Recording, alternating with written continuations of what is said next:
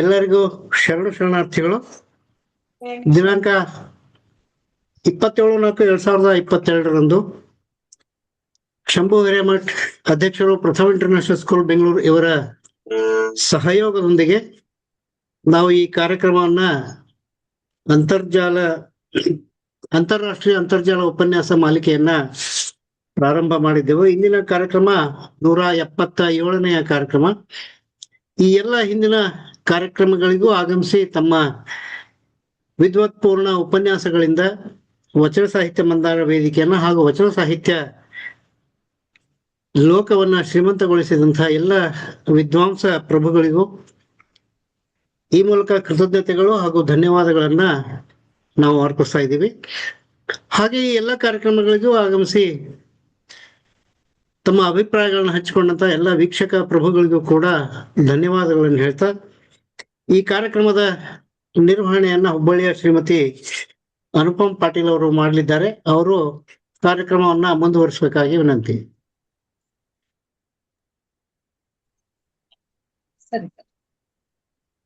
ಓಂ ಶ್ರೀ ಗುರು ಬಸವಲಿಂಗಾಯ ನಮಃ.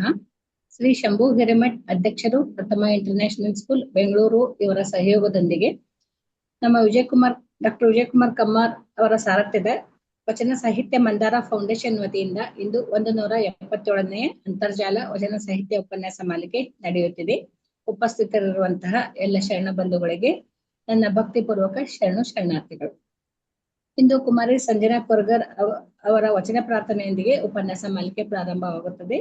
ನಂತರ ಸ್ವಾಗತ, ಆಮೇಲೆ ಸಂಪನ್ಮೂಲ ವ್ಯಕ್ತಿಗಳಾಗಿ ಆಗಮಿಸಿದ ಡಾಕ್ಟರ್ VD ಐಹೊಳಿ ಸಂಯೋಜನಾಧಿಕಾರಿಗಳು, ಡಾಕ್ಟರ್ ಫಗು ಹಳಕಟ್ಟಿ ಸಂಶೋಧನಾ ಕೇಂದ್ರ ವಿಜಯಪುರ ಅವರಿಂದ ವಚನ ಪಿತಾಮಹ ಡಾಕ್ಟರ್ ಫಗು ಹಳಕಟ್ಟಿ ಸಂಶೋಧನಾ ಕೇಂದ್ರದ ಬಗ್ಗೆ ಒಂದು ವಿಶೇಷ ಉಪನ್ಯಾಸ ಇರುತ್ತದೆ. ಅದಕ್ಕೂ ಮೊದಲು ಡಾಕ್ಟರ್ VD ಐಹೊಳಿ ಅವರ ಪರಿಚಯದ ಜೊತೆಗೆ ಸಂವಾದ ನಿರ್ವಹಣೆ ಮತ್ತು ಶರಣ ಸಮರ್ಪಣೆಯನ್ನ ಡಾಕ್ಟರ್ ವಿಜಯಕುಮಾರ್ ಕಮ್ಮಾರ್ ಅವರು ನಡೆಸಿಕೊಡಲಿದ್ದಾರೆ.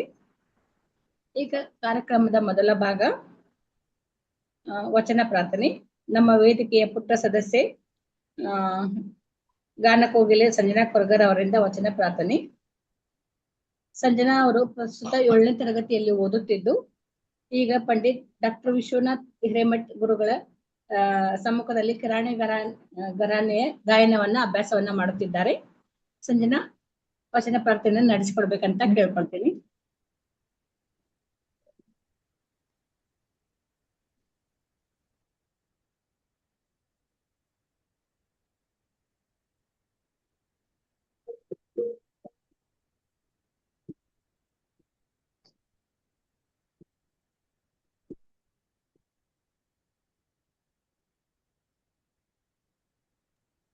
ಶುರು ಮಾಡ್ಕಂದ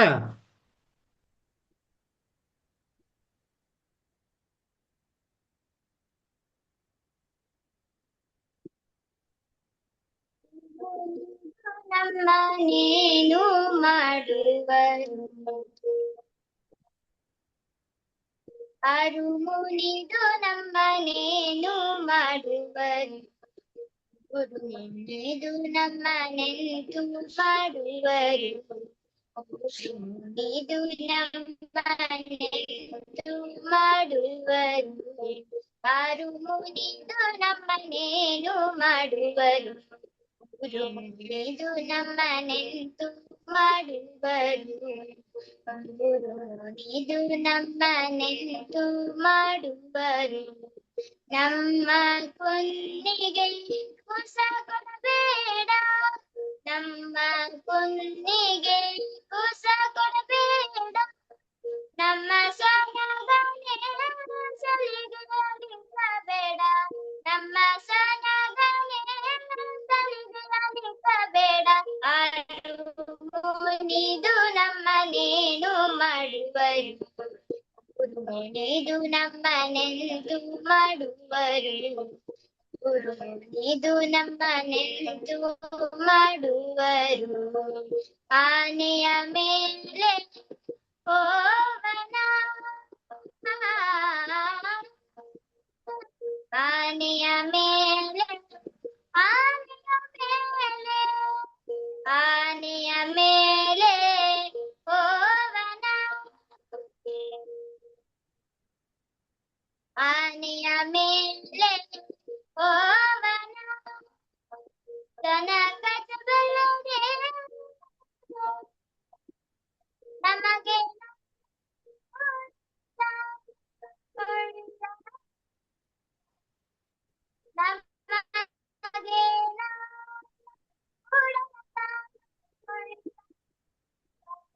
ಆರು ಮುನಿದು ನಮ್ಮನೇನು ಮಾಡುವರು ಗುರು ಮುನಿದು ನಮ್ಮನೆಂದು ಮಾಡುವರು ಆರು ಮುನಿದು ನಮ್ಮ ಆರು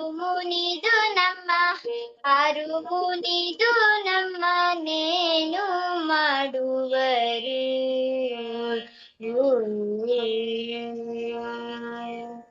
ಶರಣಾರ್ಥಿಗಳು. ಶರಣಾರ್ಥಿಗಳು ಪುಟ. ಸಜ್ಜನನ ಕಡೆ ವಚನ ಕೇಳೋದೇ ತುಂಬಾ ಖುಷಿ ಅನಿಸುತ್ತೆ. ಧನ್ಯವಾದಗಳು ವಚನ ಪ್ರಾರ್ಥನೆ ನಡೆಸಿಕೊಟ್ಟದ್ದಕ್ಕೆ. ಈಗ ಮುಂದಿನ ಕಾರ್ಯಕ್ರಮ ಸ್ವಾಗತ. ಇಂದಿನ ವಚನ ವಿಡಿಯೋ ಆನ್ ಮಾಡಿ ಮೇಡಮ್. ಏನ್ ಸರ್? ವಿಡಿಯೋ ಆನ್ ಮಾಡಿ. ಹಾ. ಈಗ ಸ್ವಾಗತ ಕಾರ್ಯಕ್ರಮ. ಇಂದಿನ ಈ ಉಪನ್ಯಾಸ ಮಾಲಿಕೆಯಲ್ಲಿ ವಚನ ಪ್ರಾರ್ಥನೆಯನ್ನ ನಡೆಸಿಕೊಟ್ಟಂತಹ ಕುಮಾರಿ ಸಂಜನಾ ಅವರಿಗೆ ನಮ್ಮ ವೇದಿಕೆಯ ವತಿಯಿಂದ ಪ್ರೀತಿಯ ಸ್ವಾಗತವನ್ನ ಕೋರುತ್ತೇನೆ. ಹಾಗೆಯೇ ಉಪನ್ಯಾಸವನ್ನು ನೀಡುತ್ತಿರುವ ಡಾಕ್ಟರ್ ವಿ.ಡಿ. ಐಹೊಳಿ ಅವರಿಗೆ ನಮ್ಮ ವೇದಿಕೆಯ ವತಿಯಿಂದ ಆಧಾರದ ಸ್ವಾಗತವನ್ನ ಕೋರುತ್ತೇನೆ. ಹಾಗೆ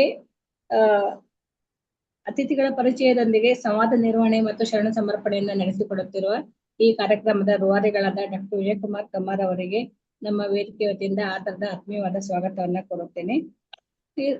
ಈ ಕಾರ್ಯಕ್ರಮದ ಸಂಯೋಜಕರಾದಂತಹ ಡಾಕ್ಟರ್ ಸರ್ವಮಂಗಲ ಸಕ್ರೆ ಅಕ್ಕ ಅವರಿಗೆ ಮತ್ತು ಡಾಕ್ಟರ್ ಪುಷ್ಪಾವತಿ ಹೆಲೋಡಿಮಠ್ ಹಾವೇರಿ ಅವರಿಗೆ ಮತ್ತು ಶ್ರೀ ಶಿವಪ್ರಕಾಶ್ ಎನ್ಸಿ ಮಸ್ಕತ್ ಅವರಿಗೂ ಕೂಡ ವೇದಿಕೆಯ ಪರವಾಗಿ ಆತ್ಮೀಯವಾದ ಸ್ವಾಗತ. ಹಾಗೆ ಈ ಕಾರ್ಯಕ್ರಮದ ಪ್ರಾಯೋಜಕತ್ವವನ್ನು ವಹಿಸಿಕೊಂಡಿರುವಂತಹ ಶ್ರೀ ಶಂಭು ಹಿರೇಮಠ್ ಬೆಂಗಳೂರು ಅವರಿಗೂ ಕೂಡ ಆತ್ಮೀಯವಾದ ಸ್ವಾಗತವನ್ನ ಕೋರುತ್ತೇನೆ. ಇಂದಿನ ಈ ವೇದಿಕೆಯಲ್ಲಿ ಉಪಸ್ಥಿತರಿರುವಂತಹ ಎಲ್ಲ ಶರಣ ಬಂಧುಗಳಿಗೆ, ಶರಣ ಸಹೋದರ ಸಹೋದರಿಯರಿಗೆ ನನ್ನ ಆತ್ಮೀಯವಾದ ಸ್ವಾಗತ. ಈಗ ಉಪನ್ಯಾಸದ ಸಮಯ. ನಮ್ಮ ಶರಣರು ವಚನಗಳ ಮೂಲಕ ಶೈಕ್ಷಣಿಕ ಸಾಮಾಜಿಕ ಮಾಡಿದ ಕ್ರಾಂತಿ ಒಂದಾದರೆ, ಕಲ್ಯಾಣ ಕ್ರಾಂತಿಯ ನಂತರ ಭೂಗತವಾಗಿ ಹೋದಂತಹ ವಚನಗಳನ್ನ ಮತ್ತೆ ಬೆಳಕಿಗೆ ತರುವಲ್ಲಿ ವಚನ ಪಿತಾಮಹ ಡಾಕ್ಟರ್ ಫಗು ಹಳಕಟ್ಟಿಯವರ ಪಾತ್ರ ಅತಿ ದೊಡ್ಡದು. ಅವರ ಹೆಸರಲ್ಲಿ ಕಟ್ಟಿದ ಡಾಕ್ಟರ್ ಫಗು ಹಳಕಟ್ಟಿ ಸಂಶೋಧನಾ ಕೇಂದ್ರದ ಬಗ್ಗೆ ಅಲ್ಲಿನ ಸಂಯೋಜನಾಧಿಕಾರಿಗಳಾಗಿರುವ ಡಾಕ್ಟರ್ ವಿ.ಡಿ. ಐಹೊಳಿ ಅವರು ಈಗ ಉಪನ್ಯಾಸವನ್ನ ನೀಡಲಿದ್ದಾರೆ. ಅವರ ಉಪನ್ಯಾಸಕ್ಕೂ ಮೊದಲು ಅವರ ಪರಿಚಯವನ್ನು ಮಾಡಿಕೊಡ್ಬೇಕು ಅಂತ ಡಾಕ್ಟರ್ ವಿಜಯಕುಮಾರ್ ಕಮ್ಮಾರ್ ಅವರಲ್ಲಿ ಕೇಳ್ಕೊಳ್ತೇನೆ.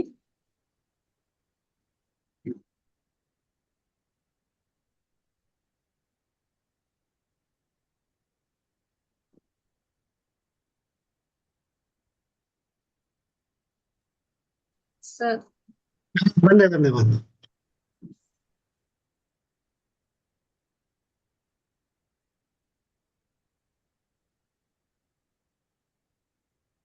ಎಲ್ಲರಿಗೂ ಶರಣಾರ್ಥಿಗಳು. ಕೆಲವೊಂದ್ಸಾರಿ ಕೆಲವು ವ್ಯಕ್ತಿಗಳ ಪರಿಚಯ ಮಾಡ್ಕೊಡ್ಬೇಕಂದ್ರೆ ಒಂಥರ ಹೆಮ್ಮೆ ಅನಿಸ್ತದೆ. ಯಾಕಂದ್ರೆ ಅವರು ಏನಿರುವ ಎತ್ತರ, ಸಾಹಿತ್ಯಿಕವಾಗಲಿ ಅಥವಾ ಅನುಭಾವಿಕವಾಗಲಿ ಏರಿರುವ ಎತ್ತರ ಅತ್ಯಂತ ದೊಡ್ಡದಿರುತ್ತೆ. ಅಂತಹವರ ಪರಿಚಯ ಮಾಡಿಕೊಡೋದ್ರಲ್ಲಿ ಅತ್ಯಂತ ಹೆಮ್ಮೆಯ ವಿಷಯವಾಗುತ್ತೆ. ಸರಿಸುಮಾರು 176 ಜನರು ಇಲ್ಲಿಯವರೆಗೆ ನಮ್ಮ ವೇದಿಕೆಯಲ್ಲಿ ಉಪನ್ಯಾಸವನ್ನ ನೀಡಿದ್ದಾರೆ. ಅಂಥದ್ರಲ್ಲಿ ಅತ್ಯಂತ ಪ್ರಮುಖ ವ್ಯಕ್ತಿಗಳು ಅಂದ್ರೆ ಇಂದಿನ ಉಪನ್ಯಾಸಕರಾದಂತಹ ಡಾಕ್ಟರ್ ವಿ.ಡಿ. ಐಹೊಳಿ ಅವರು. ಡಾಕ್ಟರ್ ವಿ.ಡಿ. ಐಹೊಳಿ ಅವರು 25/7/1955 ಬಸವನ ಬಾಗೇವಾಡಿ ತಾಲೂಕಿನ ಮುಳವಾಡ ಗ್ರಾಮದಲ್ಲಿ ಜನಿಸ್ತಾರೆ. ಪ್ರಾಥಮಿಕ ವಿದ್ಯಾಭ್ಯಾಸವನ್ನ ಸರ್ಕಾರಿ ಶಾಲೆ ಟಕ್ಕಳ್ಕಿಯಲ್ಲಿ ಪೂರೈಸ್ತಾರೆ. ಪ್ರೌಢಶಾಲೆ ವಿದ್ಯಾಭ್ಯಾಸವನ್ನ SM ಹೈಸ್ಕೂಲ್ ಮುಳವಾಡದಲ್ಲಿ ಹಾಗೂ ಪದವಿಯನ್ನ ನೂತನ ಕಲಾ ಮಹಾವಿದ್ಯಾಲಯ ವಿಜಯಪುರದಲ್ಲಿ ಪೂರೈಸ್ತಾರೆ. B.Ed ಅನ್ನ ಸರ್ಕಾರಿ ಶಿಕ್ಷಣ ಮಹಾವಿದ್ಯಾಲಯ ಜಮಖಂಡಿಯಲ್ಲಿ ಪೂರೈಸ್ತಾರೆ. MA ಹಾಗೂ MEd ಅನ್ನ ಕರ್ನಾಟಕ ವಿಶ್ವವಿದ್ಯಾಲಯ ಧಾರವಾಡದಿಂದ ಪದವಿಯನ್ನ ಪಡಿತಾರೆ. ನನಗೆ ಇಲ್ಲಿ ಇವರ MPhil ಮತ್ತು PhD ಪದವಿಯ ಬಗ್ಗೆ ಸಾಕಷ್ಟು ಕುತೂಹಲ ಇದೆ. ದೇವಿ ಅಹಲ್ಯ ವಿಶ್ವವಿದ್ಯಾಲಯ ಇಂದೂರ್ ಮಧ್ಯಪ್ರದೇಶದಿಂದ ಇವರು MPhil ಮತ್ತು PhD ಅನ್ನ ಪಡಿತಾರೆ. ಅವರು ತಮ್ಮ ಉಪನ್ಯಾಸ ಪ್ರಾರಂಭ ಮಾಡೋದಕ್ಕಿಂತ ಮುಂಚೆ ಅದ್ರ ಬಗ್ಗೆ ಸ್ವಲ್ಪ ಹೇಳ್ಬೇಕು ಅಂತ ನನ್ನ ವಿನಂತಿ. ಯಾಕಂದ್ರೆ ದೇವಾಸ್ನಲ್ಲಿ ನಾನು ಕೆಲಸ ಮಾಡ್ತಿದ್ದೆ, ಅಲ್ಲಿಂದ 30 ಕಿಲೋಮೀಟರ್ ಅಷ್ಟೇ. ಈ ದೇವಿ ಅಹಲ್ಯ ವಿದ್ಯಾಲಯದಲ್ಲಿ ಬಹಳ ಹಿಂದೆ, ಅಂದ್ರೆ 2004-05 ಅನ್ಸುತ್ತೆ, ಸೋಷಿಯಲ್ ಸೈನ್ಸ್ ಡಿಪಾರ್ಟ್ಮೆಂಟ್ ನಲ್ಲಿ ಹ್ಯೂಮನ್ ರಿಸೋರ್ಸ್ ಡೆವಲಪ್ಮೆಂಟ್ ಇನ್ ವಚನ ಲಿಟ್ರೇಚರ್ ಬಗ್ಗೆ ಅಲ್ಲಿ ನಾನು ಉಪನ್ಯಾಸವನ್ನು ಕೂಡ ನೀಡಿದ್ದೆ. ಹಾಗಾಗಿ ಈ MPhil ಮತ್ತು PhD ಅವರು ಅಲ್ಲಿ ಪಡೆದಿರೋದ್ರ ಬಗ್ಗೆ ನನಗೆ ಬಹಳಷ್ಟು ಕುತೂಹಲ ಇದೆ. ಆಮೇಲೆ ಇವರು 1981ರಲ್ಲಿ ಪದವಿ ಪೂರ್ವ ಕಾಲೇಜು ತಿಕೋಟದಿಂದ ಪ್ರಾರಂಭ ಮಾಡ್ತಾರೆ. 1982ರಿಂದ 2015ರವರೆಗೆ JSS ಶಿಕ್ಷಣ ಮಹಾವಿದ್ಯಾಲಯ ವಿಜಯಪುರದಲ್ಲಿ ಪ್ರಾಧ್ಯಾಪಕರಾಗಿ ಕೆಲಸ ಮಾಡಿ 2015ರಲ್ಲಿ ಪ್ರಾಚಾರ್ಯರಾಗಿ ನಿವೃತ್ತಿಯನ್ನ ಪಡಿತಾರೆ. ನಿವೃತ್ತಿ ಆದ್ಮೇಲೆ ಸಾಮಾನ್ಯವಾಗಿ ನಾವು ನೋಡೋದು ಅಂದ್ರೆ ಆರಾಮ್ಸೆ ಮನೇಲಿ ಇರ್ತಾರೆ. ಆದ್ರೆ ತಮ್ಮ ಅಪಾರ ಸಾಹಿತ್ಯಿಕ ಅನುಭವವನ್ನ ಸಮಾಜಕ್ಕೆ ಧಾರೆ ಏರಬೇಕು ಅಂತಕ್ಕಂಥ ಒಂದು ವಿಷಯದಿಂದ ಡಾಕ್ಟರ್ ಕೊಗು ಹಳಕಟ್ಟಿ ಸಂಶೋಧನಾ ಕೇಂದ್ರ ವಿಜಯಪುರದಲ್ಲಿ ಸಂಯೋಜನಾಧಿಕಾರಿಗಳಾಗಿ ಕೆಲಸವನ್ನ ಪ್ರಾರಂಭ ಮಾಡ್ತಾರೆ. ನನಗೆ ವೆರಿ ಇಂಟ್ರೆಸ್ಟಿಂಗ್ ಅನ್ಸಿದ್ದು ಅಂದ್ರೆ ಸಂಶೋಧನಾ ವಿದ್ಯಾರ್ಥಿಗಳಿಗೆ PhD ವಿದ್ಯಾರ್ಥಿಗಳಿಗೆ ಮಾರ್ಗದರ್ಶನ ಮಾಡಿದೆ. ಇಲ್ಲಿ ಅವರಿಗೆ 7 ವಿದ್ಯಾರ್ಥಿಗಳು PhD ಅನ್ನ ಇವರ ಮಾರ್ಗದರ್ಶನದಲ್ಲಿ ಪಡೆದಿದ್ದಾರೆ.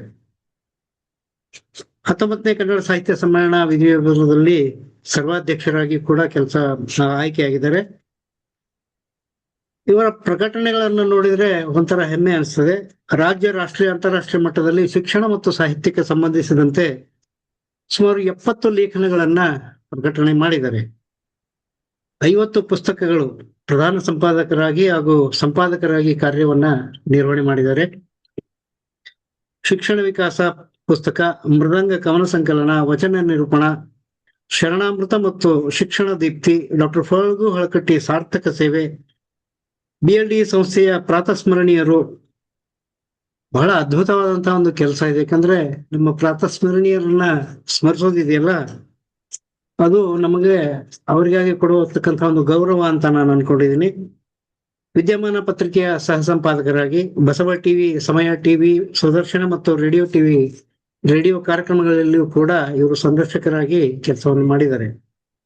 ಡಾಕ್ಟರ್ MM ಕಲಬುರ್ಗಿ ಸಮಗ್ರ ಸಾಹಿತ್ಯ 38, 39, 40 ಇತ್ತೀಚೆಗೆ ಈ 40 ಸಂಪುಟಗಳನ್ನ ಬಿಡುಗಡೆ ಮಾಡಿದ್ದಾರೆ. ಅದರಲ್ಲಿ 3 ಸಂಪುಟಗಳಿಗೆ ಇವರು ಸಂಪಾದಕರಾಗಿ ಕೆಲಸವನ್ನ ಮಾಡಿದ್ದಾರೆ. ಸಮಗ್ರ ದಾಸ ಸಾಹಿತ್ಯ ಮರುಮುದ್ರಣದಲ್ಲಿ ಇವರು ಸಹ ಸಂಪಾದಕರಾಗಿ ಕೆಲಸವನ್ನ ಮಾಡಿದ್ದಾರೆ. ಇವರು ಜಿಲ್ಲಾ ಶರಣ ಸಾಹಿತ್ಯ ಪರಿಷತ್ತು ವಿಜಯಪುರದ ಖಜಾಂಚಿಯಾಗಿ, ಹಿಪ್ಪರಗಿ ಪ್ರತಿಷ್ಠಾನದ ಅಧ್ಯಕ್ಷರಾಗಿ, ಕನ್ನಡ ಸಾಹಿತ್ಯ ಪರಿಷತ್ತು ವಿಜಯಪುರದ ಗೌರವ ಸಲಹೆಗಾರರಾಗಿ, ಬಸವ ಪಥ ಮತ್ತು ಮಹಾಮನೆಯ ಆಜೀವ ಸದಸ್ಯರಾಗಿ, ರಾಷ್ಟ್ರೀಯ ಶಿಕ್ಷಣ ಮಂಡಳಿಯಲ್ಲಿ ಕೆಲಸ ಮಾಡಿದ್ದಾರೆ. ಮಲ್ಲಿಕಾರ್ಜುನ ಪ್ರೌಢಶಾಲೆಯಲ್ಲಿ ಇಂದಿಗೂ ತಮ್ಮನ್ನ ತೊಡಗಿಸಿಕೊಂಡಿದ್ದಾರೆ. ಅಖಿಲ ಭಾರತ ಪತ್ರಿಕೆ ಪಾಂಡಿಚೇರಿಯಿಂದ ಪ್ರಕಟವಾದ ಅದರಲ್ಲಿ ಕೂಡ ಕೆಲಸ ಮಾಡ್ತಾ ಇದ್ದಾರೆ. ಇಂಟ್ಯಾಕ್ ಕೋ ಕನ್ವೀನರ್ ವಿಜಯಪುರ ಚಾಪ್ಟರ್ ನಲ್ಲಿ ಕೆಲಸ ಮಾಡಿದ್ದಾರೆ. ಹಲಸಂಗಿ ಗೆಳೆಯರ ಪ್ರತಿಷ್ಠಾನ ವಿಜಯಪುರ. ಹಲಸಂಗಿ ಅಂದ ತಕ್ಷಣ ನನಗೆ ಬೇಂದ್ರೆ ಅವರು ನೆನ್ಪಿಡ್ತದೆ. ಯಾಕಂದ್ರೆ ಹಲಸಂಗಿ ಗೆಳೆಯರ ಗುಂಪು ಅಂತಕ್ಕಂಥ ಒಂದು ಗುಂಪನ್ನ ಕಟ್ಕೊಂಡು ಬೇಂದ್ರೆ ಅವರು ಸಾಹಿತ್ಯಿಕವಾಗಿ ಬಹಳಷ್ಟು ಕೆಲಸವನ್ನ ಮಾಡಿದ್ದಾರೆ. ಹಲಸಂಗಿ ಗೆಳೆಯರ ಪ್ರತಿಷ್ಠಾನದ ಸದಸ್ಯರು ಕೂಡ ಆಗಿದ್ದಾರೆ. ಇಷ್ಟೆಲ್ಲ ಸಾಧನೆಯನ್ನ ಗೈದ ಇವರಿಗೆ ಪುರಸ್ಕಾರಗಳು ಹುಡ್ಕೊಂಡು ಬಂದಿದ್ದಾವೆ. ಮೌಲ್ಯಮಾಪಕರ ಆದರ್ಶ ಚೇರ್ಮನ್ ಪ್ರಶಸ್ತಿಯನ್ನ ಪಡೆದಿದ್ದಾರೆ.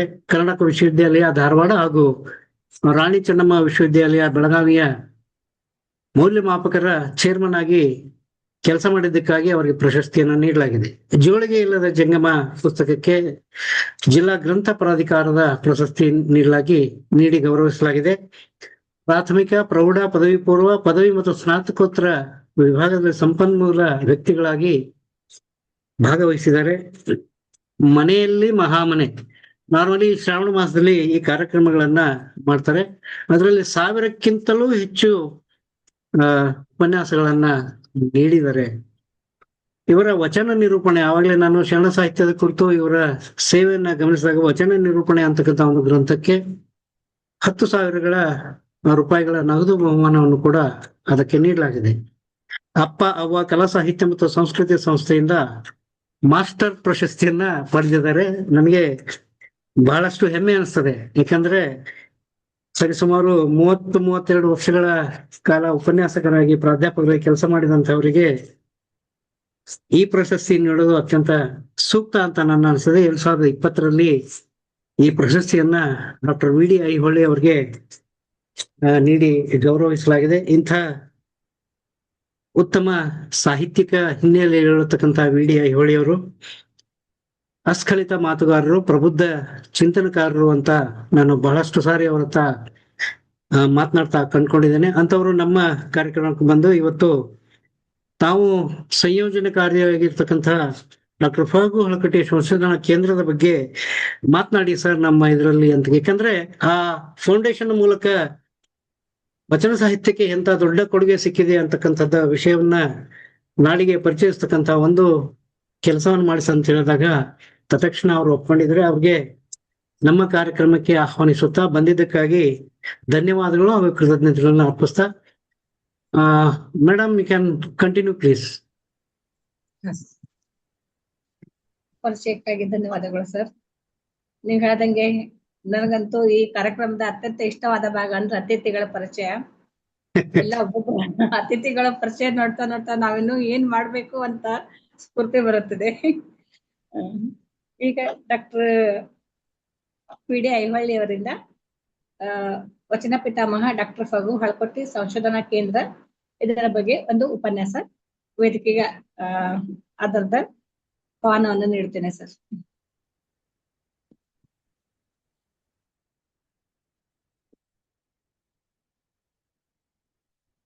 ಸ್ಟಾರ್ಟ್ ಮಾಡ್ಲೇನ್ ಸರ್? ಹಾ ಸರ್ ಮಾಡ್ರಿ. ಹ್ಞೂನ್ರಿ. ಓಂ ಶ್ರೀ ಗುರು ಬಸವಲಿಂಗಾಯ ನಮಃ. ಈ ಒಂದು ವಚನ ಮಂದಾರ 177 ಉಪನ್ಯಾಸವನ್ನ ನಿರಂತರವಾಗಿ ಸಾಗಿಸಿಕೊಂಡು ಬಂದಿರುವ ಮತ್ತು ಅಷ್ಟೇ ಪ್ರಾಮಾಣಿಕವಾಗಿ ಈ ಕಾರ್ಯ ನಿರ್ವಹಿಸಿರುವತಕ್ಕಂಥ ಅಧ್ಯಕ್ಷರಾಗಿರ್ತಕ್ಕಂಥ ಶಂಭು ಹಿರೇಮಠರವರೇ, ನನ್ನನ್ನ ಮುಖಾಮುಖಿಯಾಗಿ ಪರಿಚಯಿಸದಿದ್ರೂ ಕೂಡ ಕೇವಲ ಗದುಗಿನಲ್ಲಿ ಸಂಪರ್ಕವಿಟ್ಟಾಗ ನನ್ನ ವಿಚಾರಗಳನ್ನ ಕೇಳಿ ದೂರವಾಣಿ ಮೂಲಕ ಸಂಪರ್ಕಿಸಿದ ಸಂಪನ್ಮೂಲ ವ್ಯಕ್ತಿಗಳು ಆಗಿರುವ ಆತ್ಮೀಯ ಮಿತ್ರರಾಗಿರ್ತಕ್ಕಂಥ ಡಾಕ್ಟರ್ ವಿಜಯಕುಮಾರ್ ಕಮ್ಮಾರ್ ಅವರೇ, ನಿಮ್ಮ ಎಲ್ಲ ಈ ಒಂದು ವಚನ ಮಂದಾರದ ಎಲ್ಲ ಪದಾಧಿಕಾರಿಗಳೇ, ಸಂಜನಾ ಅವರೇ, ಅನುಪಮ ಪಾಟೀಲರವರೇ, ಪುಷ್ಪಾವತಿಯವರೇ, ಇನ್ನಿತರ ಎಲ್ಲ ಸದಸ್ಯರೇ, ಈಗ ವಚನ ಪಿತಾಮಹ ಡಾಕ್ಟರ್ ಫಗು ಹಳಕಟ್ಟಿ ಸಂಶೋಧನಾ ಕೇಂದ್ರ ಏನು ಕೆಲಸ ಮಾಡ್ತಾ ಇದೆ ಮತ್ತು ಅದು ಹುಟ್ಟಲಿಕ್ಕೆ ಕಾರಣ ಏನು ಅನ್ನೋದ್ರ ಬಗ್ಗೆ ಒಂದೆರಡು ವಿಚಾರಗಳನ್ನೇ ಮುಂದೆ ಹಂಚಿಕೊಳ್ತೇನೆ. ಸರಿ, ಎಲ್ಲರೂ ಕೇಳ್ದಲ್ಲ ಸರ್? ಹಾ ರೀ ಸರ್, ಕೇಳ್ತದ್ರಿ. Sir continue. ಈಗ ತಮ್ಮೆಲ್ಲರಿಗೂ ನಾನು ಕೂಡ ಸ್ವಾಗತವನ್ನು ಕೋರಿ ಅನಂತ ಶರಣಾರ್ಥಿಗಳನ್ನ ಸಲ್ಲಿಸ್ತಾ ಇದ್ದೇನೆ. ಒಂದು ಉರ್ಲಿಂಗದೇವನ ಒಂದು ವಚನ ಬಹಳ ಮಹತ್ವದಿದೆ. ಲೋಕದಂತೆ ಬಾರರು, ಲೋಕದಂತೆ ಇರರು, ಲೋಕದಂತೆ ಹೋಗರು ನೋಡಯ್ಯ, ಪುಣ್ಯದಂತೆ ಬಪ್ಪರು, ಜ್ಞಾನದಂತೆ ಇಪ್ಪರು, ಮುಕ್ತಿಯಂತೆ ಉಹರು ನೋಡಯ್ಯ. ಉರ್ಲಿಂಗದೇವ, ನಿಮ್ಮ ಶರಣರು ಉಪಮಾತೀತರಾಗಿ ಉಪಮಿಸಬಾರದು ಅಂತ ಮಾತನಾಡು. ಇಲ್ಲಿ ಫಗು ಹಳಕಟ್ಟಿಯವರು ಸಾಮಾನ್ಯರಂತೆ ಅವರು ಇರ್ಲಿಲ್ಲ, ಆದ್ರೆ ಅವ್ರು ಹ್ಯಾಗ ಏನ್ ಮಾಡಿದ್ರು ಅನ್ನೋದು ಬಹಳ ಮಹತ್ವದಿದೆ. ಎಲ್ಲರಂತೆ ಇರ್ಲಿಲ್ಲ ಅವರು, ಆದರೆ ಒಬ್ಬ ಅಸಾಮಾನ್ಯ ವ್ಯಕ್ತಿ ಅಂತೂ ಕೂಡ ನಾವು ಕರಿಬಹುದು. ಸಾಮಾನ್ಯರಿದ್ದುಕೊಂಡು ಅಸಾಮಾನ್ಯವಾದ ಕಾರ್ಯ ಮಾಡಿರ್ತಕ್ಕಂಥದ್ದು ಏನಂತಂದ್ರೆ, ಅವರು ವಚನ ಪಿತಾಮ ಪಗು ಹಳಕಟ್ಟಿ ಅವರು ಅಂತ ಹೇಳಿದ್ರೆ ಅತಿಶಯೋಕ್ತಿ ಆಗ್ಲಿಕ್ಕಿಲ್ಲ. ಯಾಕಂತಂದ್ರೆ ಅವರು ತಮ್ಮ ಬಾಲ್ಯಾವಸ್ಥೆಯಿಂದ ಹಿಡಿದು ಕೊನೆವರೆಗೆ ಅವರು ಕಷ್ಟಗಳ ಮಧ್ಯದಲ್ಲಿಯೇ ಬೆಳೆದು ಬಂದಂಥವ್ರು ಅನ್ನೋದನ್ನ ನಿಮ್ಗೆಲ್ಲ ಗೊತ್ತಿದೆ.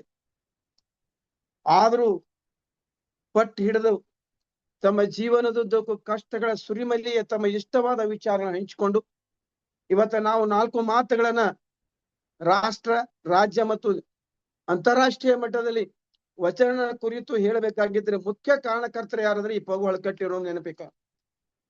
ಒಂದು ವೇಳೆ ಪಗು ಹಳಕಟ್ಟಿಯವರು ಮನೆ ಮನೆಗೆ ಹೋಗಿ, ಮಠ ಮಂದಿರಗಳಿಗೆ ಹೋಗಿ ಮತ್ತು ಬೇರೆ ಬೇರೆ ಊರುಗಳಿಗೆ ಹೋಗಿ ವಚನ ಸಂಗ್ರಹವನ್ನ ಮಾಡದಿದ್ದರೆ, ಅವುಗಳನ್ನ ಪ್ರಕಟಿಸದೇ ಹೋಗಿದ್ದರೆ ಇವತ್ತ ನಾವು ಸಲೀಸಾಗಿ ವಚನ ಸಾಹಿತ್ಯದ ಬಗ್ಗೆ ನಾವು ಮಾತಾಡ್ಲಿಕ್ಕೆ ಆಗ್ತಿರ್ಲಿಲ್ಲ. ಅದಕ್ಕಾಗಿ ಇವರೊಬ್ಬ ಲೋಕದಂತೆ ಬಾರರು, ಲೋಕದಂತೆ ಇರಲು ಒಬ್ಬರು ಅಸಾಮಾನ್ಯ ವ್ಯಕ್ತಿಗಳಾಗಿ ನಮ್ಮ ಬದುಕಿನಲ್ಲಿ ಇದ್ದಾರೆ ಅನ್ನೋದು ನಮಗೆ ಸಂತೋಷ. ಹಳಕಟ್ಟಿಯವರು 1980 ಜುಲೈ 2ರಂದು ಹುಟ್ಟಿದರು. ಅವರು 3 ವರ್ಷದ ಮಗುವಿದ್ದಾಗ ಅವರ ದಾನಮ್ಮ ತಾಯಿ ತೀರ್ಕೊಳ್ತಾಳ. ತಂದೆ ಗುರುಬಸಪ್ಪನವರ ತಂದೆ ತಾಯಿ ಆದರು. ಅವರ ಅಜ್ಜನ ಹೆಸರೇ ಫಕೀರಪ್ಪ. ಫಕೀರಪ್ಪ ಅಂತ ಹೆಸರನ್ನು ಇಟ್ಟಿದ್ರು. ಕೊನೆವರೆಗೂ ತಮ್ಮ ಜೀವನದುದ್ದು ಫಕೀರ ವೃತ್ತಿಯನ್ನೇ ಕೈಕೊಂಡ್ರೆ ವಿನಃ ಅವರು ಒಂದು ಶ್ರೀಮಂತ ರೀತಿಯಲ್ಲಿ ಬದುಕುವುದನ್ನ ಕಲಿಲ್ಲ, ಕಾಷ್ಟಗಳ ಮಧ್ಯದಲ್ಲಿ ಇದ್ರು ಅನ್ನೋದು ತಿಳ್ಕೊಂಡಿರ್ಬೇಕು.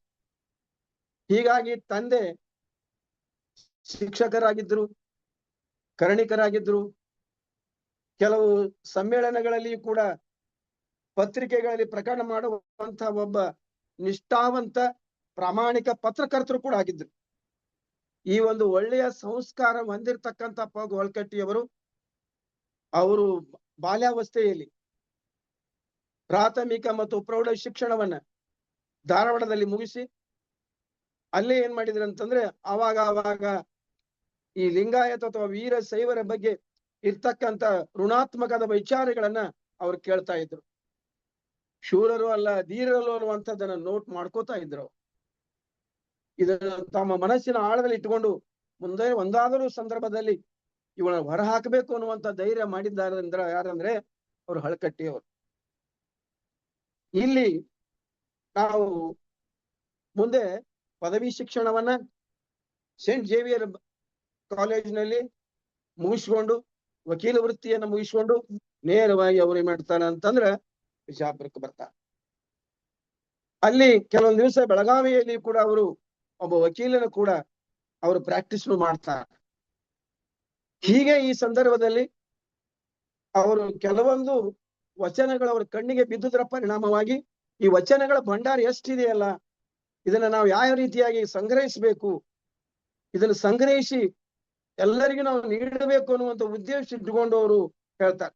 ಆಯ್ತು ಅಂತ ಹೇಳಿ ಈ ವಿಷಯವನ್ನ ಅವರ ಮಾವನಾಗಿರ್ತಕ್ಕಂಥ ತಮ್ಮಣ್ಣಪ್ಪ ಚಿಕ್ಕೋಡಿ ಇವರು ಕೂಡ ವಿಷಯವನ್ನು ತಿಳಿಸ್ತಾರೆ. ಆದ್ರೆ ತಮ್ಮಣ್ಣಪ್ಪರು ಕೂಡ ಅವ್ರ ಒಪ್ಪಿಗೆಯನ್ನು ಸೂಚಿಸ್ತಾರೆ. ನಾನು ಇನ್ನ ವಕೀಲ ವೃತ್ತಿ ಅವ್ರು ಏನ್ ಮಾಡಬೇದ್ರು, ವಕೀಲ ವೃತ್ತಿಯನ್ನು ಬಿಡ್ತಾರೆ, ಪ್ರಾಸಿಕ್ಯೂಟರ್ ಆಗಿರ್ತಾರೆ, ಜಡ್ಜನ್ ಆಗಿರ್ತಾರೆ. ಇವೆಲ್ಲವೂ ಕೂಡ ರಾಜೀನಾಮೆಯನ್ನ ಕೊಟ್ಟು ವಚನ ಸಂರಕ್ಷಣೆ ಮಾಡುವುದೇ ನನ್ನ ಉದ್ದೇಶ.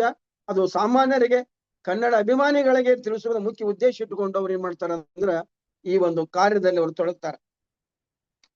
ಹೀಗಾಗಿ ಈ ಕಾರ್ಯದಲ್ಲಿ ಅಂದ್ರೆ 1910ರಲ್ಲಿ PLD ಸಂಸ್ಥೆಯನ್ನ ಹುಟ್ಟು ಹಾಕ್ತಾರೆ.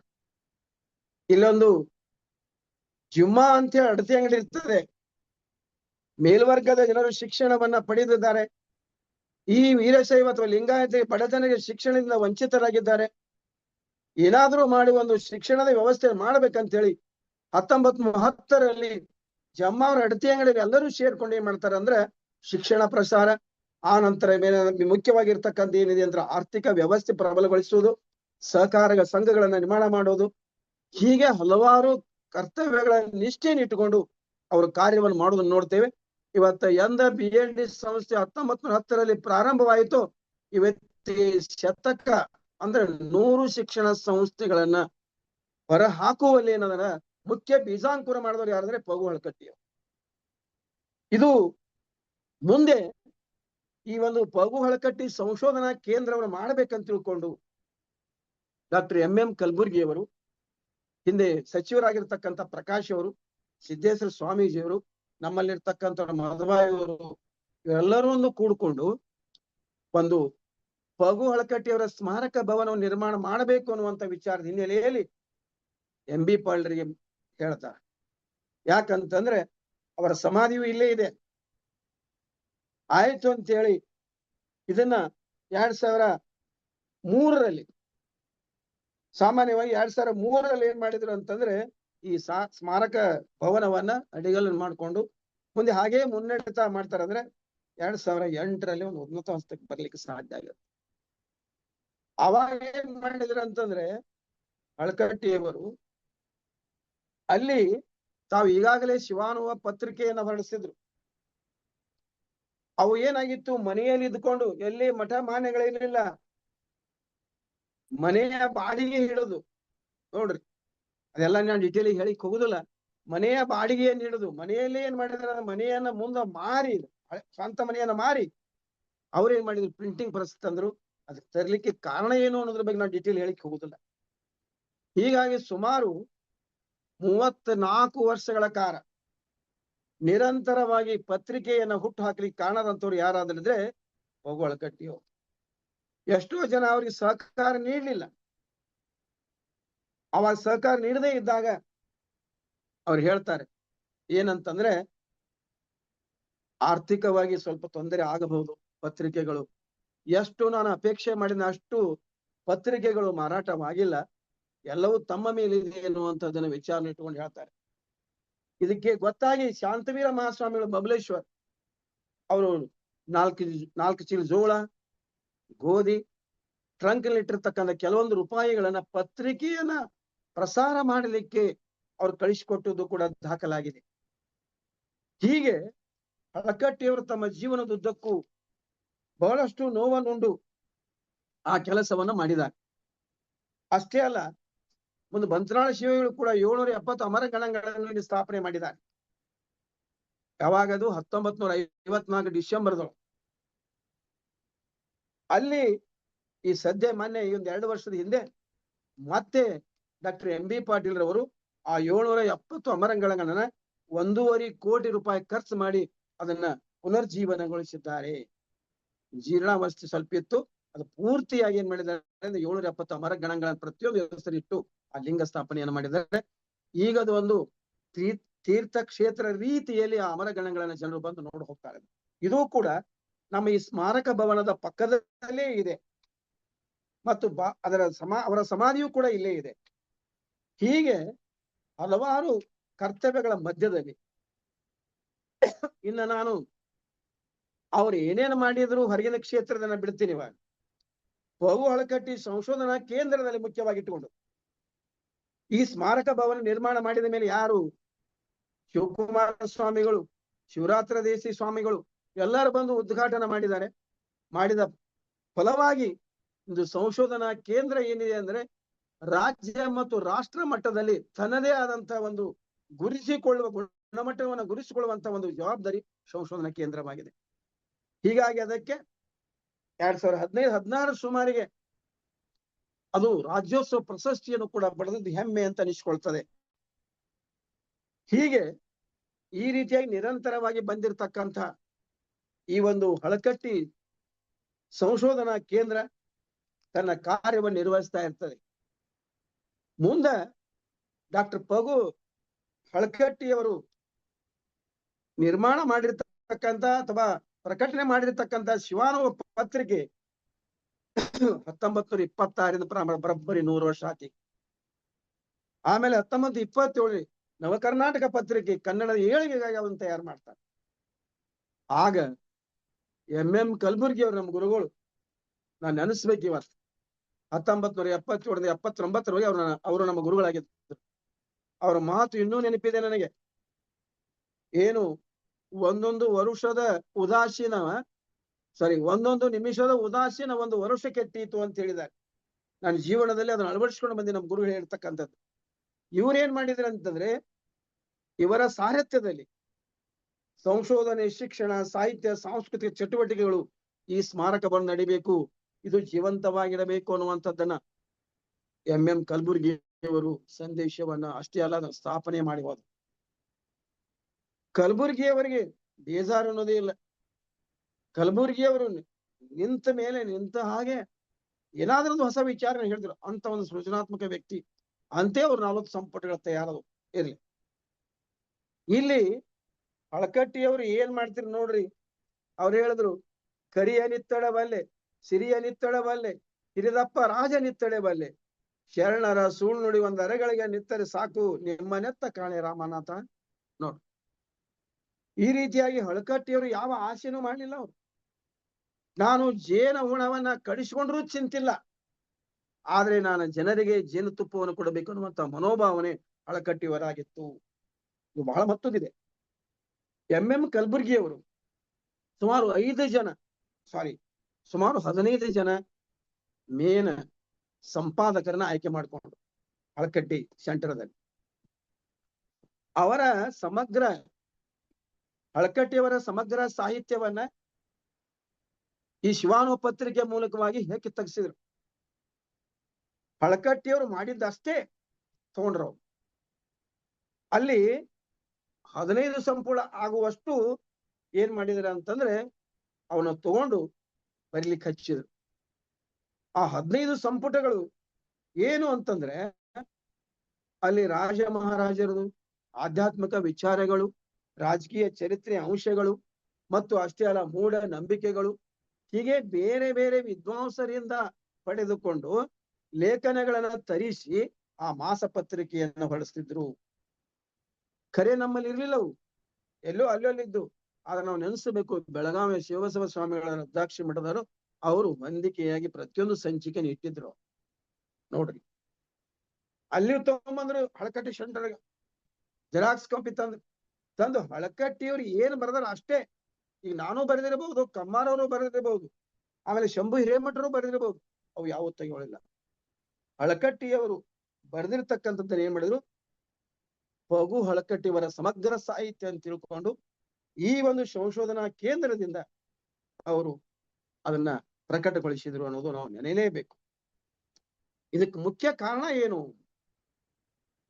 ಸಂಪೂರ್ಣವಾಗಿ ನಮ್ಮ ಈಗಿನ ಸಚಿವರಾಗಿರ್ತಕ್ಕಂಥ ಬೇಲ್ಡಿ ಸಂಸ್ಥೆ ಅಧ್ಯಕ್ಷರಾಗಿರ್ತಕ್ಕಂಥ ಶ್ರೀ MB ಪಾಟೀಲ್ ಮುಖ್ಯ ಕಾರಣ ಅನ್ನೋದನ್ನು ನೆನೆಸ್ಬೇಕು. ಇಲ್ಲಿ ಅವನ್ನ ಲೋಕಾರ್ಪಣೆ ಮಾಡಿದ್ರು ಸಂಪುಟಗಳನ್ನ. ಇಲ್ಲಿ ಲೋಕಾರ್ಪಣೆ ಮಾಡಿದ ಮೇಲೆ ಸದ್ಯದ ಮಟ್ಟಿಗೆ ಅವು ಯಾವ ಪುಸ್ತಕ ಇಲ್ಲ. ಈ ನಮ್ ಸೆಂಟರ್ನಲ್ಲಿ ಇಲ್ಲವು. ಅವು ಬೇಕಲ್ಲ ಅಂತ ಬಂದ್ ಕೇಳಾಕತ್ತಿರ್ ಜನ. ಆವಾಗ ಏನ್ ಮಾಡಿದೇವೆ ಅಂತಂದ್ರೆ ಈ ಸದ್ಯದ ಮಟ್ಟಿಗೆ ಸುಮಾರು 35 ಸಂಪುಟಗಳು ಏನು ಶಿವಾನು ಪತ್ರಿಕೆ ಇದ್ದುವಲ್ಲ, ಅವನ ಈ ಸದ್ಯದ ಮಟ್ಟಿಗೆ ಪುನರ್ಮುದ್ರಣ ಕಾರ್ಯವನ್ನ ಮಾಡುವ ಕೆಲಸವನ್ನ ನಾವು ಮಾಡ್ತಾ ಇದ್ದೇವೆ. ಸುಮಾರು 35 ಸಂಪುಟಗಳು. ಅದರಲ್ಲಿ ಒಟ್ಟೆ 230 ಸಂಚಿಕೆಗಳು ಬರ್ತಾವ. 320 ಸಂಚಿಕೆಗಳು 34-35 ವರ್ಷ ಸತತವಾಗಿ ಮಾಡಿರ್ತಕ್ಕಂಥದ್ದನ್ನ ನಾವು ಕಾಣ್ತೇವೆ. ಅವನ್ನ ಏನ್ ಮಾಡಿದ್ರ ಅಂತಂದ್ರೆ ಪ್ರಿಂಟ್ ಮಾಡಿ ಅವನ್ ಲೋಕಾರ್ಪಣೆ ಮಾಡಿರ್ತಕ್ಕಂಥ ಶ್ರೇಯಸ್ ಯಾರಿಗಾದ್ರೆ MB ಪಾಟೀಲ್ಗೆ ಹೋಗ್ಬೇಕು. ಅದರ ಹಿಂದೆ ಹೋಗು ಹಳಕಟ್ಟಿರು ಮಾಡಿರ್ತಕ್ಕಂಥದ್ದು ಏನಿದೆ ಕೆಲಸವು ಕೂಡ ನಾವು ಪ್ರಶಂಸನೀಯ ಅನ್ನುವಂತ ಮಾತನ್ನು ತಿಳ್ಕೊಂಡಿರ್ಬೇಕು. ಈ ಸದ್ದ ಹೇಳಿದ್ನಲ್ಲ, ಶಿವಾನು ಪತ್ರಿಕೆ ಕಾರ್ಯ ನಡೆದಿದೆ. ಈಗ ಏನ್ ಮಾಡ್ಯಾವಂದ್ರ ಪಗು ಹಳಕಟ್ಟಿಯವರ ಸಮಗ್ರ ಸಾಹಿತ್ಯ ಅಷ್ಟೇ ಬೇಡ, ಬೇರೆ ಬೇರೆ ವಿದ್ವಾಂಸರು ಬಂದಿರತಕ್ಕಂಥ ಲೇಖನಗಳು ಬಹಳ ಚೆನ್ನಾಗಿವೆ. ಅಲ್ಲಿ ವೀರಶೈವ ಇರಬಹುದು, ಲಿಂಗಾಯತ ಇರಬಹುದು, ದೇವರು ಇದ್ದಾನೋ ಇಲ್ಲೋ ಇರಬಹುದು, ಆಮೇಲೆ ಹಿಂದ ರಾಜ ಮನೆತನಗಳ ಸಂಸ್ಥಾನಗಳಿರ್ತಕ್ಕಂಥ ಚರಿತ್ರೆ ಅವು ಇರ್ಬೋದು. ಎಲ್ಲಾನು ಬಹಳ ಚೆನ್ನಾಗಿ ಕೊಡಿದ್ರೆ ಅವರು ಪತ್ರಿಕೆ ಉದ್ದೇಶ ಏನು ಅನ್ನೋದನ್ನು ಕೂಡ ಅವ್ರು ಹೇಳಿದ್ದಾರೆ. ಯಾರೋ ಪಗು ಹಳಕಟ್ಟಿಯವರು ಜನರಲ್ಲಿ ಜಾಗೃತಿನುಂಟು ಮಾಡೋದು ಅಷ್ಟೇ ಅಲ್ಲ, ನಮ್ಮ ಸಾಮಾಜಿಕ, ರಾಜಕೀಯ ಮತ್ತು ಆರ್ಥಿಕ ವ್ಯವಸ್ಥೆ, ಸಾಂಸ್ಕೃತಿಕ ವ್ಯವಸ್ಥೆ ಯಾವ ತೆರನಾಗಿತ್ತು ಅನ್ನೋದನ್ನ ಒಂದು ತಲೆಮಾರಿ ಇನ್ನೊಂದು ತಲೆಮಾರಿ ತಿಳಿಸುವುದರಿಂದ ನಮ್ಮ ಸಂಸ್ಕೃತಿ ಬಳುವಳಿಯಾಗಿ ಮುಂದುವರಲಿಕ್ಕೆ ಸಾಧ್ಯವಾಗಿದೆ ಅನ್ನೋದನ್ನ ತಿಳಿಸಿಕೊಟ್ಟಿದ್ದಾರೆ. ಹೀಗೆ ಅವರು ಈ ರೀತಿಯಾಗಿ ಕಾರ್ಯ ಮಾಡಿದ್ದರ ಪರಿಣಾಮವಾಗಿ ಮುಂದೆ ನಾವು ನೋಡಿರ್ತಕ್ಕಂಥ ಕೆಲಸ ನೋಡಿ ಕನ್ನಡ ವಿಶ್ವವಿದ್ಯಾಲಯ ಹಂಪಿ ನಮಗ ಅವಾಗ ಮಾನ್ಯತೆಯನ್ನ ನೀಡಿ ಅವಾಗ ಡಾಕ್ಟರ್ ಎಂ ಕಲಬುರ್ಗಿ ಅವರು ಕುಲಪತಿಗಳಾಗಿದ್ದ ಸಂದರ್ಭದಲ್ಲಿ ನಮ್ಮನೇನ್ ಮಾಡ್ತಾರ ಅಂತಂದ್ರೆ ಈ ಒಂದು ಪಗು ಹಳಕಟ್ಟಿ ಸಂಶೋಧನಾ ಕೇಂದ್ರಕ್ಕೆ ಬಂದ್ ಏನ್ ಮಾಡ್ತಾರ ಅಂದ್ರು ಮಾನ್ಯತೆಯನ್ನ ನೀಡ್ತಾರೆ. ಈ ಸದ್ಯ ಮಾನ್ಯತೆ ನೀಡಿದರ ಪರಿಣಾಮವಾಗಿ 18 ವಿದ್ಯಾರ್ಥಿಗಳು ತಮ್ಮ PhD ಯನ್ನು ಬರೆದಿದ್ದಾರೆ ಈ ಒಂದು ಸಂಶೋಧನಾ ಕೇಂದ್ರದಿಂದ. ಈ ಸದ್ಯ 13 ಜನ ತಮ್ಮ ನೋಂದಣಿಯನ್ನ ಮಾಡಿದ್ದಾರೆ. ಅಷ್ಟು ಗುಣಮಟ್ಟದ ಪ್ರಮಾಣ ಮಟ್ಟದ ಅಷ್ಟೇ ಅಲ್ಲ, ಭಾಷಾ ಸಾಮರ್ಥ್ಯದ ಮೂಲಕವಾಗಿ ಬಹಳಷ್ಟು ಜನ ಒಳ್ಳೆಯ ಕಾರ್ಯವನ್ನ PhD ಮಾಡಿದ್ದನ್ನು ಅನಿಸ್ತೇವೆ. ಅದರಲ್ಲಿ 3 ಅಥವಾ 4 ಆಗ್ಲೇ ಏನದವರ ಆ PhD ಪ್ರಬಂಧಗಳು ಪ್ರಕಟವಾಗಿವೆ. ಉದಾಹರಣೆ ಚಿಕ್ಕೋಡಿ ತಮ್ಮಣ್ಣಪ್ಪ, ರೇವಣ ಸಿದ್ದನ ಪರಂಪರೆ, ಇಂಥ ಹಲವಾರು, ಮತ್ತು ಅದರಂತೆ ತೋಂಟದಾರ ಸಿದ್ಧಲಿಂಗ ಮಹಾಸ್ವಾಮಿಗಳ ಬಗ್ಗೆ ಬರೆದಿರ್ತಕ್ಕಂಥದ್ದು. ಹೀಗೆ ಸುಮಾರು 3 ಅಥವಾ 4 ಈಗಾಗಲೇ ಪ್ರಕಟ ಆಗಿವೆ, ಇನ್ನೂ ಪ್ರಕಟವಾಗುತ್ತವೆ. ಹೀಗೆ ಸಂಶೋಧನಾ ಕೇಂದ್ರ ನಿರಂತರವಾಗಿ ತನ್ನ ಚಟುವಟಿಕೆಗಳ ಸಂಶೋಧನೆಯ ಕಾರ್ಯದಲ್ಲಿ ನಿರತವಾಗಿ ಸಾಗಿದೆ. ಅಷ್ಟೇ ಅಲ್ಲ, ಹಲವಾರು ಸಮ್ಮೇಳನಗಳ ಮೂಲಕವಾಗಿ ಶರಣ ಸಾಹಿತ್ಯದ ಸಮ್ಮೇಳನವನ್ನು ನಾವು ಮಾಡಿದ ಅದ್ದೂರಿಯಾಗಿ ಮಾಡಿದ್ದೇವೆ. ಏನಂತಂದ್ರೆ 12ನೇ ಅಖಿಲ ಭಾರತ ಶರಣ ಸಾಹಿತ್ಯ ಸಮ್ಮೇಳನ, ಅದು ಕೂಡ ಬಹಳ ಅಭೂತಪೂರ್ವವಾಗಿ ನಾವು ನಡೆದು ನೋಡ್ತೇವೆ. ಅವಾಗ SR ಗುಂಜಾಳ ಸಮ್ಮೇಳನ ಅಧ್ಯಕ್ಷರಾಗಿದ್ದರು. ಹೀಗೆ ನಾವು ಸಮ್ಮೇಳನಗಳನ್ನ, ಸಂಶೋಧನಾ ಕಾರ್ಯವನ್ನ ಎತ್ತಿಕೊಂಡಿದ್ದು ಬಹಳ ಸ್ತುತ್ಯಾರ್ಹವಾದಂತ ಕಾರ್ಯವಂತಾಗಿದೆ. ಇದು ಮುಗಿತ.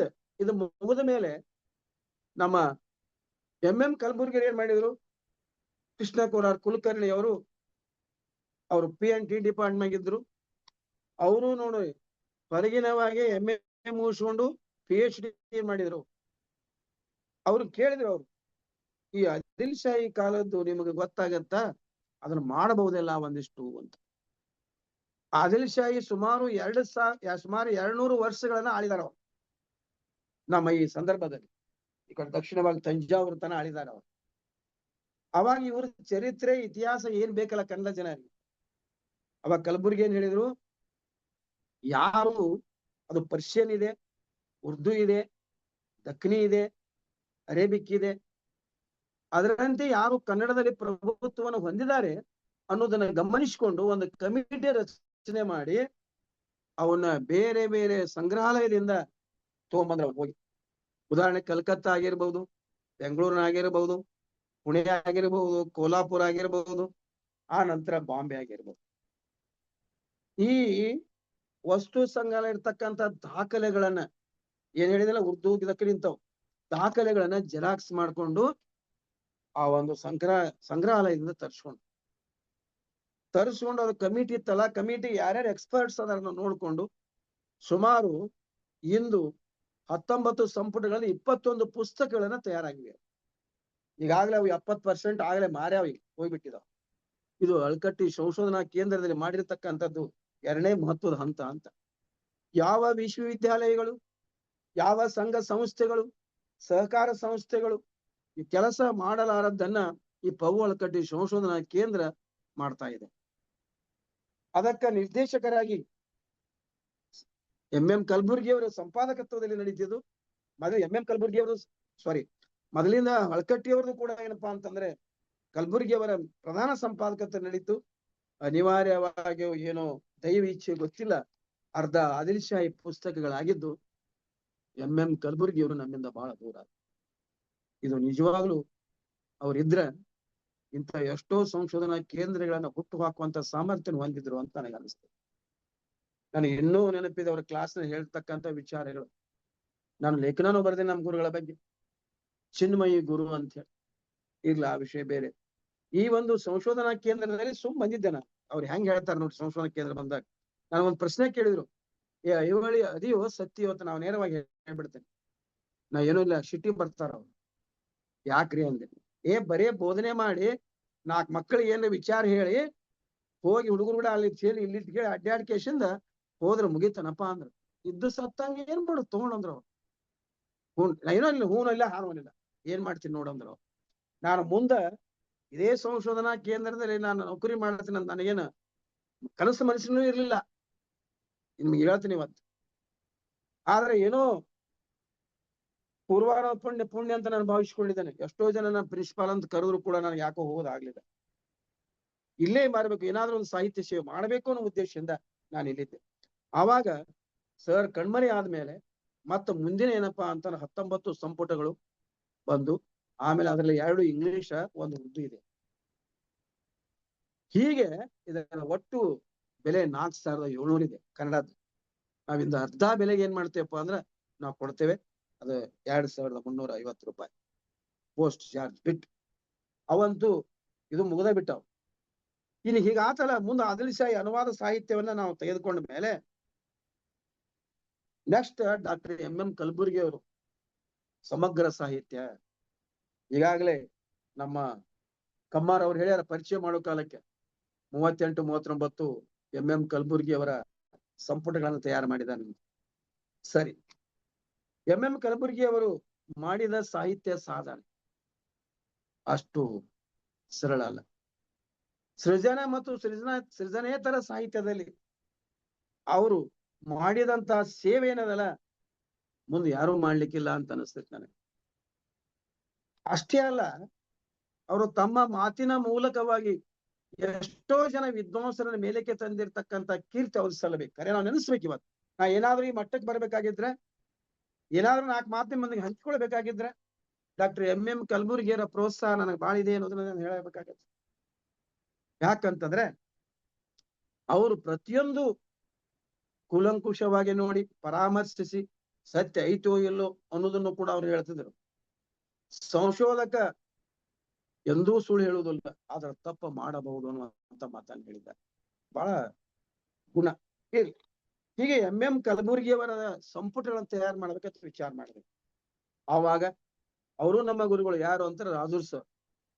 ಅವರ ಪ್ರಧಾನ ಸಂಪಾದಕತ್ವದಲ್ಲಿ ಅವರೊಂದು ಟೈಟಲ್ ಮಾಡಿ ಸುಮಾರು 40 ಸಂಪುಟಗಳ ಒಂದು ಲಿಸ್ಟ್ ಅನ್ನು ತಯಾರು ಮಾಡಿದ್ರು. ಯಾರು? ಡಾಕ್ಟರ್ ವೀರಣ್ಣ ರಾಜೂರ್ ಅವರು ನಮ್ಮ ಗುರುಗಳೇ. ಮಾಡಿದ ಮೇಲೆ ಆಯ್ತು ಅಂತ ತಿಳ್ಕೊಂಡು ಅವರ ಸಮಗ್ರವಾಗಿರ್ತಕ್ಕಂಥ ಕೆಲವಾರು ಪುಸ್ತಕಗಳನ್ನ ಇಲ್ಲಿ ತರಿಸಿದೆವು.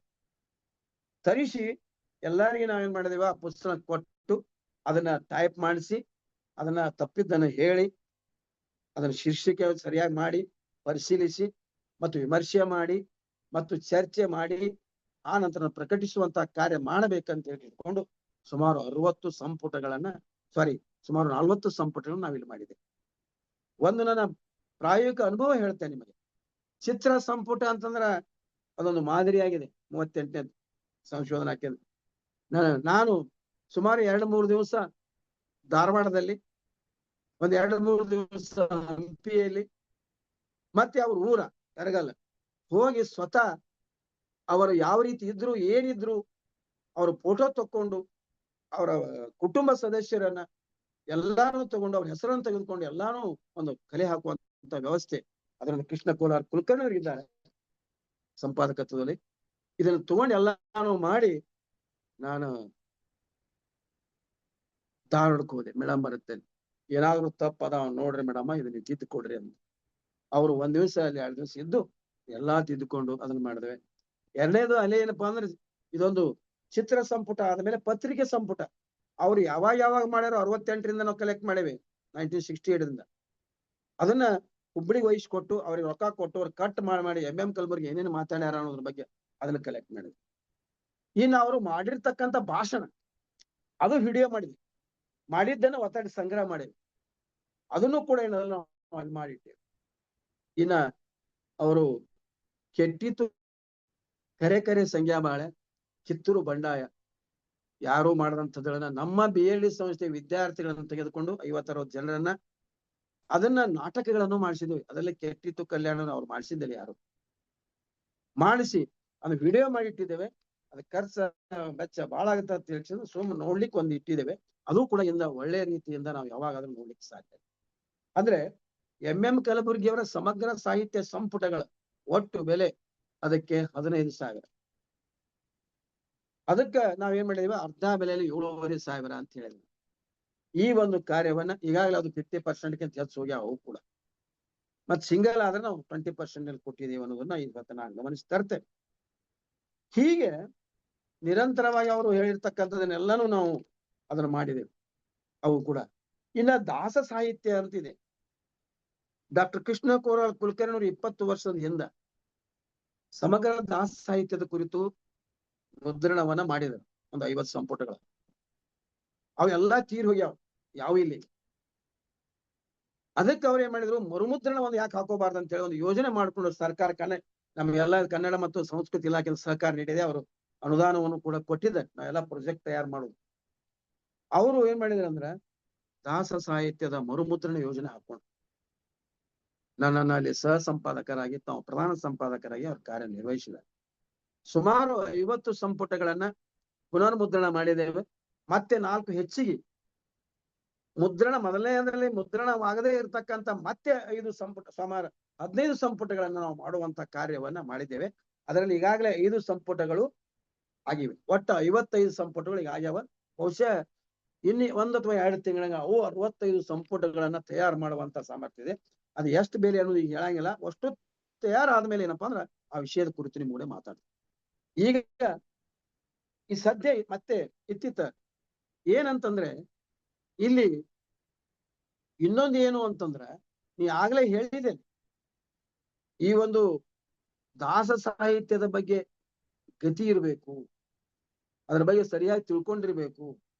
ನನಗೆ ಅದ್ರ ಬಗ್ಗೆ ಐಡಿಯಾ ಇಲ್ಲ ಅಂದ್ರೂ ಕೂಡ ಹಿಂದಿನ ಪತ್ರಿಕೆಗಳಲ್ಲಿರ್ತಕ್ಕಂಥದ್ದನ್ನ ನೋಡ್ಕೊಂಡು ತಿದ್ದುವ ಕಾರ್ಯವನ್ನ ನಾನು ಮಾಡಿದ್ದೇನೆ. ಎಲ್ಲಿ ತಿಳಿದಿಲ್ಲೋ ಅಲ್ಲಿ ಕೇಳಿದ್ದೇನೆ, ಅದನ್ನ ಸರಿಪಡಿಸಿದ್ದೇನೆ. ಇಡೀ ಪುಟದಲ್ಲಿ ಏನ್ ಮಾಡಿದೇವೆ ಅಂತಂದ್ರೆ ಸುಮಾರು 50 ಪುಟಗಳನ್ನ ಪ್ರತಿಯೊಂದು ಪುಸ್ತಕದಲ್ಲಿ ನಾವೇನ್ ಮಾಡಿದ್ದೇವೆ ಅಂದ್ರೆ ಪ್ರಾರಂಭದಲ್ಲಿ ಅವನ್ನ ಹಾಕಿವ, ನಿಮ್ಗೆ ಯಾವ್ದು ಬೇಕು ತಗೊಳ್ಳಿಕ್ಕೆ. ಈ ರೀತಿಯಾಗಿರ್ತಕ್ಕಂಥ ಈ ದಾಸ ಸಾಹಿತ್ಯದ ಸಂಪುಟಗಳನ್ನ ನಾವು ಹೊರತಂದಿದ್ದೇವೆ. ಅದರಲ್ಲಿ ಸುಮಾರು ಒಂದು 5-6 ಜನ ನಾವು ಸದಸ್ಯರು ಕೂಡ ಇದ್ದೇವೆ. ಅದರಲ್ಲಿ ಈಗ ಧಾರವಾಡದವರು, ಇಲ್ಲಿ ಗುಲ್ಬರ್ಗಾದವರು, ಮತ್ತೆ ಬೆಂಗಳೂರದವರು ಒಬ್ಬರು, ಹೀಗೆ ಬೇರೆ ಬೇರೆಗಳ ಸದಸ್ಯರು ಕೂಡ ಆ ಕೆಲಸವನ್ನ ನಾವು ಮಾಡ್ತಾ ಇದ್ದೇವೆ. ಹೀಗೆ ವಿಶೇಷವಾಗಿ ಹೋಗುವ ಹಳಕಟ್ಟಿಯವರು ಈ ಹೇಳಿದ್ನಲ್ಲ, ಈ ಸದ್ದು ನಡೆದ ಕಾರ್ಯ ಅಂತ ಹೇಳಿದ ಈಗಾಗಲೇ. ಏನು ಅಂದ್ರೆ ಶಿವಾನುಭವ ಪತ್ರಿಕೆ ಮರುಮುದ್ರಣ ಕಾರ್ಯ ಅಂತ ಈ ಒಂದು ಮಾತು ಹೇಳಿ ನಿಮಗೆ. ಇವನ್ನ ನಾವು ತರಬೇಕಾಗಿದ್ರೆ ಮುಖ್ಯವಾಗಿ ನಾನು ಹೇಳಿದ್ರೆ ನಾಗನೂರು ಶಿವಬಸವ ಸ್ವಾಮಿ ರುದ್ರಾಕ್ಷಿ ಮಠ ಬೆಳಗಾವದಲ್ಲಿ ಹೋಗಿ ಜೆರಾಕ್ಸ್ ಮಾಡಿಸ್ಕೊಂಡೆ. ಅವಾಗ ಏನಾಯ್ತು, ರಘು ಹಳಕಟ್ಟಿ ಸಮಗ್ರ ಸಾಹಿತ್ಯ ಉಪಯೋಗ ಮಾಡ್ಕೊಂಡೇವಿ. ಈಗ ಮತ್ತೆ ಯಾಕೆ ಹೊಡ್ಸಲ್ಲ ಅಂದಾಗ ಏನ್ ಮಾಡಿದೇವೆ ಅಂದ್ರೆ ಪೂರ್ತಿಯಾಗಿ ಅವು ಹೊಡಿಸುವಂತ ಕಾರ್ಯ ಮಾಡಿದೇವಲ್ಲ. ಈಗ ನಾವು ಒಬ್ರು ಇಬ್ರು ಒಂದೊಂದು ಸಂಪುಟವನ್ನು ಹಂಚಿಕೊಂಡೇವೆ. ನಾಡಿನ ವಿದ್ವಾಂಸರನ್ನು ಗುರುತಿಸಿಕೊಂಡೇವೆ. ಸುಮಾರು 20ರಿಂದ 22 ಜನ ವಿದ್ವಾಂಸರನ್ನು ಗುರುತಿಸಿ ಈ ಶಿವಾನುಭವ ಪತ್ರಿಕೆ ಮರುಮುದ್ರಣ ಯೋಜನೆಯನ್ನು ಕೂಡ ಹಾಕೊಂಡಿವೆ. ಸರ್ಕಾರವೂ ಕೂಡ ಇದಕ್ಕೆ ಧನ ಸಹಾಯ ಕೊಟ್ಟಿದೆ. ನಮ್ಮ ಸಾಹೇಬರು, ನಮ್ಮ ಸಂಸ್ಥೆಯಿಂದಲೂ ಕೂಡ ಇದನ್ನು ಧನ ಸಹಾಯ ಮಾಡತಕ್ಕ ಅವಕಾಶವನ್ನ ಕೊಟ್ಟಿದ್ದಾರೆ. ಹೀಗೆ ಇದು ಮುದ್ರಣದ ಕಾರ್ಯವನ್ನ ಮಾಡೋದು ಅಷ್ಟೇ ಅಲ್ಲ, ಇದರೊಂದಿಗೆ ಏನ್ ಮಾಡ್ತೇವೆ ಅಂತಂದ್ರೆ ಇನ್ನೂ 25 ಪುಸ್ತಕಗಳು, ಬಿಡಿ ಪುಸ್ತಕಗಳು ಪ್ರಕಟವಾಗಿವೆ. ಅವನ್ನ ನಾನು ವಿವರವಾಗಿ ಹೇಳದೇ ಇದ್ರು ಕೂಡ ಕೆಲವೊಂದು, ಈಗ ಉದಾಹರಣೆಗಾಗಿ ರಘು ಹಳಕಟ್ಟಿಯವರ ಲೇಖನ ಸೂಚಿ, BLD ಸಂಸ್ಥೆ ನಡೆದು ಬಂದ ದಾರಿ, ವಚನದಾಪ್ ಶ್ರೀ ಬಸವಣ್ಣ, ಇವೆಲ್ಲ ಮುಗಿದಿದ್ದಾವೆ. ಆದ್ರು ಆ ನಂತರ ಚಿಕ್ಕೋಡಿ ತಮ್ಮಣ್ಣ ಪಾಗಲ ಹೇಳಿದ್ದೇನೆ, ಒಂದು ಕುಟುಂಬದ ಅಧ್ಯಯನ, ಅಂಬಿಗರ ಚೌಡಯ್ಯ ವಚನಗಳು, ಗುರುಬಸಪ್ಪ ಫಕೀರಪ್ಪ ಹಳಕಟ್ಟಿ ಆತ್ಮಚರಿತ್ರೆ, ಬಸವಣ್ಣನ ವಿಕಾಸಶೀಲ ವಚನಗಳು, ಆಮೇಲೆ ಉಪ್ಪುಲ್ದನಿಯ ಸಂಗಮನಾಥ, ಆ ನಂತರ ಸಾತ್ವಿಕ ಶಿರೋಮಣಿ SS ಅವ್ರ ಕಬ್ಬಿನವ್ರು ಬರ್ದಾರ, ಅದು BM ಪಾಟೀಲ್ ಅಂದ್ರೆ ಏನು, MB ಪಾಟೀಲ್ ತಂದೆಯವ್ರ ಕುರಿತು. ಆಮೇಲೆ ಮಧುಬಾಯಿಯವರು ಸಾಂಸ್ಥಿಕ ಪ್ರಜ್ಞೆ ಡಾಕ್ಟರ್ MM ಕಲಬುರ್ಗಿ ಅಂತ ಬರೆದಿದ್ದಾರೆ. ಪಂಡಿತ್ ಜವಾಹರ್ಲಾಲ್ ನೆಹರು ಅಂತೇಳಿ MB ಪಾಟೀಲ್ ಚಿರಂಜೀವಿ, BM ಪಾಟೀಲ್ ಅವರು ಬರೆದಿದ್ದಾರೆ. ಲಿಂಗಾಯತ ಸ್ವತಂತ್ರ ಧರ್ಮ ಅಂತೇಳಿ ಅದು MM ಕಲಬುರ್ಗಿ ಅವರು. ಮಹಾದೇವಕ್ಕನ ವಚನಗಳ ನಿರ್ಮಾಣ ಮಾಡಿವೆ. ರಾಮಪ್ಪ ಬಾಲಪ್ಪ ಬಿದ್ರಿ, ಡಾಕ್ಟರ್ ಕೃಷ್ಣ ಕುಲಕರ್ಣಿ, ಇವರು ಚಂದ್ರಶೇಖರ್ ಬಿದ್ರಿ ಶ್ರೇಷ್ಠ ಡಾಕ್ಟರ್, ಅವ್ರ ತಂದೆಯವರು. ಇವರು ಪ್ರಥಮ ಮತ್ತು ದ್ವಿತೀಯ ಬಾಗಲಕೋಟ ಕ್ಷೇತ್ರದಿಂದ ರಾಮಪ್ಪ ಬಿದ್ರಿ ಅವರು MP ಆಗಿ ತಮ್ಮ ಕಾರ್ಯವನ್ನು ನಿರ್ವಹಿಸಿದ್ದಾರೆ ಪ್ರಾರಂಭದಲ್ಲಿ. ಇವರು ಅವಾಗ ಅವಂದು ಸಂಸ್ಥಾನ ಅಂತಿದೆ ಇಲ್ಲಿ ಮಹಾರಾಷ್ಟ್ರ, ಅವಂದು ಸಂಸ್ಥಾನದಲ್ಲಿ ಮುಖ್ಯಮಂತ್ರಿ ಆಗಿದ್ರು. ಎಷ್ಟು ಪ್ರಾಮಾಣಿಕರಿದ್ರು ಅದು ಹೇಳ್ತೇನೆ ನಿಮಗೆ. ಆ ಪಂತ್ ಅನ್ನುವಂಥವ್ರು ಏನ್ ಮಾಡಿದ್ರು, ಇವ್ರಿಗೊಂದು ಜಾಗ ಒಂದಿಷ್ಟು ಬಂಗಾರ ತಗೋರು ಅಂತ ಹೇಳ್ತಾರೆ. ನಾನು ಏನ್ ಬೇಕಾಗಿಲ್ಲ, ಅದು ನಾನೇನು ಅಲ್ಲ, ನೀವೇ ಇಟ್ಕೊಡ್ರಿ ಅಂತ ಹೇಳಿ ಮುಂದ ಆ ಬಂಗಾರನ್ನ ಕೊಟ್ಟಿದ್ದೇನೆ, ಸ್ವಲ್ಪ ಕೊಟ್ಟಿದ್ದೇನೆ ಏನ್ ಮಾಡ್ಯಾರ ಇವರು. ನಿಜಲಿಂಗಪ್ಪ ಮತ್ತು ಇಂದ್ರಾದೇವಿಯನ್ನ ಬಂಗಾರ ತೂಗಿ ಇರ್ತಕ್ಕಂಥ ವಿಜಯಪುರ ಜಿಲ್ಲೆಯಲ್ಲಿ ಅವರಿಗೆ ಸ್ವಲ್ಪ ಇವರು ಕಾಣಿಕೆಯನ್ನು ಕೊಡ್ತಾರೆ, ತಿಳ್ಕೊರಿ. ಅವಾಗ ಚೀನಾದೊಂದಿಗೆ ಒಂದು ಯುದ್ಧ ನಡೆಯುವ ಸಂದರ್ಭದಲ್ಲಿ ಇದನ್ನು ಸಹಾಯ ಮಾಡ್ತಾರ. ಇಂಥ ಪ್ರಾಮಾಣಿಕ ವ್ಯಕ್ತಿಯ ಕುರಿತು ಬಹಳಷ್ಟು ಚೆನ್ನಾಗಿ ಅದನ್ನು ಬರೆದಿದ್ದಾರೆ. ಅದರಂತೆ ಪದ್ಮಶ್ರೀ ಕಾಕಾ ಕಾರ್ಖಾನಿಸ್, ಇವರು ಬ್ರಾಹ್ಮಣರು, ಪುಸ್ತಕ ಓದಬೇಕು. ಅವ್ರ ಮನೆ ಬಿಟ್ಟು ಹೊರಗೆ ಹಾಕ್ತಾರೆ, ಲಗ್ನ ಆಗ್ಲಿಲ್ಲ. ಈ ಪುಸ್ತಕ ನಾವು ಪ್ರಕಟ ಮಾಡೇವಿ ಇಲ್ಲಿದಿಂದ, ಕೃಷ್ಣ ಕೋಲಾರ್ ಕುಲಕರ್ಣಿಯವರ ಮಾಡಿದ್ದಾರೆ. ನಿಮ್ಗೆ ಹೇಳ್ತೀನಿ, ಬಿಜಾಪುರದೊಳಗ ಒಂದು ಮಠಪತಿಗಲ್ಲಿ ಅಂತಿದೆ, ಇನ್ನೊಂದು ಅಲ್ಲಿ ಅಜರೇಕರ್ ಚಾಳ ಅಂತಿದೆ. ಮಠಪತಿಗಲ್ಲಿ ಏನದಲ್ಲ, ಇದು ಬಿಜಾಪುರದ ಸೆಂಟರ್ನಾಗ ಐತಿ. ಅಲ್ಲಿ ಕೆಲವೊಂದು ರೂಮ್ಗಳನ್ನು ಕಟ್ಟಿ SC ST ವಿದ್ಯಾರ್ಥಿಗಳನ್ನ ಬೋರ್ಡಿಂಗ್ ಇಟ್ಕೊಂಡು ಶಾಲಿ ಕಲಿಸಿದ ಕಾಕಾ ಕಾರ್ಖಾನೆ. ಅಜರೇಕರ್ ಚಾಳ್ನಲ್ಲಿ ಏನ್ ಮಾಡಿದ್ರೆ, ಹರಿಜನ ಮಹಿಳಾ ವಿದ್ಯಾ ಕೇಂದ್ರ ತಿಟ್ಕೊಂಡು ಅಲ್ಲಿ ರೂಮ್ಗಳನ್ನ ಕಟ್ಟಿಸ್ಕೇಶನ್ ಏನ್ ಮಾಡಿದ್ರು ಅಂದ್ರೆ ಮಹಿಳೆಯನ್ನ ಇಟ್ರು, ಅವ್ರನ್ನ ಬಹಿಷ್ಕಾರ ಮಾಡಿದ್ರು. ಅವ್ರು ಕೇಳಿಲ್ಲ. ಕೊನೆಗೆ ಏನ್ ಮಾಡಿದ್ರು ಅಂದ್ರೆ ಅವ್ರ ಹೆಸರು ಮುಗಿದ ಕಾಕಾ ಕಾರ್ಖಾನೆ ಶಾಲೆ. ಈ ಪುಸ್ತಕ ಮತ್ತು ರಾಮಪ್ಪ ಬಿದಿರು ಬಹಳ ಅಮೂಲ್ಯವಾಗಿರ್ತಕ್ಕಂಥವು. ಇವು ಪ್ರಶಸ್ತಿ ಕೂಡ ಪಡ್ಕೊಂಡಿದ್ದೆವು. ಇನ್ನು ಅರುಣ್ ಇನಾಮದಾರ್ ಡಾಕ್ಟರ್ ಅವರು ರೇಡಿಯನ್ಸ್ ಆಫ್ ವಚನಾಸ್ ಬರೆದರ ಹಲವು ಪ್ರಭುಗಳನ್ನ ಆ ವಚನಗಳನ್ನ ತುರ್ಜಿ ಮಾಡಿದ್ರು. ಇನ್ನ ನಮ್ಮ ಅದಾವು ಈ ಮೃದಂಗ ಶಿಕ್ಷಣ ದೀಪ ಆಗ್ಲೇ ಹೇಳಿದ್ದೀನಿ. ಆಮೇಲೆ ನಿಮ್ಮದು ಕಮ್ಮಾರ್ ಅವರು ಕೂಡ ಒಕ್ಕಲಿಗ ಮುದ್ದಣ ಅನ್ನುವಂಥದ್ದನ್ನು ಕೂಡ ನಾವು ಪ್ರಕಟ ಮಾಡಿದ್ದೇವೆ. ಮೊನ್ನೆ ತಾನೇ ಈ ಒಂದು ಸಮತಾವಾದಿ ಸಿದ್ದರಾಮ ಅಂತೇಳಿ ಸುಮಾರು 10,000 ಪುಸ್ತಕಗಳನ್ನ ನಾವು ಪ್ರಕಟ ಮಾಡಿ, ಮೊನ್ನೆ ಶರಣ ಸಾಹಿತ್ಯ ಪರಿಷತ್ತು ಯಾವ ಇತ್ತಲ್ರಿ ಸರ್, ನೆನಪತ್ತಲ್ಲ, ಅಲ್ಲಿ ಹೊಳಲ್ಕೆರೆಯಲ್ಲಿ ಆಗಿದೆಯಲ್ಲ, ಅಲ್ಲಿ ಎಲ್ಲಾ ನಮ್ಮ ಸಾಹೇಬರು 10,000 ಪುಸ್ತಕಗಳನ್ನ ಕೊಟ್ಟು ಬಂದಾರ ಫ್ರೀಯಾಗಿ. ಅಂದ್ರೆ ನಾ ಹೇಳುದಿಷ್ಟೇ, ನಿರಂತರವಾಗಿ ಇದು ಪ್ರಕಟಣೆಯ ಕಾರ್ಯವನ್ನು ಮಾಡಿದರ ಪರಿಣಾಮವಾಗಿ ಇವತ್ತು ನಮ್ಮ ಈ ಕೇಂದ್ರದಲ್ಲಿ ಏನ್ ಮಾಡ್ತಾರ ಅಂತಂದ್ರ, BEd ಕಾಲೇಜಿನ ವಿದ್ಯಾರ್ಥಿಗಳು, ಪದವಿ ವಿದ್ಯಾರ್ಥಿಗಳು, ಸ್ನಾತಕೋತ್ತರ ವಿದ್ಯಾರ್ಥಿಗಳು, ಮಹಿಳಾ ವಿಶ್ವವಿದ್ಯಾಲಯ, ರಾಣಿ ಚೆನ್ನಮ್ಮ ವಿಶ್ವವಿದ್ಯಾಲಯದ ಅಧ್ಯಯನ ಕೇಂದ್ರ, ಜಮಖಂಡಿದು ಸ್ನಾತಕೋತ್ತರ ಕೇಂದ್ರ, ಮತ್ತು ಹೀಗೆ ಬೇರೆ ಬೇರೆ ವಿದ್ಯಾರ್ಥಿಗಳು ತಮ್ಮ ಪ್ರಾಜೆಕ್ಟ್ ಅನ್ನ ಯಶಸ್ವಿಗೊಳಿಸಲಿಕ್ಕಾಗಿ ನಮ್ಮ ಸಂಶೋಧನಾ ಕೇಂದ್ರಕ್ಕೆ ಬಂದು ಆ ಒಂದು ಸಹಾಯಕ ಆಕಾರಗಳನ್ನ ಪಡೀತಾರಲ್ಲ, ಇದು ನಮಗೆ ಹೆಮ್ಮೆಯ ವಿಷಯ. ಕನಿಷ್ಠ ಒಂದು ವರ್ಷದಲ್ಲಿ 1000ಕ್ಕಿಂತ ಹೆಚ್ಚು ವಿದ್ಯಾರ್ಥಿನಿಯರು, ಸುಮಾರು 300ರಿಂದ 400 ಜನಸಾಮಾನ್ಯರು ನಮ್ಮ ಕೇಂದ್ರನ ಭೇಟಿ ಕೊಟ್ಟು ನಮಸ್ಕಾರ ಮಾಡ್ತಾರ. ಬಹಳ ಚೆನ್ನಾಗಿ ಮಾಡಿದ್ರ. ಎಲ್ಲ ಕ್ರೆಡಿಟ್ ಯಾರಿಗೆ ಹೋಗುದು ಅಂತಂದ್ರೆ, ಇವಾಗ್ಲೂ ಹೇಳ್ಬೇಕಂದ್ರ MB ಪಾಟೀಲ್ ನಮಗೆ ಪ್ರೋತ್ಸಾಹ ಕೊಟ್ಟಿದ್ದಾರೆ. ಡಾಕ್ಟರ್ ಕೃಷ್ಣ ಕೋಲಾರ್ ಕುಲಕರ್ಣಿ ಅವರು ನಿರ್ದೇಶಕರಾಗಿ ಸುಮಾರು 85 ವರ್ಷ.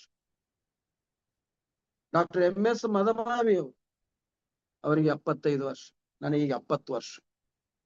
ನಿವೃತ್ತ ಅಧಿಕಾರಿಗಳಿಗೆ ನಾವು ನಿವೃತ್ತ ಇದ್ಕೊಂಡು ಈ ಕೆಲಸ ಮಾಡಕ್ಕೆ ಮುಖ್ಯ ಕಾರಣ ಅಂತ ಹೇಳಿದ್ನಲ್ಲ ಸಚಿವರು. ಇನ್ನ 3 ಮಂದಿ ಏನಲ್ಲ ಕ್ಲಾರ್ಕ್ ಅವ್ರು ಕೆಲಸ ಮಾಡ್ತಾ ಇದ್ದಾರೆ, ಟೈಪಿಸ್ಟ್ ಇದ್ದಾರೆ, ವಿಜಯಾದೇವಿ ಅಂತ ಹೇಳಿ, ಕೆಲಸಗಾರರು ದುರ್ಗಿ ಅಂತಿದ್ದಾರೆ, ಮಹೇಶ್ ಅಂತಿದ್ದಾರೆ. ಇರ್ಲಿ, ಎಲ್ಲರೂ ಅವಶ್ಯವಾಗಬೇಕು.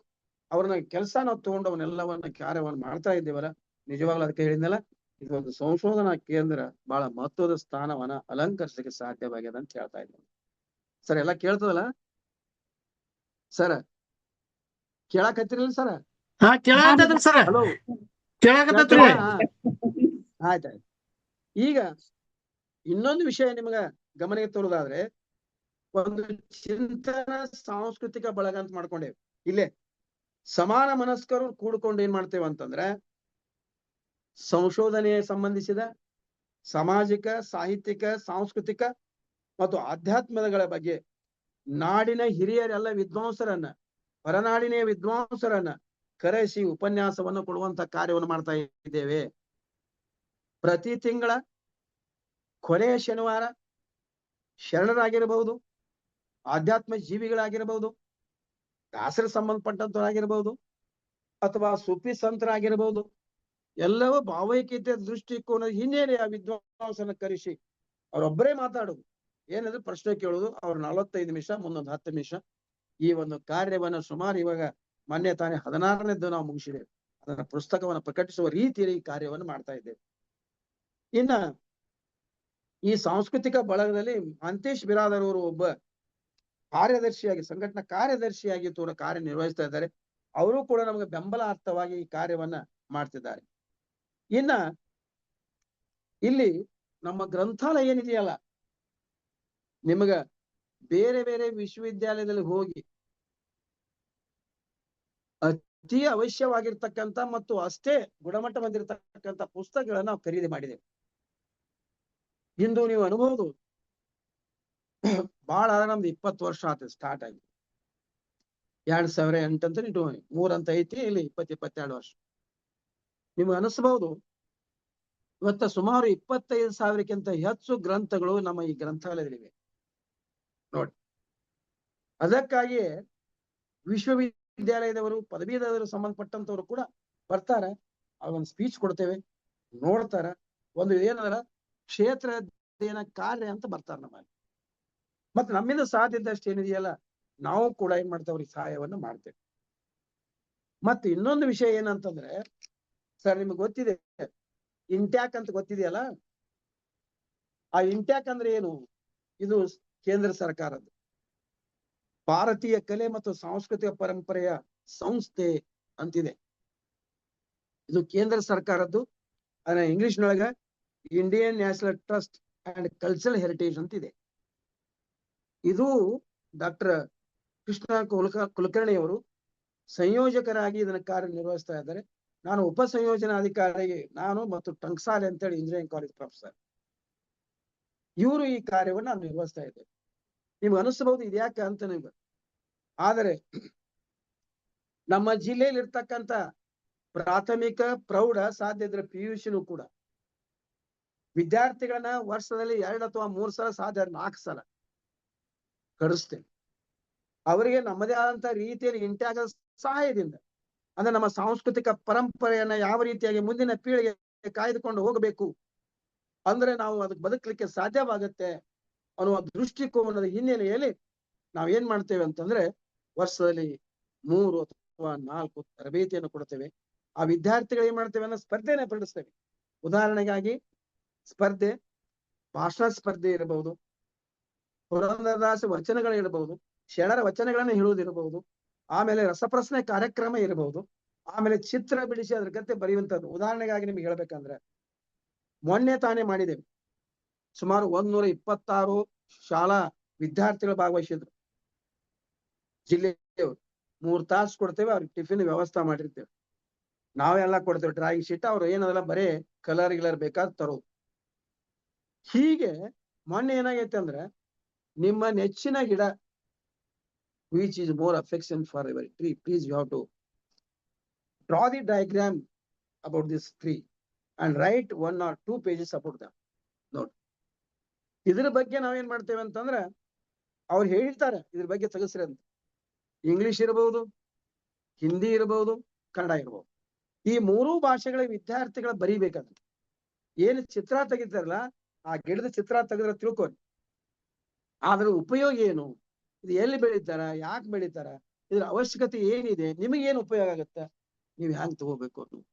ನಾನು ಆಗ್ಲೇ ಹೇಳಿದ್ದೇನೆ, ಈ ಕೋಟಿ ವೃಕ್ಷ ಅಭಿಯಾನದ ಅಡಿಯಲ್ಲಿ ಎಷ್ಟೋ ಕೋಟಿಗಳನ್ನು ನಡೆಸಿದ್ದಾರೆ. ಇವಾಗ ಬಿಜಾಪುರದಲ್ಲಿ ಅದಕ್ಕಿಂತ ಸ್ವಲ್ಪ ಮೊದಲಿಕ್ಕಿಂತ ವಾತಾವರಣ ಚೇಂಜ್ ಆಗಿದೆ. ಈ ರೀತಿಯಾಗಿ ಏನದಲ್ಲ, ಭಾರತೀಯ ಕಲೆ ಮತ್ತು ಸಾಂಸ್ಕೃತಿಕ ಪರಂಪರೆಯ ಸಂಸ್ಥೆಯನ್ನು ಹುಟ್ಟಾಗಿ ಈ ಕಾರ್ಯವನ್ನು ಕೂಡ ನಾನು ನಿಮ್ಗೆ ಹೇಳ್ಬೇಕಂದ್ರೆ, ಶಾಲಾ ಹಂತದಿಂದ ಹಿಡಿದು ಸಂಶೋಧನೆಯವರೆಗೆ ಹಂತ ಹಂತವಾಗಿ ಎಲ್ಲಾ ಕಾರ್ಯಗಳನ್ನು ಮಾಡ್ಲಿಕ್ಕೆ ನಮಗೆ ಸಾಧ್ಯವಾಗಲಿಕ್ಕೆ ಕಾರಣರು ಅಂದ್ರೆ ಸಚಿವರು. ನೀವು ಬೇಕಾದ್ ಮಾಡಿ, ನೀವು ಅನಿಸ್ಬೋದು, ಮೊನ್ನೆ ನಮ್ಗೆಲ್ಲರೂ ಕರೆಸಿದ್ರು. ಎದಕ್ಕ ಅಂತಂದ್ರೆ, ಈ ಬೆಂಗಳೂರಿಗೆ ಹೋಗಿದ್ದೇವೆ ನಾವು. ಅವ್ರ ಶಿವರಾತ್ರಿ ದೇಶ ಕೇಂದ್ರ ಸ್ವಾಮಿಗಳು ಏನ್ ಮಾಡಿದಾರೆ ಅಂದ್ರೆ, ಅವರು ಅಲ್ಲಮ ಪ್ರಭುವಿನ ವಚನಗಳ ನಿರ್ವಚನವನ್ನ ಸಿದ್ದೇಶ್ವರ ಸ್ವಾಮಿಗಳು ಬರ್ದಿದ್ರು. ಬರ್ದದ್ದನ್ನ ಇಂಗ್ಲಿಷ್ನಾಗ ಮಾಡ್ಸ್ಯಾರ ಅವ್ರು, ಶಿವರಾತ್ರಿ ದೇಶ ಕೇಂದ್ರ ಸ್ವಾಮಿ. ಅವಾಗ ನಮ್ಗೆ ಎಲ್ಲರಿಗೂ ಬಾ ಅಂದ್ರು. ಬಂದು ಅವ್ರು 2 ಹೆಲ್ವೆ ಮಾಡಿದ್ರು. ಇವನೇನಲ್ಲ, ಬೇರೆ ಬೇರೆ ಸಾಂಸ್ಕೃತಿಕ ಚಟುವಟಿಕೆಗಳಲ್ಲಿ ಭಾಗವಹಿಸಿ ನೋಡ್ಬೇಕು ಅನ್ನುವಂಥದ್ದು ಕೂಡ ಆಸ್ಪದ ಕೊಡ್ತಾರೆ. ಇದು ಸಾಂಸ್ಕೃತಿಕ ಬಹಳ ಮಹತ್ವದ್ದಿದೆ. ವಿದ್ಯಾರ್ಥಿಗಳು ಕೂಡ ನಮ್ಮ ಸಂಸ್ಥೆಯ ಈ ಕೇಂದ್ರವನ್ನು ನೋಡಿ ಮೇಲೆ ಬರ್ತಾರೆ, ನೋಡಿ ಹೋಗ್ತಾರೆ.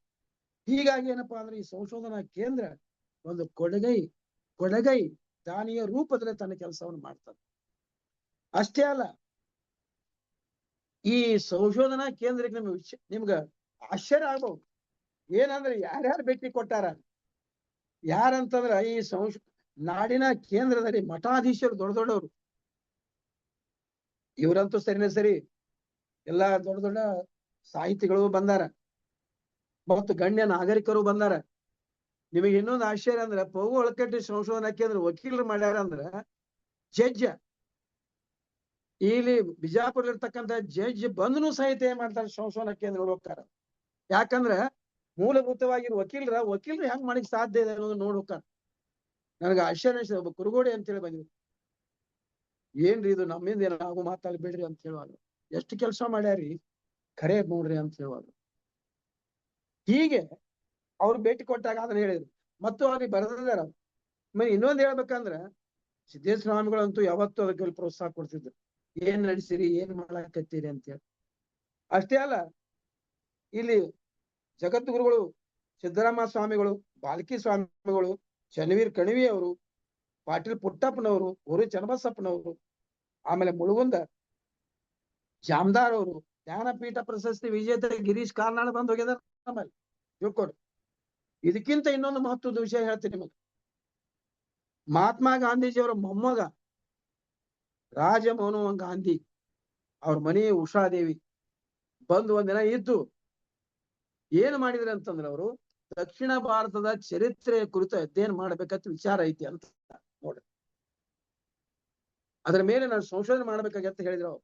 ಯಾರೋ ರಾಜಮೋಹನ್ ಗಾಂಧಿ ಮೊಮ್ಮಗ, ಗಾಂಧೀಜಿಯವ್ರ ಮೊಮ್ಮಗ. ಹೀಗೆ ಅಷ್ಟೇ ಅಲ್ಲ, ಸಚಿವರುಗಳು ಕೂಡ HK ಪಾಟೀಲ್ ಆಗಿರ್ಬೋದು, ರಮೇಶ್ ಕುಮಾರ್ ಆಗಿರ್ಬೋದು, ಶಂಕರ್ ಆಗಿರ್ಬೋದು, ಸಿನಿಮಾ ನಟ ಹೆಬ್ಬಳಿಕರ್ ಆಗಿರ್ಬೋದು, ವಿವೇಕರಾಯ, ಮುರಿಯಪ್ಪ, ಮಲ್ಲಿಕಾ ಗಂಟಿ, ಹೀಗೆ ಒಂದೇ ಎರಡೇ ಹೀಗೆ ಸಂಶೋಧನಾ ಕೇಂದ್ರವನ್ನ ಭೇಟಿ ಕೊಟ್ಟು ತಮ್ಮ ಅಭಿಪ್ರಾಯ ತಿಳಿಸಿ ಹೀಗೆ ಮುಂದುವರಿಯಲಿ ಅನ್ನುವಂತ ವಿಚಾರಗಳನ್ನ ನಮಗೆ ಮುಂದೆ ಹೇಳಿದ್ದು ನಾವು ಕೆಲವೊಂದು ನಿಜವಾಗ್ಲೂ ಪ್ರೋತ್ಸಾಹದಾಯಕವಾಗಿದೆ. ಹೀಗೆ ನಾವು ಹೇಳ್ತಾ ಹೋದಂತೆ ಸಂಶೋಧನಾ ಕೇಂದ್ರದಲ್ಲಿ ಈ ಒಂದು ಕಾರ್ಯ ನಿರಂತರವಾಗಿ ನಡೀತದೆ ಮತ್ತು ಎಷ್ಟೋ ಜನ ಬಂದು ಇದನ್ನ ಪ್ರಶಂಸೆ ಮಾಡಿದ ಅಷ್ಟೇ ಅಲ್ಲ, ಹಲವಾರು ಪುಸ್ತಕಗಳನ್ನ ಕೂಡ ಒಯ್ತಾರೆ. ಮೊನ್ನೆ ಇವ್ರು ಒಕ್ಕಲಿಗ ಮುದ್ದಣ್ಣ ಬಂದಿರತಕ್ಕಂಥ ನಾವು ಇಲ್ಲಿ ಅಂಬೇಡ್ಕರ್ ಜಯಂತಿ ಸಂದರ್ಭದಲ್ಲಿ ಈ ಒಕ್ಕಲಿಗ ಮುದ್ದಣ್ಣ ಸುಮಾರು 7-8 ಪುಸ್ತಕವನ್ನ ಮಾರಾಟ ಆಗಿದ್ದು ನೋಡಿದ್ದೇವೆ. ನಮ್ಮೂ ಕೆಲವೊಂದು ಆಗಿದೆ.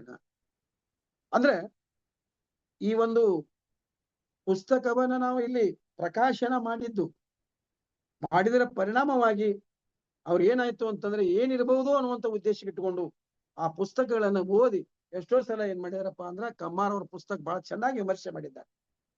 ಈ ಒಂದು ಪುಸ್ತಕ ನಾನು ನೋಡಿದ್ದೇನೆ, ತಿದ್ದಿದ್ದೇನೆ.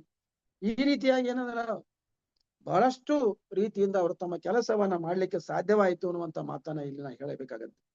ಚನ್ನವೀರ್ ಕಣಿಯವರು ಒಂದು ಕಡೆ ಹೇಳ್ತಾರೆ, ಯಾವುದೋ ಅಮೃತಗಳಿಗೆ ಕಣ್ಣಿಗೆ ಬೆತ್ತು, ಕೂತಿಟ್ಟ ಹೊನ್ನಗಣಿ ಅಗೆದು ತೆಗೆದರು, ಹೇರಿದರು ಬಂಡಿ ಚಿನ್ನದ ಖನಿಜ, ಹಸಿವ ನೀರಿಡಿಕೆ ಹಿಂಗಿತ್ತು ಹಸಿವ ನೀರಿಡಿಕೆ ಅಂತ. ನೋಡಿ ಹೆಂಗದ. ಪ್ರತಿಯೊಬ್ಬರು ನಾವು ಹಳಕಟ್ಟಿಯವರನ್ನ ಈ ಸಂದರ್ಭದಲ್ಲಿ ನೆನಬೇಕು ಯಾಕು ಅಂತಂದ್ರೆ, ನನ್ನ ಜೀವನದಲ್ಲಿರ್ತಕ್ಕಂಥ ಒಂದು ಅನುಭವ ನಾನು ಹೇಳ್ತೀನಿ. ಕೊನೆಯದಾಗಿ, ಇಲ್ಲಿ ತಂಬಾಕಿ ಅಂತ ಹೇಳಿ ಒಬ್ರು ವ್ಯಾಪಾರಸ್ಥರು ಇಲ್ಲಿ ಅಧ್ಯಕ್ಷರಾಗಿದ್ರು, ಬಂದಿದ್ರು. ನಾನು ಜಾಯಿನ್ ಆಗೋ ಸಂದರ್ಭದಲ್ಲಿ ಸೀದಾ ಅವ್ರಿಗೆ ನಮಸ್ಕಾರ ಮಾಡಿದೆ. ನೋಡ್ರಿ ಎಂತ ಇರ್ತಾರ. ನನಗೆ ನಮಸ್ಕಾರ ಮಾಡೋಕ್ಕಿಂತ ಪೂರ್ವದಲ್ಲಿ ಹಳಕಟ್ಟಿಯವ್ರ ಫೋಟೋ ಮೊದಲು ಅವ್ರು ನಮಸ್ಕಾರ ಮಾಡಂದ್ರ ನನಗೆ ಹಿರಿಯರು ಇಲ್ಲ, ಅವ್ರು ಈಗಿಲ್ಲ, ನೆನೆಸ್ತೀನಿ. ಅವ್ರು ಹೇಳ್ತಿದ್ರು, ನೀ ಏನಾದ್ರೂ ಹಿರಿಯರನ್ನ, ನನಗೆ ಸ್ವಾಮಿ ವಿವೇಕಾನಂದ ಮಾತು ನೆನಪಾತು. ಏನಂತಂದ್ರೆ, ಯಾರು ಹಿಂದಿನವರ ವಿಚಾರಗಳನ್ನ ಜೀವನದಲ್ಲಿ ಅಳವಡಿಸಿಕೊಂಡು ಉಪದೇಶ ಮಾಡಿ ಮತ್ತೊಬ್ಬರಿಗೆ ಅದನ್ನ ನಡವಳಿಕೆಯಲ್ಲಿ ತರುವಂತಿದ್ದರೆ ಮಾತ್ರ ಅವರು ದೇಶದ ಉಪಕಾರ ಮಾಡಿದಂತೆ ಸರಿ, ಇಲ್ಲದೆ ಅವನ ದೇಶದ್ರೋಹಿ ಅಂತ ಕರೀತಾರೆ. ಇದು ಪ್ರತಿಯೊಬ್ಬನು ಇಂಗಿತವನ್ನು ಅರ್ಥ ಮಾಡ್ಕೋಬೇಕು. ನನಗೇನು ಬಿಡಿ ಭಾರತ ದೇಶ ರಾಜ್ಯ ಬೇಕಾಗಿಲ್ಲ, ನನ್ನ ಸುತ್ತಮುತ್ತಲಿನ ವಾತಾವರಣವನ್ನ ನಾವು ಸರಿಯಾಗಿ ಮಾಡಿದ್ರೆ ಸಾಕು, ತನ್ನಿಂದ ತಾನೇ ಉಳಿದೆಲ್ಲ ಸದ್ಯಕತ್ತೆ. ಅದಕ್ಕೆ ಒಬ್ಬ ಹೇಳ್ತಾನೆ, ಏನು ಅಂತ ಹೇಳ್ತಾನಂದ್ರೆ, ಅರಿಯದ ಗುರು, ಪದವನರಿಯದ ಶಿಷ್ಯ, ನೆರೆ ಹೊರೆಯ ನರಿಯದ ಓದು ಇರದಿದ್ದರೆ ಅಂಧಕನು ಕೈ ಆಡಿಸಿದಂತೆ ಸರ್ವಜ್ಞ ಅಂತ ಹೇಳಿದ ಅಂತ ಮಾತು ನಾವು. ಅರಿಯದ ಗುರು ಅಂದ್ರೆ ಏನು? ಆ ಗುರುಗಳನ್ನ ಸರಿಯಾಗಿ ಅರ್ಥ ಮಾಡ್ಕೋಬೇಕು ನಾವು. ಹಳಕಟ್ಟಿಯವ್ರ ಅರ್ಥ ಮಾಡಕ್, ಅವ್ರ ಕಷ್ಟ ಕಾಲದಲ್ಲಿ ನಾನೇನು ಹೇಳಕ್ ಹೋಗುದಿಲ್ಲ. ಅವ್ರು ಎಷ್ಟು ಕಾಸ್ಟ್ ತಗೊಂಡಾರ ಅನ್ನೋದ್ರ ಬಗ್ಗೆ ನೀವು ಓದ್ಕೊಡ್ರಿ. ನನಗೇನು ಹೇಳ್ಬೇಕಾಗಿತ್ತು, ಸಂಶೋಧನಾ ಕೇಂದ್ರ ಮಾಡ್ತಕ್ಕಂಥ ಕಾರ್ಯ ಏನು ಅನ್ನೋದನ್ನ ಹೇಳ್ಬೇಕಾಗಿತ್ತು. ಅದಕ್ಕ ಇಲ್ಲಿ ಅರಿಯದ ಗುರು ಅಂದ್ರೇನು? ತಾನು ತಿಳಿದುಕೊಂಡು ತಿಳಿಯುವಂತೆ ಬೋಧನೆ ಮಾಡಿದ್ರೆ ಅವನ ಗುರು. ತಾನೇ ತಿಳಿಲಿಲ್ಲ ಏನ್ ಮಾಡ್ತಾನ ಬೋಧನೆ? ಪದವನ ಅರಿಯದ ಶಿಷ್ಯ. ಒಂದು ಆಪ್ಷನ್ ನನ್ ಲೆಟರ್ ಬರೆದಿದ್ರು, ಅವ್ಯಾಜ್ಯ ಪ್ರೀತಿ ಅಂತ. ನಾ ಏನು ಪದ ವ್ಯಾಜ್ಯ ಅಂತ ಕೇಳಿದ್ರೆ, ಅವ್ಯಾಜ್ಯ ಅಂದ್ರೆ ಏನಿದು? ಡಿಕ್ಷನರಿ ನೋಡಿ, ನಿಷ್ಕಲ್ಮಶವಾದ ಪ್ರೀತಿ ಅಂತ ಅರ್ಥ ನೋಡ್ರಿ. ಪದವನ್ನ ಅರಿಯದ ಶಿಷ್ಯ, ಆ ಪದವನ್ನ ಅರಿಬೇಕು. ನೆರೆ ಹೊರೆಯ ನರಿಯದ ಓದು ಇರದೆ ಅಂಧಕನು ಕೈ ಆಡಿಸಿದ ಸರ್ವಜ್ಞ.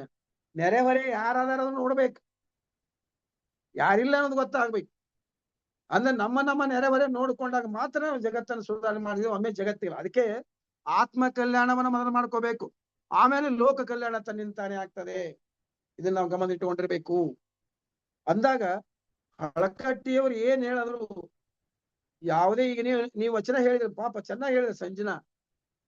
ಯಾವುದೇ ಸಭೆ ಸಮಾರಂಭಗಳಲ್ಲಿ ನೀವು ಹೋದಾಗ ಪ್ರತಿಯೊಂದನ್ನು ಏನ್ ಮಾಡ್ರಿ, ವಚನಗಳಿಂದ ಪ್ರಾರಂಭ ಕಾರ್ಯಕ್ರಮ ಮಾಡ್ರಿ ಅಂದಾಗ. ನಾನು ದಯವಿಟ್ಟು ಇಲ್ಲಿ ಬಂದ ಮೇಲೆ ನಮ್ಮ ಶಾಲಾ ಕಾಲೇಜುಗಳಲ್ಲಿ ಸಾಧ್ಯದಷ್ಟು ಮಟ್ಟಿಗೆ ನೀವೇನ್ ಮಾಡ್ರಿ, ವಚನದಿಂದ ನಿಮ್ಮ ಎಲ್ಲ ಕಾರ್ಯಕ್ರಮ ಪ್ರಾರಂಭ ಮಾಡ್ರಿ, ಪ್ರೇಯರ್ ಮಾಡ್ರಿ. ಒಂದು ವೇಳೆ ನಿಮಗದ ಮಾಡಲೇಬೇಕು, ಕಡ್ಡಾಯವಾಗಿ ಪ್ರೇಯರ್ ಆಡಿಸ್ರಿ. ಅದನ್ನ ಹಾಡಿಸಿದ್ರೆ ಆಗ್ಲಿಲ್ಲ ಅಂದ್ರೆ ಆ ಬೋರ್ಡ್ ಮೇಲೆ ಬರೀರಿ, ದಿವಸ ಕಣ್ಣಿಗೆ ಬೀಳ್ತದೆ. ಡಿಗ್ರಿ ಕಾಲೇಜ್ನಾಗ ಹೇಳಿ, ನಾ ಪದವಿ ಕಾಲೇಜ್ನ ನನಗೆ 10,000 ರೂಪಾಯಿ ಕೊಡಕ್ ಬಂದ್ರಿ ಇದಕ್ಕೆ. ಡಿಗ್ರಿ ಅವರೊಬ್ರು ಏನಂತಂದ್ರೆ, ಪಗುವಳಕ್ಕೆ ಇದು ಇದ್ರದ್ದು ಸಿಪ್ರಿ ಪ್ರತಿಷ್ಠಾನ ಅಧ್ಯಕ್ಷ ಇದ್ನಲ್ಲ, ಅವಾಗ ಅಂದ್ರ ನಮ್ ಶಿಷ್ಯವ, ಸರ ಎದಕ್ಕೆ ಉಪಯೋಗ ಮಾಡ್ಕೋರಿ. ನಾ ಹೇಳಿದೆ, ನಮಗ್ ಉಪಯೋಗ ಮಾಡಂಗಲ್ಲ, ನೀ ಎಲ್ಲ ಏನ್ ಮಾಡು, ಬೋರ್ಡ್ ಬರ್ಸಿ ಆ ಕಡೆಗೆ ಒಂದು 30. ಆ ಬೋರ್ಡ್ ಬರ್ಸಿದೆ ಅಂದ್ರ ದಿವಸ ಒಂದೊಂದ್ ತೆಗೆದು ಒಂದೊಂದ್ ಹಾಕಿ ತಿಂಗಳದಾಗ. ಆ ಹುಡುಗರಿಗೆ ನಾನು ನೆನಪಿನ ಉಳಿತೈತಿ ವಚನಗಳು. ಅವೇ ವಚನಗಳು ಏನಾಗ್ತಾವ, ಮುಂದೆ ದೊಡ್ಡ ಧಾರಾಳಕ್ಕೆ ಸಾಧ್ಯವಾಗತ್ತೆ. ಈ ರೀತಿಯಾಗಿ ನಾವು ಕೆಲಸ ಮಾಡ್ಬೇಕಾಗತ್ತೆ. ಇಲ್ಲಿಯೂ ಕೂಡ ನಾವು ನಿರಂತರವಾಗಿ ಕೆಲಸ ಮಾಡ್ತೇವೆ. ಮನೆ ಸಮೀಪ ಇರಿದ ಆಫೀಸಿಂದ ಯಾವುದೇ ಸಂದರ್ಭದಲ್ಲಿ ಬರ್ತೇನೆ. ಅದೇ ನನಗೇನಪ್ಪಾ ಅಂತಂದ್ರೆ, ಇವತ್ತ ನನಗವ ಅವರ ಸೇವೆ ಮಾಡಿದ್ರ ಪರಿಣಾಮವಾಗಿ ಪುಣ್ಯ ತಟ್ಟಿರಿ. ಅವ್ರು ಹೇಳಿದಾರ, ತಂಬಾಕಿ ಅವರು, ಏನು ನೀನು ಅಮಾವಾಸ್ಯೆ ದಿವಸ ಹಳಕಟ್ಟಿಯವರು ಪೂಜೆ ಮಾಡು. ನೋಡ್ರಿ, ದವಾಖಾನಿಗೆ ಹೋಗಿದ್ದೇವ್ರ ಅಲ್ಲಿ ಮನೆಗಿದ್ರು, ನಾನು ಕುಲಕರ್ಣಿ ಮದುವೆಯವರು, ನನಗೆ ಹಿಂಗ್ ಕೈ ಮಾಡಿದ್ರು ದವಾಖಾನೆ. ಬಾದೆ ಮತ್ತೆ ನಿನ್ನೆ ಅಮಾವಾಸ್ಯೆ ಇತ್ತು ಪೂಜೆ ಮಾಡಿ ಎಲ್ಲತ್ ಕೇಳಿದ್ರು ಅವ್ರು. ಇಲ್ರಿ ನಾಳೆ ಐತಿ ಅದು, ನೀ ಇರುತ್ತಾನ ಅದನ್ನ ಪೂಜೆ ಮಾಡು, ನಿಮ್ಗೆ ದೇವ್ರು ಒಳ್ಳೇದ್ ಮಾಡ್ತಾನ ಅಂತ ಹೇಳಿದ್ರೆ, ನನ್ನ ದೇವ್ರು ಒಳ್ಳೇದೇ ಮಾಡಿಲ್ಲ. ಹಿರಿಯರಿಗೆ ಕೊಡಬೇಕಾಗಿರ್ತಕ್ಕಂಥ ಗೌರವ ಮತ್ತು ಅಷ್ಟೇ ಪೂಜ್ಯ ಭಾವನೆ ಮತ್ತು ಅವರ ಸಾಂದರ್ಭಿಕವಾಗಿ ಅನುಸರಿಸ್ತಕ್ಕಂಥ ಅವರ ಮಾತುಗಳು ನಮ್ಮ ಮನಸ್ಸಿನ ಮೇಲೆ ಪರಿಣಾಮವಾದರೆ ಒಂದಿಲ್ಲ ಒಂದು ರೀತಿಯಲ್ಲಿ ನಮ್ಮ ಜೀವನಕ್ಕೆ ಒಳ್ಳೇದಾಗ್ತದೆ ಅನ್ನುವಂತ ಮಾತನ್ನ ಇಲ್ಲಿ ಹೇಳ್ತಾ ಇದ್ದೇನೆ. ಹೀಗೆ ಹೇಳ್ತಾ ಹೋದಂತೆ ಹಲವಾರು ಪ್ರಸಂಗಗಳನ್ನ ನಾವಿಲ್ಲಿ ಹೇಳಬಹುದಾಗಿ. ಇನ್ನೊಂದು ಪ್ರಸಂಗ ಹೇಳ್ತೇನೆ, ಅಂದ್ರೆ ಇವು ಔಟ್ ಆಫ್ ಕವರೇಜ್ ಇರಬಹುದು ಅಂದ್ರೂ ಕೂಡ, ಹಳಕಟ್ಟಿಯವರು ಈಗ ಪ್ರೊಫೆಸರ್ NG ಕರೂರ್ ಅವರು ಬೇದಾಗಿದ್ದರಂತ. ಇದ್ದಾಗ ಇಲ್ಲಿ ಸಿದ್ದೇಶ್ವರ ಗುಡಿ ಇದೆ. ಗುಡಿ ಕಟ್ಸಾಗ ಅದೇನೋ ತಲೆ ಮ್ಯಾಗಿಂದ ಎಲ್ಲ ಬಿತ್ತ. ಆಗ ಹಳಕಟ್ಟಿಯವ್ರು ಏನ್ ಮಾಡಿದ್ರ ಅಂದ್ರ, ಆ ಎಲ್ಲಾ ಹುಡುಗರನ್ನ ಕರ್ಕೊಂಡು ಹೋಗಿ ಅಲ್ಲಿ ಕೆಲ್ಸಕ್ಕೆ ಹಚ್ಚಿದ್ರ. ಆ ಕೆಲಸ ಹಚ್ಚಿದ ಮೇಲೆ ಏನಲ್ಲ, ಗುಡಿ ಸರಿಯಾಗಿ ಆತು ಅನ್ನುವಂಥದನ್ನ ಕರೋರು ಹೇಳ. ಒಂದೊಂದ್ಸಲ ಈ ದೇವರ ದಾಸಿ ಮನೆ ವಚನ ಕೇಳಾಕ್ ಹೊಕ್ಕಿದ್ರತ್ತ ಅವ್ರ ಮನೆಗೆ, ತಿಳಿಲ್ಲ ಅಂತ. ಹೀಗೆ ಒಂದಲ್ಲ ಎರಡಲ್ಲ ಹಲವಾರು ರೀತಿಯಿಂದ ತಮ್ಮ ಜೀವನದಲ್ಲಿ ಒಂದನ ಅವ್ರು ಅಷ್ಟೇ ಅಲ್ಲ, ಅವ್ರು ರೊಕ್ಕಸತಿ ಇರ್ಲಿಲ್ಲ, ಪೈಸಾ ಇರ್ಲಿಲ್ಲ, ಮನಿ ಇನ್ನೂವರೆಗೆ ಅವ್ರ ಸ್ವಂತ ಮನಿನೇ ಇಲ್ಲ. ಏನ್ ಮಾಡೋದು ಹೇಳಿ. ಅವರು ಅದಕ್ಕೆ ಹೇಳ್ತಾನೆ, ಯಾವಾಗ್ಲೂ ಒಂದ್ ಹೇಳ್ಕೊಂಡು ನೆನಪಿಟ್ಟುಕೊಡ್ರಿ, ತನಗಾಗಿ ತನ್ನ ಕುಟುಂಬಕ್ಕಾಗಿ ತ್ಯಾಗ ಮಾಡಿದವನ ನೆನಪು ಕ್ಷಣಿಕವಾಗಿರುತ್ತದೆ, ಸಮಾಜಕ್ಕಾಗಿ ದೇಶಕ್ಕಾಗಿ ಮಾಡಿದ ಸೇವೆ ಏನದಲ್ಲ ಅದು ಅಜರಾಮವಾಗಿರುತ್ತದೆ ಅನ್ನುವಂತ ಮಾತನ್ನ ನೆನಪಿಟ್ಕೊಂಡಿರ್ಬೇಕು. ಹಳಕಟ್ಟಿಯವರ ಉಸಿರು ಹೋಗಿದೆ ಇಲ್ಲ, ಆದ್ರೆ ಇಂಥ ಹೆಸರು ಇದೆ. ಒಂದು ಸ್ಮಾರಕ ಭವನ ಅಂತ ಏನು ಮಾಡಿದ್ದೇವೆ ಅಲ್ಲ, ಇದು ಮೊನ್ನೆ ತಾನೇ ಎಷ್ಟೋ ಕೋಟಿ ರೂಪಾಯಿ ಖರ್ಚು ಮಾಡಿ ಕೂಡ ಮತ್ತೆ ರಿನೋವೇಷನ್ ಮಾಡಿದ. ನಾ ಹೇಳುವ ಉದ್ದೇಶ ಇಷ್ಟ, ಹೀಗೆ ನಿರಂತರವಾಗಿ ನಡೀತಾ ಇದೆ. ಈ ಸದ್ದ ಮತ್ತೇನಪ್ಪಾ ಅಂತಂದ್ರೆ ಸಾಹೇಬ್ರ ಅಂದಾರ ದಲಿತ ಸಾಹಿತ್ಯದ ಬಗ್ಗೆ ಸಂಪುಟಗಳನ್ನ ವಿಚಾರ ಮಾಡ್ರಿ, ಅದನ್ನ ಹೇಳಿನೊಮ್ಮೆ ಅಂತ ಹೇಳ್ಯಾರ. ಇದು ಆ ತಕ್ಷಣ ಅದು ದಲಿತ ಸಾಹಿತ್ಯದ ಮಾಡ್ಬೇಕಾಗತ್ತೆ. ಹೀಗೆ ನಾವು ಬದುಕಿನಲ್ಲಿ ಹಲವಾರು ರೀತಿಯಿಂದ ಪ್ರಸಂಗಗಳನ್ನ ನಾನು ಒಂದ್ ಹೇಳಿದ್ದೇನೆ. ಇನ್ನೊಂದೇನ್ ಮಾತು ಹೇಳ್ಯಾರ ಅಂದ್ರೆ ಹಳಕಟ್ಟಿಯವರು, ನೀನು ನಿರಂತರವಾಗಿ ಸೇವೆಯಲ್ಲಿ ಇದ್ದರೆ ನಿನ್ನ ಮನಸ್ಸು ಯಾವಾಗಲೂ ಸಮಾಧಾನವಾಗಿರುತ್ತದೆ. ನೋಡ್ರಿ ಎಂಥ ಮಾತು. ಇದನ್ನ ಒಮ್ಮೆ ನಾನು ವಿದ್ಯಾರ್ಥಿ ಬ್ಯಾಂಕ್ನಾಗಿದ್ದ, ಬರ್ದ್ ಹಾಕುವಂದೇನ, ಸುಳ್ಳೆ ಅನವಶ್ಯ ಮಾತಾಡಬಾರ್ದು, ಬರ್ದ್ ಹಾಕನಿ ಅಂತ ಅವನ ಕಡೆ ಬರಿಸಿದೆನ. ಬರಿಸಿ ಏನ್ ಮಾಡಿದ್ನೆ ಅಂತಂದ್ರ ಇದನ್ನ ಹಾಕಿದ. ಹೀಗೆ ಹಳಕಟ್ಟಿಯವರು ತಮ್ಮ ಜೀವನದುದ್ದಕ್ಕೂ ಬಹಳಷ್ಟು ನೊಂದಿದ್ದಾರೆ, ಬೆಂದಿದ್ದಾರೆ. ರೊಕ್ಕಿಲ್ಲಾರ್ದಾಗ ಅವ್ರು ನೀರು ಕುಡಿದು ಮಕ್ಕೊಂಡದ. ನಿಮ್ಗೆ ಹೇಳ್ಬೇಕಂತ ಅವರು ಆ ಒಂದು ಅವ್ರ ವೈಯಕ್ತಿಕವಾಗಿ ತ್ಯಾಗ ಮಾಡಿದರ ಪರಿಣಾಮವಾಗಿ ಕುಟುಂಬ ಏನಾಯ್ತು ಹೋಲಿ, ಪರಿಣಾಮವಾಗಿ ಇವತ್ತೇನದಲ್ಲ ನಮ್ಮ ಮನಸ್ಸಿನ ಆಳದಲ್ಲಿ ಯಾವತ್ತೂ ನೆರವೇರಿದ್ದಾರೆ. ಅದಕ್ಕಾಗಿ ನನ್ನನ್ನ ಕಮ್ಮಾರವರು ಕರೆಸಿ ಮೊದಲೇ ಸೂಚಿಸಿದ ಹಾಗೆ ಹಲವಾರು ವಿಚಾರನ ಹಂಚಿಕೊಳ್ಳಲಿಕ್ಕೆ ಅವಕಾಶ ಮಾಡಿಕೊಟ್ಟಿರತಕ್ಕಂಥ ಈ ಒಂದು ಮುಖ್ಯವಾಗಿ ಈ ಡಾಕ್ಟರ್ ವಿಜಯಕುಮಾರ್ ಕಮ್ಮಾರ್ ಅವರಿಗೆ ನಾನು ಅನಂತ ಧನ್ಯವಾದಗಳನ್ನು ಅರ್ಪಿಸ್ತಾ ಇದ್ದೇನೆ. ಅದರಂತೆ ಎಲ್ಲಾ ಸಂಘಟಕರಿಗೆ, ಅನುಪಮ ಪಾಟೀಲ್ ಆಗಿರ್ಬೋದು, ಪುಷ್ಪ ಆಗಿರ್ಬೋದು, ಸಂಜಯ್ ಆಗಿರ್ಬೋದು, ಮತ್ತು ಮೇಲೆ ಇರ್ತಕ್ಕಂಥ ಇಂಟರ್ನ್ಯಾಷನಲ್ ಅಲ್ಲಿ ಶಂಭು ಹಿರೇಮಠರು ಅವರಾಗಿರ್ಬೋದು, ಇವರೆಲ್ಲರಿಗೂ ಕೂಡ ಅನಂತ ಶರಣಾರ್ಥಿಗಳನ್ನು ಸಲ್ಲಿಸಿ ನನಗೆ ಅವಕಾಶ ಕೊಟ್ಟಿದ್ದ ಮತ್ತೊಮ್ಮೆ ಎಲ್ಲರಿಗೂ ನನ್ನ ವಿಚಾರಣೆ ಕೇಳಿರ್ತಕ್ಕಂಥ ಎಲ್ಲಾ ಶರಣರಿಗೆ ಅನಂತ ಶರಣಾರ್ಥಿಗಳನ್ನು ಸಲ್ಲಿಸಿ ನನ್ನ ಮಾತು ನಂಬಿಸ್ತೇನೆ. ನಮಸ್ಕಾರ. ಶರಣಾರ್ಥಿಗಳು. ವಚನ ಪಿತಾಮಹ ಫಗು ಹಳಕಟ್ಟಿಯವರ ಬಗ್ಗೆ ಮತ್ತು ವಚನ ಪಿತಾಮಹ ಫಗು ಹಳಕಟ್ಟಿ ಸಂಶೋಧನಾ ಕೇಂದ್ರದ ಬಗ್ಗೆ, ಆ ಕೇಂದ್ರದ ಕಾರ್ಯ ವ್ಯಾಪ್ತಿಯ ಬಗ್ಗೆ ಅತ್ಯಂತ ಸವಿಸ್ತಾರವಾಗಿ ವಿವರಿಸಿದ ಡಾಕ್ಟರ್ ವಿ.ಡಿ. ಐಹೊಳಿ ಅವರಿಗೆ ನಮ್ಮ ವೇದಿಕೆ ವತಿಯಿಂದ ಧನ್ಯವಾದಗಳನ್ನು ಅರ್ಪಿಸಿದ ಪ್ರಾತಸ್ಮರಣೀಯರಾದ ಫಗು ಹಳಕಟ್ಟಿಯವರು ಮತ್ತು ಕಲಬುರ್ಗಿಯವರ ತ್ಯಾಗ ಬಲಿದಾನಗಳನ್ನ ನಾವು ನೆನೆಸುತ್ತಾ ಅವರ ಕಾರ್ಯವನ್ನ ನಾವೆಲ್ಲ ಕೂಡ ಮುಂದುವರ್ಸ್ಕೊಂಡು ಹೋಗ್ಬೇಕು ಅನ್ನೋದು ನಮ್ಮೆಲ್ಲರ ಕರ್ತವ್ಯ. ಅದಕ್ಕಾಗಿ ಶ್ರಮಿಸುತ್ತಿರುವ ಎಂ ಬಿ ಪಾಟೀಲ್ ಸರ್ಗೂ ಕೂಡ ಅಭಿನಂದನಾರ್ಹರು. ನನಗನ್ಸಿದ ಮಟ್ಟಿಗೆ ಅಂತಂದ್ರೆ ಈ ಸಂಶೋಧನಾ ಕೇಂದ್ರದ ಕಾರ್ಯ ಅಥವಾ ಸಂಶೋಧನಾ ಕೇಂದ್ರಗಳ ಇಡೀ ಕರ್ನಾಟಕ ತುಂಬಾ ಎಲ್ಲಾ ಜಿಲ್ಲಾ ಕೇಂದ್ರಗಳಲ್ಲಿ ಆಗ್ಬೇಕು ಅಂತ ನನ್ನ ಅನಿಸಿಕೆ. ಆ ವಿಷಯದ ತಾವು ಕ್ರಮ ಕೈಗೊಳ್ಬೇಕು ಅಂತ ಕೇಳ್ಕೊಳ್ತೀನಿ. ಈಗ 22 ಕಡೆ ಅದಾವ್ರಿ ಮೇಡಮ್. 22 ಕಡೆ ಓಕೆ ಸರ್. ಧಾರವಾಡದಾಗೂ ಐತಿ ಎಲ್ಲಿ ಐತಿ ಬೇಡಿದಿಲ್ರಿ. ಅವ್ರು ತಾವು ಸಂಶೋಧನಾ ಕೇಂದ್ರ ಮಾಡ್ಕೊಂಡಾರ, ಬೆಂಗಳೂರಾಗ ಒಂದು ಆಫೀಸ್ ಮಾಡ್ಯಾರ ಅಷ್ಟೇ. ಇವ್ರು ಏನ್ ಮಾಡ್ಕೊಂಡಾರಿ, ಹಂಪಿ ಯೂನಿವರ್ಸಿಟಿ ಅಫಿಲಿಯೇಷನ್ ಮಾಡ್ಕೊಂಡು ಅವ್ರು ಆ ತಮ್ಮ ಇದ್ರ ಈಗ ಇವ್ರದ್ ಐತ್ರಿ ಕಟ್ಟಿಮನಿ ಪ್ರತಿಷ್ಠಾನ ಮಾಡ್ಯಾರ ಬೆಳಗಾವ್ಕ. ಅವ್ರು ಏನ್ ಮಾಡ್ತಾರ, ಅಲ್ಲಿ ಸ್ವಲ್ಪ ಕೆಲಸ ಮಾಡ್ತಾರ, ಸಂಶೋಧನಾ ಕೆಲಸ ಮಾಡ್ತಾರ ಅವ್ರು ಒಂದ್ ಸ್ವಲ್ಪ. ಹಿಂಗ ಕೆಲವೊಂದ್ ಕಡೆ ಅದಾವ್ರಿ ಮೇಡಮ್. ಬಾಗಲಕೋಟೆ ಇದು ಹಳಕಟ್ಟಿದ ಅಂತಿಲ್ಲ, ಅವ್ರ ವಚನಗಳ ಬಗ್ಗೆ ಇದ್ರು ಸಾಕು. ಮತ್ತೆ ಅದಕ್ಕೆ ನಾವು ಈಗ ಅವ್ರ ವಚನ ಸಂರಕ್ಷಣಾ ದಿನ ಅಂತ ಹೇಳಿ ಜುಲೈ 2ನೇ ತಾರೀಕಿಗೆ ಅದನ್ನ ಸಂರಕ್ಷಣಾ ಪ್ರತಿಕೊಂದ್ ದಿನ ಮಾಡ್ತೀವಿ ನಾವು. ಈಗಾಗಲೇ ಅದೊಂದು ಬುಕ್ಕನ್ನು ಬರೆದು ಕೊಟ್ಟಿದ್ರಿ ಅವ್ರಿಗೆ. ಆಯ್ತು ಅಂತ ಹೇಳಿದ್ರೆ ಧನ್ಯವಾದಗಳು. ನಿಮಗೂ ಧನ್ಯವಾದಗಳು ಪಾಟೀಲ್ ಮೇಡಮ್, ಅದ್ ಚೆನ್ನಾಗಿ ಮಾಡಿದ್ರಿ. ಈಗ ಕಾರ್ಯಕ್ರಮದ ಕೊನೆಯ ಭಾಗ ಸಂವಾದ ಕಾರ್ಯಕ್ರಮ ಮತ್ತು ಶರಣ ಸಮರ್ಪಣೆ, ಅದನ್ನ ನಡೆಸ್ಕೊಡ್ಬೇಕಂತ ಡಾಕ್ಟರ್ ವಿಜಯಕುಮಾರ್ ಕಮ್ಮಾರ್ ಸರ್ ಅಲ್ಲಿ ಕೇಳ್ಕೊಳ್ತೀನಿ.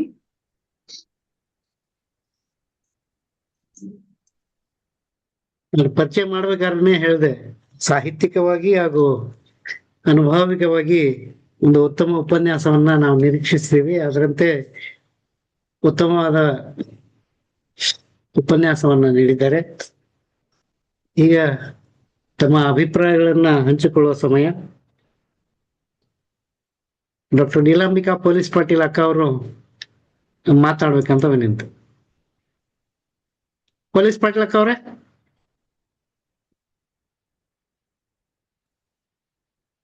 ಓಕೆ, ಮಹಾದೇವಿ ಅಂತ ಹೊಸದಾಗಿ ಜಾಯ್ನ್ ಆಗಿದ್ದಾರೆ, ಮಾತಾಡ್ಬೋದಾ ತಾಯಿ?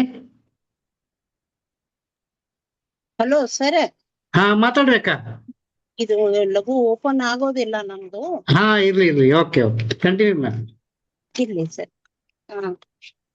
ಎಲ್ಲರಿಗೂ ಶರಣಾರ್ಥಿಗಳು ಸರ್. ಮೊಟ್ಟ ಮೊದಲಿಗೆ ಇವತ್ತಿನ ಸಂಪನ್ಮೂಲ ವ್ಯಕ್ತಿಗಳು, ಬಹುದೊಡ್ಡ ಅನುಭಾವಿಗಳನ್ನ ತಾವು ನಮಗೆ ಪರಿಚಯ ಮಾಡಿಕೊಟ್ಟಿದ್ದೀರಿ ಇವತ್ತ. ಅವರಿಗೆ ನಾನು ಮೊದಲಿಗೆ ಅಭಿನಂದನೆಗಳನ್ನ ತಿಳಿಸ್ತಾ ಇದ್ದೇನೆ. ಯಾಕೆಂದ್ರೆ ಪಗು ಹಳಕಟ್ಟಿಯಪ್ಪ ಅವ್ರ ಬಗ್ಗೆ ಮಾತಾಡೋದು ಅಂದ್ರೆ ಪಗು ಹಳಕಟ್ಟಿ ಅಂತವ್ರೆ ಇರ್ಬೇಕಾಗುತ್ತೆ ಅನ್ನುವಂತಹ ಮಾತು.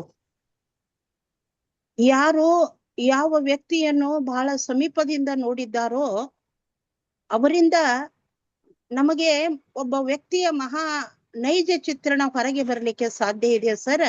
ಇಲ್ಲ ಆದ್ರೆ ನಮ್ಮಂತವ್ರು ದೂರಿನಿಂದ ನೋಡಿದವರು ಪುಸ್ತಕದ ಬದನೆಕಾಯಿಗಳಾಗ್ಬೇಕಾಗುತ್ತೆ ಅನ್ನುವಂತಹ ಮಾತು. ಇವತ್ತ ನಮ್ಮ ವಿಡಿಯೋ ಅಲ್ಲೋಳ್ ಸರ್ ಅವರು ಮಾತಾಡಿರುವಂತಹ ಸಮಗ್ರ ವಿಚಾರ ಅವರು ಕಂಡು ಅನುಭವಿಸಿದ ಮಾತು ಅಂತ ಹೇಳಿ ನಾನಾದರೂ ಪರಿಭಾವಿಸಿದ್ದೇನೆ. ಫಗು ಹಳಕಟ್ಟಿ ವಚನ ಎನ್ನುವ ಹವಳದ ಕಟ್ಟಿನೇ ಹಳಕಟ್ಟಿ ಅಂತ ನನ್ನ ಅಭಿಪ್ರಾಯ ಸರ್. ವಚನ ಎನ್ನುವ ಹವಳದ ಕಟ್ಟಿ ಹಳಕಟ್ಟಿ. ಯಾವತ್ತು ನಾನು ಅವರನ್ನ ಕುರಿತು ಆಡುವಂತ ನನ್ನ ಪ್ರಥಮ ವಾಕ್ಯ ಇದೆ ಸರ್. ಇವತ್ತ ಸಿಕ್ಕ 24,000 ವಚನಗಳ ನಾವು ಚಿಂತನೆ ಮಾಡ್ತೀವಿ, ಮಂಥನ ಮಾಡ್ತೀವಿ, ಪುಸ್ತಕಗಳು ಬರಿತೀವಿ. ಆದ್ರೆ ಒಂದು ವೇಳೆ ಪ್ರಶ್ನೆಗಳನ್ನ ಹಾಕೋಬೇಕು ನಮ್ಮಷ್ಟಕ್ಕೆ ನಾವು. ಫಗು ಹಳಕಟ್ಟಿಯವರು ಇರದಿದ್ರೆ ಅನ್ನುವ ಪ್ರಶ್ನೆ ನಾವು ಹಾಕಿಕೊಂಡಾಗ ನಮಗೆ ಫಗು ಹಳಕಟ್ಟಿಯವರ ಒಂದು ಪ್ರಾಮುಖ್ಯತೆ ಗೊತ್ತಾಗುತ್ತೆ ಅನ್ನುವಂತಹ ಮಾತು. ಹೀಗಾಗಿ ವಿಜಾಪುರ ಜಿಲ್ಲೆ ಅಂದ ಕೂಡಲೇ ಬಸವಣ್ಣನವರು ಎಷ್ಟು ಮಟ್ಟಿಗೆ ನೆನಪಾಗ್ತಾರೋ ಹಳಕಟ್ಟಿಯವರು ಕೂಡ ಅಷ್ಟರ ಮಟ್ಟಿಗೆ ನಮಗೆ ನೆನಪಾಗ್ತಾರೆ ಸರ್.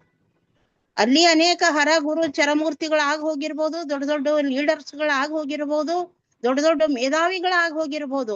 ಆದ್ರೆ ಇಡೀ ಕರ್ನಾಟಕದ ತುಂಬ ಎಲ್ಲ ಜನರಿಗೆ, ಜನಸಾಮಾನ್ಯರಿಗೆ ಬಿಜಾಪುರ ಡಿಸ್ಟಿಕ್ ಅಂದ ಕೂಡಲೇ ಮೂಗರ್ ಹೆಸರು, ಈಗ ಇನ್ನೊಂದು ಹೆಸರು ಕೂಡ ಅದ್ರೊಳಗೆ ಸೇರ್ಕೊಂಡ್ಬಿಟ್ಟಿದೆ. 3 ಹೆಸರುಗಳು ಎಲ್ಲರ ಗಮನಕ್ಕೆ ಬರ್ತವೆ. ಒಂದು ವಿಶ್ವಗುರು ಬಸವಣ್ಣನವರು. ಆ ವಿಶ್ವಗುರು ಬರೆದಂತಹ ವಚನ ಸಾಹಿತ್ಯವನ್ನ ಸಂಪಾದನೆ ಮಾಡಿ ಅದನ್ನ ಪ್ರಕಟ ಮಾಡಿದಂತಹ ನಮ್ಮ ಫಗು ಹಳಕಟ್ಟಿಯಪ್ಪ ಅವರು. ತದನಂತರ ಮೊನ್ನೆ ತಾನೇ ನಮ್ಮಿಂದ ದೂರವಾದಂತಹ ನಮ್ಮ ಸಿದ್ದೇಶ್ವರ ಶ್ರೀಗಳು. ಇವರಿಂದ ಆ ಜಿಲ್ಲೆ ಎಂದೂ ಏನಾಗೋದಿಲ್ಲ ಸರ್, ಬಡತನ ಆಗೋದಿಲ್ಲ, ಅದರ ಸಾಂಸ್ಕೃತಿಕ ಮಹಿಮೆ ಇನ್ನೂ ಹೆಚ್ಚಾಗ್ತದೆ ಅನ್ನುವ ಮಾತನ್ನ ಹೇಳ್ತಾ ಸರ್ ಅವರು, ನನಗೆ ಸತ್ಯವಾಗಿ ಹೇಳ್ತೀನಿ, ಅವರ ವಾಯ್ಸ್ ನನ್ಗೆ ಕಿವಿಗೆ ಪೂರಾ ಮುಟ್ಲಿಲ್ಲ. ನನಗೆ ಆ ಧ್ವನಿ ನನಗ ಸ್ಪಷ್ಟವಾಗಿ ಕೇಳದೆ ಹೋಯ್ತು. ಹೀಗಾಗಿ ಕಡೆಗೆ ನಾನು ಅದನ್ನ ಕಿವಿಯೊಳಗ ಇಟ್ಕೊಂಡು ನಾನು ಕೇಳ್ಬೇಕಾಯ್ತು. ಸರ್ ಒಂದು ಮಾತನ್ನ ಹೇಳಿದ್ರು, ವಚನಗಳನ್ನ ಕಟ್ಟುಗಳನ್ನ ನೀವು ಶಾಲೆಗೊಳಗ ಬೋರ್ಡ್ ಮಾಡಿ ಹಾಕಿಸ್ರಿ ಅಂತ. ಸರ್ ಈಗ ಕಾನ್ಸ್ಟಿಟ್ಯೂಷನ್ ಪ್ರಿಯಂಬಲ್ ಹಾಕ್ತಾ ಇದ್ದಾರೆ ಎಲ್ಲಾ ಶಾಲೆಗಳಲ್ಲಿ. ಇವತ್ತ ಕಾನ್ಸ್ಟಿಟ್ಯೂಷನ್ ಪ್ರಿಯಂಬಲ್ ಏನಿದೆ ನೋಡ್ರಿ, ಕಂಪಲ್ಸರಿ ಕನ್ನಡ ಮತ್ತು ಇಂಗ್ಲಿಷ್ ಎರಡರಲ್ಲಿ ಬರೆದು ಎಲ್ಲಾ ಪ್ರೈಮರಿ ಸ್ಕೂಲ್ ದಿಂದ ಹಿಡ್ಕೊಂಡು ಯೂನಿವರ್ಸಿಟಿ ಮಟ್ಟದವರೆಗೂ ಕೂಡ ಆ ಪ್ರಿಯಂಬಲ್ ಅನ್ನ ಹಾಕಿಸ್ತಾ ಇದ್ದಾರೆ. ಆ ತರ ಈಗ ಮತ್ತೊಂದು ಚಳುವಳಿ ಆಗ್ಬೇಕಾಗುತ್ತೆ. ಮತ್ತೊಂದು ಚಳುವಳಿ ಪ್ರಾರಂಭ ಮಾಡ್ಬೇಕಾಗತ್ತೆ. ಯಾಕೆಂದ್ರೆ ವಚನ ಸಾಹಿತ್ಯ ಅಂದ್ರೆ ಅದು ಲಿಂಗಾಯತರ ಸ್ವತ್ತು. ಮತ್ತೆ ವಚನಗಳನ್ನ ಹಾಕಿದ್ರೆ ಅದು ಲಿಂಗಾಯತರದೇ ಅನ್ನುವಂತಹ ಮನೋಭಾವನೆ ಉಳ್ಳಂತಹ ವಿಷದ ಹಲ್ಲುಗಳು ಬಹಳಷ್ಟಿವೆ ಸರ್. ಆದ್ರೆ ವಚನಕಾರರು ಯಾವ ಸಮಾಜಕ್ಕೂ ಸಂಬಂಧಪಟ್ಟವ್ರು ಅಲ್ಲ ಅನ್ನುವಂತಹದನ್ನ ನಿಮ್ಮಂತಹ ಮೇಧಾವಿಗಳು ತಿಳಿಸಿಕೊಟ್ಟು ಸರ್ಕಾರದ ಮೇಲೆ ಒತ್ತಡ ತಂದ್ರೆ ಬಹುಶಃ ಸಿದ್ದರಾಮಯ್ಯನವ್ರ ಮೇಲೆ ನನ್ಗೆ ಹೋಪ್ಸಿದೆ. ಅವರು ಪ್ರತಿಯೊಂದು ಶಾಲೆಯಲ್ಲಿಯೂ ಕೂಡ ಈಗ ಸಾಂಸ್ಕೃತಿಕ ನಾಯಕ ಬಸವಣ್ಣನವರ ಫೋಟೋ ಕಂಪಲ್ಸರಿ ಹಂಗ್ ಮಾಡಿದ್ದಾರೋ ಹಾಗೆ ವಚನಗಳು ಕೂಡ ಹಾಕಬೇಕು ಅನ್ನುವಂತಹ ತಮ್ಮ ಮಾತೇನಿದೆ ನೋಡ್ರಿ ಸರ್, ಅದು ನಿಜವಾಗಿಯೂ ದಾರಿದೀಪ ಆಗುತ್ತೆ ಅನ್ನುವಂತಹದನ್ನ ನಾನಾದ್ರೂ ಒಪ್ಪಿಕೊಂಡಿರುವಂತಹ ಮಾತು ಸರ್. ಹೇಳಿ ಸರ್. ಮೇಡಮ್ ನೀವು ಮಾತಾಡಿದ್ ಬಾಳ ಚೆನ್ನಾಗಿದೆ. ನಾ 10,000 ರೂಪಾಯಿ ತಗೊಳ್ಳಿಲ್ಲ ಅಂತ ಹೇಳಿ ಡಿಗ್ರಿ ಕಾಲೇಜ್ ಪ್ರೊಫೆಸರ್ ಅವ. ಹೌದಲ್ಲ? 10,000 ರೂಪಾಯಿ ನನಗ್ ಕೊಡೋದ್ ಬೇಕಾಗಿಲ್ಲ, ಅದನ್ನೆಲ್ಲಾ ನೀ ಮಾಡಿ ಹಾಕಪ್ಪ ಅಂತ ಹೇಳಿ ನಾನು. ಹಾ ಆಯ್ತು ಹ್ಞೂನ್ರಿ ಸರ್ ಅಂದ. ಮತ್ ನನಗ್ ಹೋಗೋದಾಗಿಲ್ಲ, ಮಾಡ್ಸಾಕತ್ತೀನಂತ ಇಷ್ಟ ಹೇಳ್ಬಿಟ್ಟ. ಅದು ಸರ್ಕಾರ ಒತ್ತಡ ಬತ್ತಂದ್ರ ಮಾಡ್ತಾರ. ಈಗ ಉದಾಹರಣೆಗಾಗಿ ಅದೇ. ಪೇಪರ್ ಅಂತ ಶಾಲಾ ಕಾಲೇಜುಗಳ ಪೇಪರ್ ಅಂತೂ ಓದಿಸ್ತಿದ್ರ ಮೇಡಮ್. ಈಗ ಹೌದು. ಪೇಪರ್ ಕಂಪಲ್ಸರಿ ಓದ್ಬೇಕು ಸರ್ಕಾರ ಹೇಳ್ತಾರ. ಹಾ ಎಲ್ಲಿ ಪ್ರೇರಕ ಅಂತ ಬಂದಾಗ ನೀ ಪೇಪರ್ ದಿವಸ ಓದಿ ಹೇಳ್ಬೇಕಂದ್ರ ಅವ್ರು. ಹೌದು ಹಂಗ ಹೌದು ಸರ್. ಪ್ರತಿಯೊಬ್ರು ಸರ್ಕಾರ ನೀವ್ ಅಂದಂಗ ಕರೆಕ್ಟ್ ಒತ್ತಾಯ್ತಂದ್ರ ಅದ ಹಾ ಪ್ರತಿಯೊಬ್ರು ಒಂದ್ ವಚನ ಹೇಳಬೇಕಂತ. ಈಗ ನಮ್ಮ ಹೌದು. BLD ಅಸೋಸಿಯೇಷನ್ ನಾವೇನ್ ಕೆಲಸ ಮಾಡ್ತೇವಲ್ಲ, ನಾವ್ ಅವ್ರಿಗೆ ಹಾ ಹೇಳ್ಬಿಟ್ಟೇವಿ. ಈಗ ಹಾ ವಚನದಿಂದ ಪ್ರಾರಂಭ ಮಾಡಿಸ್ಬಿಡ್ಬೇಕಂತೇಳಿ ಪ್ರೇಯರ್ನು. ನೀ ಪ್ರೇಯರ್ ಹಾ ಅನ್ಲಿ, ರಾಷ್ಟ್ರಗೀತೆ ಅನ್ಲಿ, ಅದ್ರ ಒಂದು ವಚನ ದಿವಸ ಒಬ್ಬರಿಗೆ ಅನಿಸ್ಬಿಡ್ರಿ ಅಂತ ಹೇಳಿ. ಹೌದು, ಖಂಡಿತವಾಗಿ ಸರ್. ಹಾ ಒಂದು ವಚನ ಆಗ್ಬೇಕು ಸರ್, ಆಗ್ಬೇಕು. ಇದು ಮತ್ತೆ ಇವು ಮೂಗ್ ಹಿಡಿದ್ರೆ ಬಾಯಿ ತೆರೆಯುವಂತ ಮಂದಿ ಅದಾರ ಸರ್. ಕರೆಕ್ಟ್ ಆ ಮೇಡಮ್, ನೀವು ಮೂಗ ಹೇಳಿದ್ ಬಹಳ ಕರೆಕ್ಟ್. ಜೋರಾಗಿ ಒತ್ತಿಡಿಬೇಕಾಗುತ್ತೆ ಸರ್. ಹೌದೌದು. ಅದನ್ನ ಮೂಗು ಒತ್ತಿಡಿಸುವಂತಹ ಕಾರ್ಯದಲ್ಲಿ ನಿಮ್ಮಂತವ್ರು ಕೂಡ ನಮ್ ಪ್ರಯತ್ನ ಕೂಡ ಇದೆ ಅನ್ನುವುದನ್ನ ತಾವು ಹಾ ಬಹಳ ಆಯ್ತು ಆಯ್ತು. ಸ್ಪಷ್ಟವಾಗಿ ಹೇಳಿದ್ದೀರಿ ಸರ್. ಅದಕ್ಕೆ ಹೌದೌದು. ನನ್ನ ಇಲ್ಲ ಇದೆಲ್ಲ ಮೇಡಮ್. ಈಗಾಗಲೇ ನಮ್ಮ ಒಬ್ಬ ಸಹೋದರಿ ಹೇಳಿದ್ರು, ನಮ್ಮ ಅನುಪಮಾ ಪಾಟೀಲ್ ಕರ್ನಾಟಕದ ಎಲ್ಲಾ ಇದು ಜಿಲ್ಲಾಗಳಲ್ಲಿ ಆಗ್ಲಿ ಅಂತ ಹೇಳಿ. ಮೇ ಬಿ ಯೂನಿವರ್ಸಿಟಿಗಳಲ್ಲಿ ಫಗು ಹಳಕಟ್ಟಿ ಅವರ ಅಧ್ಯಯನ ಕೇಂದ್ರ ಒಂದು ಆಗ್ಬೇಕೇನೋ ಅಂತ ನನ್ನ ವಿಚಾರ. ಅಲ್ಲ ಆಮೇಲೆ ಅದು ಸರ್, ಹಾ ಹೇಳಿ ಸರ್. ಏನಿಲ್ಲ, ಈಗ ಏನ್ ಮಾಡಿದಾರ, ಕೆಲವೊಂದು ಸ್ಥಳದಲ್ಲಿ ಏನ್ ಮಾಡಿದಾರ ಅಂತಂದ್ರೆ ಇನ್ನೊಂದು ಸೆಂಟರ್ ಮಾಡ್ಕೊಂಡಿದಾರ. ಅದ್ರದೊಂದು ಹೆಂಗ್ ಬಸವ ಪೀಠ ಅಂತ ಮಾಡ್ತಾರ, ಹಂಗ ಹಳಕಟ್ಟಿ ಅವ್ರದೊಂದು ಏನದಲ್ಲ ಒಂದು ಅಧ್ಯಯನ ಪೀಠ ಪೀಠ. ಅಂತ. ಹಾ ಹಂಗ ಮಾಡ್ಕೊಂಡು ಅವ್ರ ಬಗ್ಗೆ ಒಂದು ವಿಶೇಷವಾದಂತಹ ಒಂದು ವಸ್ತು ಸಂಗ್ರಹಾಲಯ ಅಥವಾ ವಚನಗಳ ಸಂಗ್ರಹ ಅದನ್ನ ನೋಡಿ ಹೋಗಂಗ ಆಗ್ಬೇಕು ಅವ್ರಿಗೆ ಅಷ್ಟೇ. ನೋಡಿ ಖಂಡಿತವಾಗಿ. ಹಾ ಈಗ ಈಗ ನಮ್ದೇ ನೋಡ್ರಿ, ಕರ್ನಾಟಕದಲ್ಲಿ ಪ್ರೈವೇಟ್ ಗೌರ್ಮೆಂಟ್ ಅಂತ ಹೇಳಿ ಮೇ ಬಿ 40-50 ಯೂನಿವರ್ಸಿಟಿಗಳು ವರ್ಕ್ ಮಾಡ್ತಾ ಇದಾವ್ ಸರ್.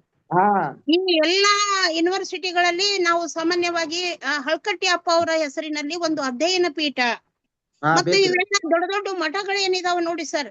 ಈ ಎಲ್ಲಾ ದೊಡ್ಡ ಮಠಗಳಲ್ಲಿ ಕೂಡ ಇವರ ಹೆಸರಿನ ಮೇಲೆ ಒಂದು ಪೀಠ ಏನಾದ್ರು ಮಾಡಿದ್ರೆ, ನೀವು ಹೇಗೆ ಇದು ಅವರ ಹೆಸರಿನ ಸಂಶೋಧನಾ ಅಧ್ಯಯನ ಕೇಂದ್ರದ ಮುಖಾಂತರ ವಚನ ಸಾಹಿತ್ಯದ ಮೇಲೆ ಬೆಳಕು ಬೀರ್ತಾ ಇದ್ರಿ. ನಮ್ಮ ಗುರುಗಳಾದ ಡಾಕ್ಟರ್ MM ಕಲಬುರ್ಗಿ ಅವರಿಂದ ಹಿಡಿದುಕೊಂಡು ಇಲ್ಲಿವರೆಗೂ ಕೂಡ ಅಂತಹ ಕೆಲಸ ಕೂಡ ಹಳಕಟ್ಟಿ ಅವ್ರ ಬಗ್ಗೆನೆ ಆಯ್ತು ಅಂದ್ರೆ ವಚನಗಳು ಹೊರಗೆ ಬರ್ತವೆ. ವಚನ ಸಾಹಿತ್ಯದ ಮೇಲೆ ವಿಶೇಷ ಕೆಲಸ ಆದಂಗ ಆಗುತ್ತೆ ಸರ್. ರಿಯಲಿ ಇವತ್ತ ನಿಮ್ಮ ಮಾತು ನಮ್ಗೆ ಒಂದು ತರ ಬಹಳ ಪರಿಣಾಮ ಆಗಿದೆ. ವಿಜಯ್ ಕುಮಾರ್ ಸರ್ ಅವರು ಇಂಥವ್ರನ್ನ ತಂದು ಪರಿಚಯ ಮಾಡಿದ್ದಕ್ಕಾಗಿ. ನೀವು ಸಣ್ಣವ್ರಂದ್ರ ನಾವ್ ಯಾವ ಮತ್ತ ಮೂಲಿಗೆ ಆಗ್ಬೇಕು ಸರ್. ತಾವು ಸಣ್ಣವ್ರಂದ್ರೆ ತುಂಬಾ ಧನ್ಯವಾದಗಳು ಸರ್. ಹಳಕಟ್ಟಿ ಅಪ್ಪ ಅವ್ರ ಬಗ್ಗೆ ನಮ್ಗ ಪರಿಚಯ ಮಾಡ್ಕೊಟ್ಟಿದ್ದಕ್ಕಾಗಿ ಧನ್ಯವಾದಗಳು ಸರ್. ಇನ್ನ ಬರೀ ನಾ ಸಂಶೋಧನಾ ಕೇಂದ್ರದ ಬಗ್ಗೆ ಹೇಳಿದ್ ಮೇಡಮ್, ಹಳಕಟ್ಟಿ ಅವ್ರ ಬಗ್ಗೆ ಏನು ಹೇಳಾಕಿಲ್ಲ. ಯಾಕಂದ್ರ ಇವತ್ ವಿಷಯ ಅದ ಇತ್ತಲ್ಲ. ಹೌದ್ ಸರ್, ಹೌದು. ಈಗ ಒಂದೊಂದು ಕಾಲಘಟ್ಟದೊಳಗೆ ಏನೇನ್ ಅದ ಅನ್ನೋದು ಒಂದು ಬೇರೆ ಐತ್ರಿ. ಮತ್ ಬೇಕಾದ್ರೆ ಒಬ್ಬರ ಬಾಯಿಂದ ಕೇಳಿದ್ರೆ ಹಳಕಟ್ಟಿ ಅವ್ರದ್ದು ಒಂದು ವಿಚಾರ, ಇನ್ನೊಬ್ಬರ್ಲಿಂದ ಕೇಳಿದ್ರೆ ಮತ್ತೊಂದು ವಿಚಾರ. ವ್ಯಕ್ತಿತ್ವ ನೋಡಿ ಸರ್, ಅದು ಬಹಳ ಅರ್ಥಪೂರ್ಣ ಮಾತಾಡಿದ್ರಿ. ತಮ್ಗೆ ಧನ್ಯವಾದಗಳು ಸರ್. ಥ್ಯಾಂಕ್ ಯು ಮೇಡಮ್, ತುಂಬಾ ಧನ್ಯವಾದಗಳು. ಧನ್ಯವಾದಗಳು ಡಾಕ್ಟರ್ ನೀಲಾಂಬಿಕಾ ಪೊಲೀಸ್ ಪಾಟೀಲ್ ಅಕ್ಕ ಅವ್ರಿಗೆ. ಡಾಕ್ಟರ್ ದೇವಮಣಿ ಮಾತಾಡ್ತೀರಾ? ದೇವಮಣಿ ಅವರು ಹಲೋ, ಮಾತಾಡಿ. ಕೇಳಿಸ್ತಾ ಇದೆ ಸರ್? ಕೇಳಿಸ್ತಾ ಇದೆ ಸರ್. ನಮಸ್ತೆ ಸರ್, ಬಹಳ ಚೆನ್ನಾಗಿ ಮಾಹಿತಿ ಕೊಟ್ರು ನಮ್ಗೆ. ಸರ್, ಒಂದು ನಂದು ಪ್ರಶ್ನೆ ಅಂತಂದ್ರೆ, ಈಗಿನ ಅಟ್ ಪ್ರೆಸೆಂಟ್ ಅಲ್ಲಿ ಈಗ ಸಂಶೋಧನೆ ಮಾಡುವಂತಹ ವಿದ್ಯಾರ್ಥಿಗಳಿಗೆ ವಚನ ಸಾಹಿತ್ಯದಲ್ಲಿ ಯಾವ ತರದ ವಿಚಾರಗಳ ಕಡೆ ಹೆಚ್ಚು ಗಮನ ಕೊಡ್ಬೇಕು ಅಂತ ಅನ್ಸುತ್ತೆ ನಿಮಗೆ ಅಂತ? ಅಂದ್ರೆ ಈಗ ಬೇರೆ ಈಗ ಅಲ್ಲಿ ತುಂಬಾ ವಚನಗಳು ಈಗ ಬೇರೆ ವರ್ಕ್ ಮಾಡ್ತಿರಲ್ಲ ಸರ್. ಬಟ್ ನಿಮಗೆ ವೈಯಕ್ತಿಕವಾಗಿ ಗಮನಿಸಿದಾಗ ಇನ್ನು ಇಂಥ ವಿಚಾರಗಳ ಕಡೆ ಅಂದ್ರೆ ವಚನ ಸಾಹಿತ್ಯದ ಕಡೆ ಇನ್ನ ಇಷ್ಟೆಲ್ಲ ಇದೆ, ವರ್ಕ್ ಮಾಡ್ಬೋದು ವಿದ್ಯಾರ್ಥಿಗಳು ಅಂತ ಹೇಳಿ ನಿಮ್ಗೆ ಯಾವುದ್ರ ಬಗ್ಗೆ ಅನ್ಸುತ್ತೆ ಅಂತ ಹೇಳಿ? ಈಗ ಸರ್ ನಮ್ಮಲ್ಲಿ ಏನದ ಮೇಡಮ್, ಕನ್ನಡ ಮತ್ತು ಇತಿಹಾಸ ಸಂಬಂಧಪಟ್ಟ ವಿಷಯಗಳ ಬಗ್ಗೆ ಸಂಶೋಧನೆ ಕಾರ್ಯ ನಡೀತಾ ಇದೆ. Okay sir. ಹಾ, ಆಮೇಲೆ ಏನದಲ್ರಿ, ಮೂಲ ಪ್ರೇರಣೆ ಏನಿರ್ತೈತು ಅಂತಂದ್ರ ಆ ಮಾರ್ಗದರ್ಶಕರ ಮ್ಯಾಗ ಡಿಪೆಂಡ್ ಇರ್ತದೆ. ಹಾ ಸರ್ ಗೊತ್ತಾಯ್ತು. ಅವ್ರು- ಹಾ ಹಾ ಈಗ ನಾನು ಕೋಆರ್ಡಿನೇಟರ್ ಅದೀನಿ, ಮಾರ್ಗದರ್ಶಕರ ಮೂಲಕ ಮತ್ತು ವಿದ್ಯಾರ್ಥಿ ಮೂಲಕ ಅದೇ ಇಂಟ್ರೆಸ್ಟ್ ಐತಿ ಅಂದ್ರೆ ನಾವು ಒತ್ತಾಯ ಮಾಡಕ್ ಬರಂಗಿಲ್ಲ ಇದನ್ನ ತಗೋ ಅಂತ ಹೇಳಿ. ಹಾ ಯಾಕಂತಂದ್ರ ಅವ್ ಆಕ್ಚುಲಿ ಸಂಶೋಧನೆ ಹೆಂಗ್ ಇರ್ತೈತಿ ಅಂದ್ರ ಮೊದಲೇದ್ದು ಏನದ ಆಯ್ಕೆ ಮಾಡುವಾಗ 3 ರೀತಿಯಲ್ಲಿ ಐತಿ ಮೇಡಮ್ ಸಂಶೋಧನೆ ವಿಷಯ ಆಯ್ಕೆ ಮಾಡಾಕ. ಒಂದೇದ್ದು ಏನು ಅಂತಂದ್ರ ತನ್ನ ಜೀವನಾನುಭವ ಸಂಬಂಧಪಟ್ಟಿರ್ತಕ್ಕಂಥದ್ದು ವಿಷಯ, ಹಾ ಅದು ಹೆಚ್ಚು ಪರಿಣಾಮಕಾರಿ ಆಗತ್ತೆ. ಎರಡನೇದು ಏನು ಅಂತಂದ್ರ ಹಾ ಕೆಲವೊಂದು ಹೇಳಿ ಹೇಳಿ. ಪುಸ್ತಕಗಳನ್ನ ಓದಿದ ಮೇಲೆ ಅವ್ ವಿಚಾರ ಬರ್ತಾವ. ಹೌದು.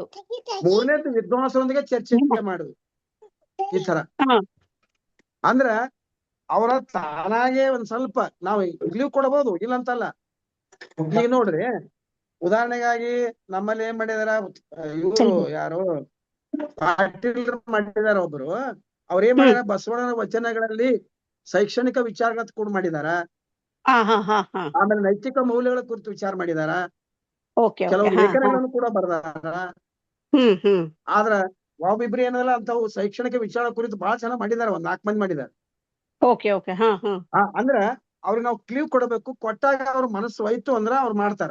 ಆಮೇಲೆ ಇನ್ನೊಂದ್ ಏನ್ ಐತಿ ಮೇಡಮ್, ಇವತ್ ನಾನು ಅನುಭವದಿಂದ ಹೇಳಕತ್ತೀನ, ಮಾರ್ಗದರ್ಶಕ ಮತ್ತು ವಿದ್ಯಾರ್ಥಿ ಕೋಆರ್ಡಿನೇಷನ್ ಬಾಳ್ ಬೇಕಾಗತ್ತೆ. ಬಹಳ ಮುಖ್ಯ ಸರ್. ಹೌದು. ಹಾ ಈಗ ಏನಾಗೈತಿ ಮೇಡಮ್, ಒಂದ್ ಹೇಳ ನಿಮಗ ಇದೊಂದ್ ಸ್ಲೋಗಾನ್. ಗುರು ಶಾಣೆ ಇದ್ದಂದ್ರ ಹೌದು, ಶಿಷ್ಯ ದಡ್ಡ ಇದ್ದಂದ್ರ PhD ಆಗತ್ತ. ಶಿಷ್ಯ ಶಾಣೆ ಇದ್ದು ಗುರು ದಡ್ಡ ಇದ್ದಂದ್ರು PhD ಆಗತ್ತ. ಆದ್ರ ಇಬ್ರು ಶಾಣೆ ಇಬ್ರು ದಡ್ಡ ಇದ್ರ ಆಗ್ಬೋದು, ಆಗ್ಲಿಕ್ಕಿಲ್ಲ. ಹೌದು. ಇದ ನನ್ನ ಅನುಭವದಿಂದ ಹೇಳಕತ್ತೀನಿ. ಎಷ್ಟು ಹೌದೌದು ಸರ್. ಹೌದು. ಅವರ ಆತ್ಮಾವಲೋಕವನ್ನ ನಾವು ನಡೆದಾಗ ಮಾತ್ರ ಗೊತ್ತಾಗತ್ತಿಲ್ಲ, ಗೊತ್ತಾಗುದಿಲ್ರಿ. ಅದಕ್ಕೆ ನಾವ್ ಯಾವ್ದು ಒತ್ತಾಯ ಮಾಡಕ್ ಬರಂಗಿಲ್ಲ. ಅವ್ರು ಕನ್ವಿನ್ಸ್ ಮಾಡ್ಬೋದು. ಅದೇ ಅದೇ ಸರ್. ಹಿಂಗೈತ್ ನೋಡ್ರಿ, ನೀವು ವಿಚಾರ ಮಾಡ್ರಿ ಹಿಂಗ. Okay okay sir. Okay okay. ಹಾ ನಾನು ಸರ್ ಇದು ಹಂಪಿ ಯೂನಿವರ್ಸಿಟಿದು ಗೈಡ್ಶಿಪ್ ಇತ್ತು. ನಾನು ಕೂಡ ವಿದ್ಯಾರ್ಥಿಗಳಿಗೆ ಈಗ ಕೆಲವ್ರು ಗೈಡ್ ಮಾಡ್ತಾ ಇದ್ದೀನಿ ಸರ್. ಅದಕ್ಕೆ ನನಗೇನಂದ್ರೆ ವಚನ ಸಾಹಿತ್ಯ ಒಂದಿಷ್ಟು ಮಾಡಿಸ್ಬೇಕು, ವರ್ಕ್ ಮಾಡಿಸ್ಬೇಕು ಅವ್ರಿಗೆ. ಅದೇ ನೀವ್ ಹೇಳೋ ಪ್ರಕಾರ ಕೆಲವು ಕಾನ್ಸೆಪ್ಟ್ ಗಳು ಇಟ್ಕೊಂಡು ಮಾಡ್ಬೋದು. ನೀವೇನಿದ್ದೀರಿ ಮೇಡಮ್ ಈಗ? ಸರ್ ಈಗ ನಾನು ಸರ್ ಈಗ ಪ್ರೊಫೆಸರ್ ಇದೀನಿ sir, degree college Ramanagara sir. Maharani's college ಮೈಸೂರ್ಲಿದ್ದೆ. ಮಾರಾಣಿಸ್ ಕಾಲೇಜ್ ಮೈಸೂರ್ಲಿದ್ದೆ. ಈಗ ಒಂದು 6 ತಿಂಗಳಿಂದ ರಾಮನಗರ ಫಸ್ಟ್ ಗ್ರೇಡ್ ಕಾಲೇಜ್ ಬಂದಿದ್ದೀನಿ ಸರ್, ಈಗ ಟ್ರಾನ್ಸ್ಫರ್ ಆಗಿ. ಇಲ್ಲ ಮಾಡಬಹುದು ಬಿಡಿ ಮೇಡಮ್, ಏನ್ ತೊಂದ್ರೆ ಇಲ್ಲ. ಇನ್ನೇನು ನಾವು ಏನ್ ಮಾಡ್ಬೇಕು ಅಂತಂದ್ರೆ ಅವ್ರ ಆ ದಿಶೆಯಲ್ಲಿ ಸ್ವಲ್ಪ ಕೊಂಡೊಯ್ಯಂಗ್ ಮಾಡ್ಬೇಕು. ಮತ್ತು ನಮ್ದು ಮಾರ್ಗದರ್ಶನ ಬಹಳ ಅವಶ್ಯಕ. ಅದೇ ಅದೇ ಸರ್, ಅದಕ್ಕೇನೆ ನಾನು ಒಂದಿಷ್ಟು ವಚನ ಸಾಹಿತ್ಯ ಮಾಡ್ಸೋಣ ಅಂತ. ಹೌದು ಹೌದು ಹೌದು. ಹಾ ಅಂದ್ರ ಏನಾಕೈತಿ, ಸರಳ ಹುಡುಕಾಡ್ತಾರೆ ಎಲ್ಲಾರು ಈಗ. ಹೌದು. ಅದಕ್ಕೆ ನಾವು ಸ್ವಲ್ಪ ಮಾರ್ಗದರ್ಶನ ಸರಿಯಾಗಿ ಕೊಟ್ಟೇವೆ. ನೀವ್ ಹೇಳೋ ಪ್ರಕಾರನೇ ಎಲ್ಲೋ ಕಾನ್ಸೆಪ್ಟ್ ಗಳನ್ನ ಇಟ್ಕೊಂಡು ಮಾಡ್ಬೇಕು, ಪರಿಕಲ್ಪನೆಗಳನ್ನ ಇಟ್ಕೊಂಡು ಮಾಡಿದ್ರೆ ಚೆನ್ನಾಗಾಗುತ್ತೆ ಥೀಸಿಸ್.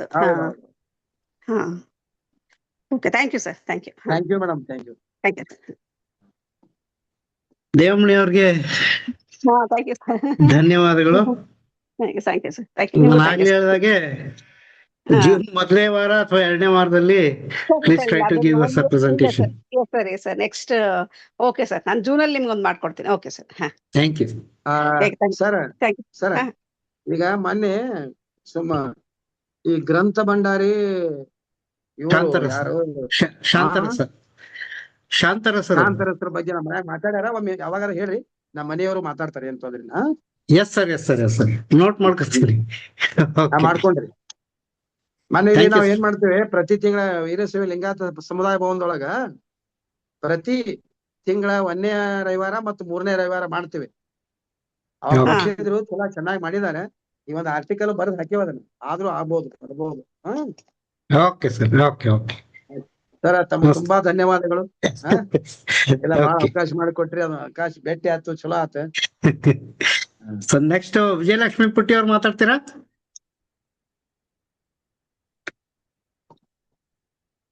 ಓಕೆ. ಶಿವಪ್ರಕಾಶ್ ಅವರು. ಶಿವಪ್ರಕಾಶ್ ಸರ್. ಶರಣಾರ್ಥಿಗಳು ಸರ್. ಶರಣಾರ್ಥಿಗಳು ಹೇಳಿ ಸರ್.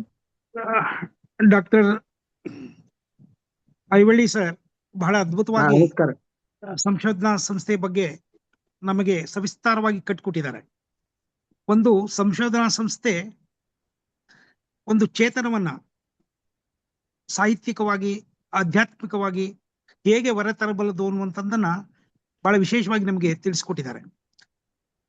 ನೋಡಿ, ಪಗು ಹಳವೆಟ್ಟಿಯವರ ಚೇತನದ ಜಂಗಮ ಪ್ರಜ್ಞೆ ಈ ಸಂಶೋಧನಾ ಕೇಂದ್ರದಲ್ಲಿ ಮೂಡ್ತಾ ಇದೆ ಅಂತ ನಾನು ಅಂದ್ಕೊಳ್ತೀನಿ. ನಾವು ಸ್ಥಾವರ ಮತ್ತು ಜಂಗಮದ ಬಗ್ಗೆ ಬಹಳಷ್ಟು ಮಾತಾಡ್ತೇವೆ, ಆದರೆ ಸ್ಥಾವರವಾಗಿ ಹೋಗಿರೋ ಬಗ್ಗೆ ಜಂಗಮತೆ ಎಲ್ಲಿದೆ, ಅವರ ಜಂಗಮತೆ ಹೊಳೆಯುವುದು ಇಂಥ ಸಂಶೋಧನಾ ಕೇಂದ್ರಗಳ ಅಡಿಪಾಯಗಳಲ್ಲಿ ಎನ್ನುವ ಮಾತನ್ನು ನಾವು ಅರ್ಥ ಮಾಡ್ಕೊಳ್ಬೇಕಾಗತ್ತೆ. ಇದು ಶರಣ ಸಂಪ್ರದಾಯದ ಬಹಳ ದೊಡ್ಡ ತತ್ವಜ್ಞಾನ ಅಂತೇಳಿ. ಮತ್ತೆ ಇನ್ನೊಂದು ಮಾತನ್ನ ನಾನು ಇಲ್ಲಿ ಸೇರಿಸ್ಬೇಕಾಗತ್ತೆ. ಮಹಾಪುರುಷರು ಒತ್ತಿಸಿದಂತಹ ದೊಂದಿ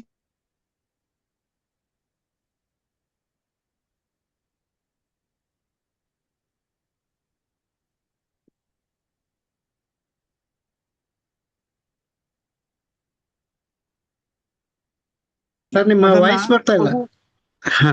ಅದನ್ನ ಪಗು ಹಳವಟ್ಟಿಯವರು ಈಗ ಬರ್ತಾ ಇದೆಯಾ ಸರ್? ಹಾ, ಬರ್ತಾ ಇದೆ ಸರ್.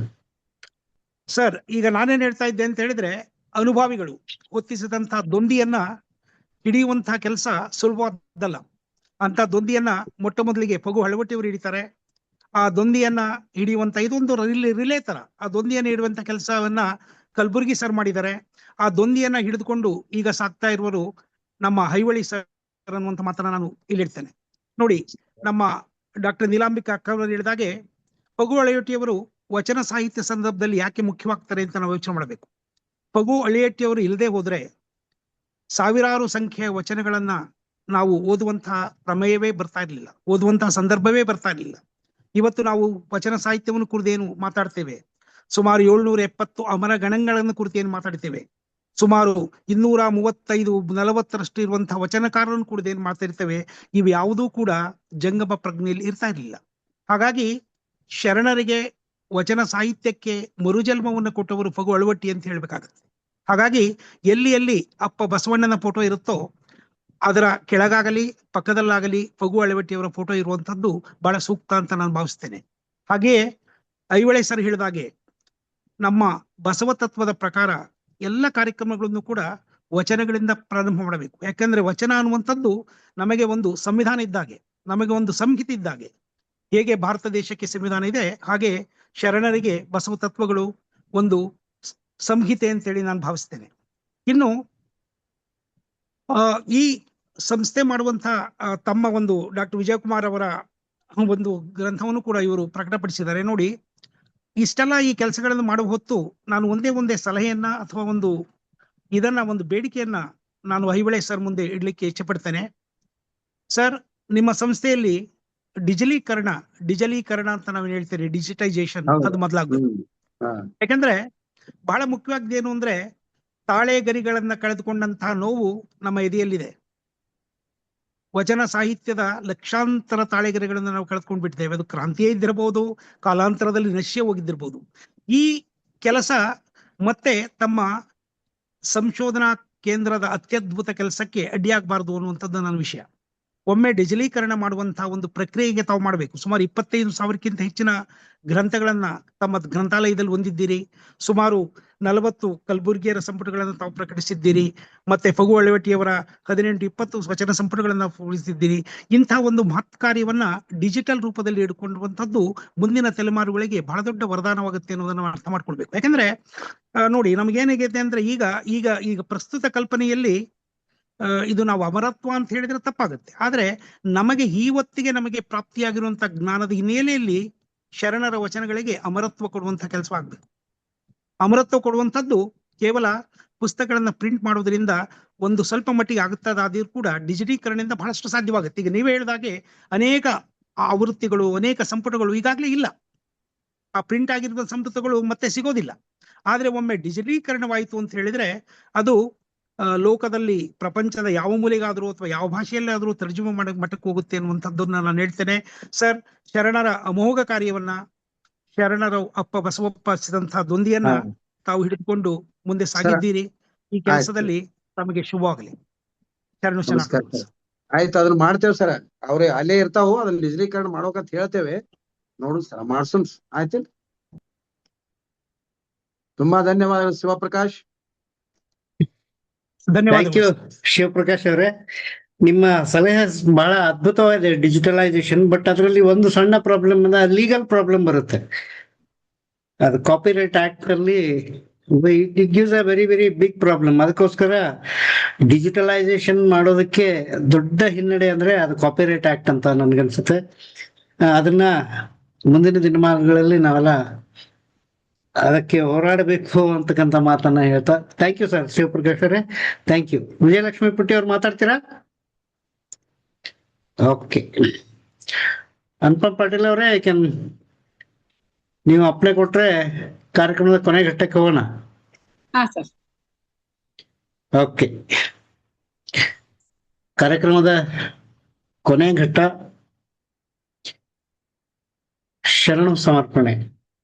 ಪ್ರಥಮವಾಗಿ ನಮ್ಮ ವಚನ ಸಾಹಿತ್ಯ ಮಂದಾರದ ಒಂದು ಹೆಮ್ಮೆಯ ಸಂಗತಿ ಅಂದ್ರೆ ಚಿಕ್ಕ ಮಕ್ಕಳಿಗೆ ವಚನ ಪ್ರಾರ್ಥನೆಯಿಂದ ಪ್ರಾರಂಭ ಮಾಡ್ತಕ್ಕಂಥ ಒಂದು ಪರಂಪರೆಯನ್ನ ನಾವು ಸುಮಾರು 2 ವರ್ಷದಿಂದ ಬೆಳೆಸ್ಕೊಂಡು ಬರ್ತಾ ಇದ್ದೀವಿ. ಅದರಲ್ಲಿ ಒಂದು ಫೈಂಡಿಂಗ್ ಅಂದ್ರೆ ಕುಮಾರಿ ಸಂಜನಾ ಕೊರಗರ್ ಅವರು. somehow I got the reflection that she may go beyond the limits ಅಂತಕ್ಕಂಥ ಒಂದು ಮಾತನ್ನ ನಾನು ಇಲ್ಲಿ ಹೇಳ್ತೀನಿ. ಕುಮಾರಿ ಸಂಜನಾ ಕೊರಗರ್ ಅವರು ಹರಮುನಿದು ನಮ್ಮನ್ನೇನು ಮಾಡುವರು ಅಂತಕ್ಕಂಥ ಒಂದು ವಚನವನ್ನ ನಮ್ಮ ಮುಂದೆ ಪ್ರಸ್ತುತ ಮಾಡಿದ್ರು. ಅವರಿಗೆ ಈ ಮೂಲಕ ಧನ್ಯವಾದಗಳನ್ನ ಹೇಳ್ತಾ, ನನಗೆ ಇನ್ನೊಂದು ವಚನವನ್ನ ಅವ್ರ ಕಡೆಯಿಂದ ಹಾಡಿಸ್ಬೇಕಂತ ಬಹಳ ಆಸೆ ಇತ್ತು. ಆದ್ರೆ ಸಮಯದ ಅಭಾವದಿಂದ ಇವತ್ತು ಆಗ್ಲಿಲ್ಲ. ಮುಂದಿನ ವಾರ ತಿರ್ಗಾ ಅವರನ್ನೇ ಪ್ರಾರ್ಥನೆಗೆ ನೇಮಿಸೋದ್ರ ಮೂಲಕ ಆ ಕೊರತೆಯನ್ನ ನೀಗಿಸೋಣ ಅಂತ ಹೇಳ್ತಾ ಕುಮಾರಿ ಸಂಜನಾ ಕೊರಗರ್ ಅವರಿಗೆ ವಚನ ಸಾಹಿತ್ಯ ಮಂದಾರ ಫೌಂಡೇಶನ್ ವತಿಯಿಂದ ಧನ್ಯವಾದಗಳನ್ನ ಅರ್ಪಿಸ್ತಾ ಇದ್ದೀವಿ. ಇನ್ನು ಈ ಉಪನ್ಯಾಸಕ್ಕೆ ಬರೋದಾದ್ರೆ ಇದಕ್ಕೆ ಒಂದು ಟ್ಯಾಗ್ ಲೈನ್ ಅನ್ನ ನಾವು ಯಾವುದೇ ಉಪನ್ಯಾಸಕ್ಕೆ ಕೊಡ್ತೀವಿ. ಇದಕ್ಕೆ ಟ್ಯಾಗ್ ಲೈನ್ ಅನ್ನ ಕೊಡೋದಾದ್ರೆ ಜೇನನ್ನ ಕಡಿಸಿಕೊಂಡು ಸಮಾಜಕ್ಕೆ ಜೇನನ್ನಿತ್ತ ಹಳಕಟ್ಟಿ ಅವರು ಅಂತಕ್ಕಂಥ ಒಂದು ಮಾತನ್ನ ಇಲ್ಲಿ ಹೇಳಿ. ಇದು ಫೌಂಡೇಶನ್ ಸಂಶೋಧನಾ ಕೇಂದ್ರಕ್ಕೂ ಕೂಡ ಅಪ್ಲೈ ಆಗುತ್ತೆ.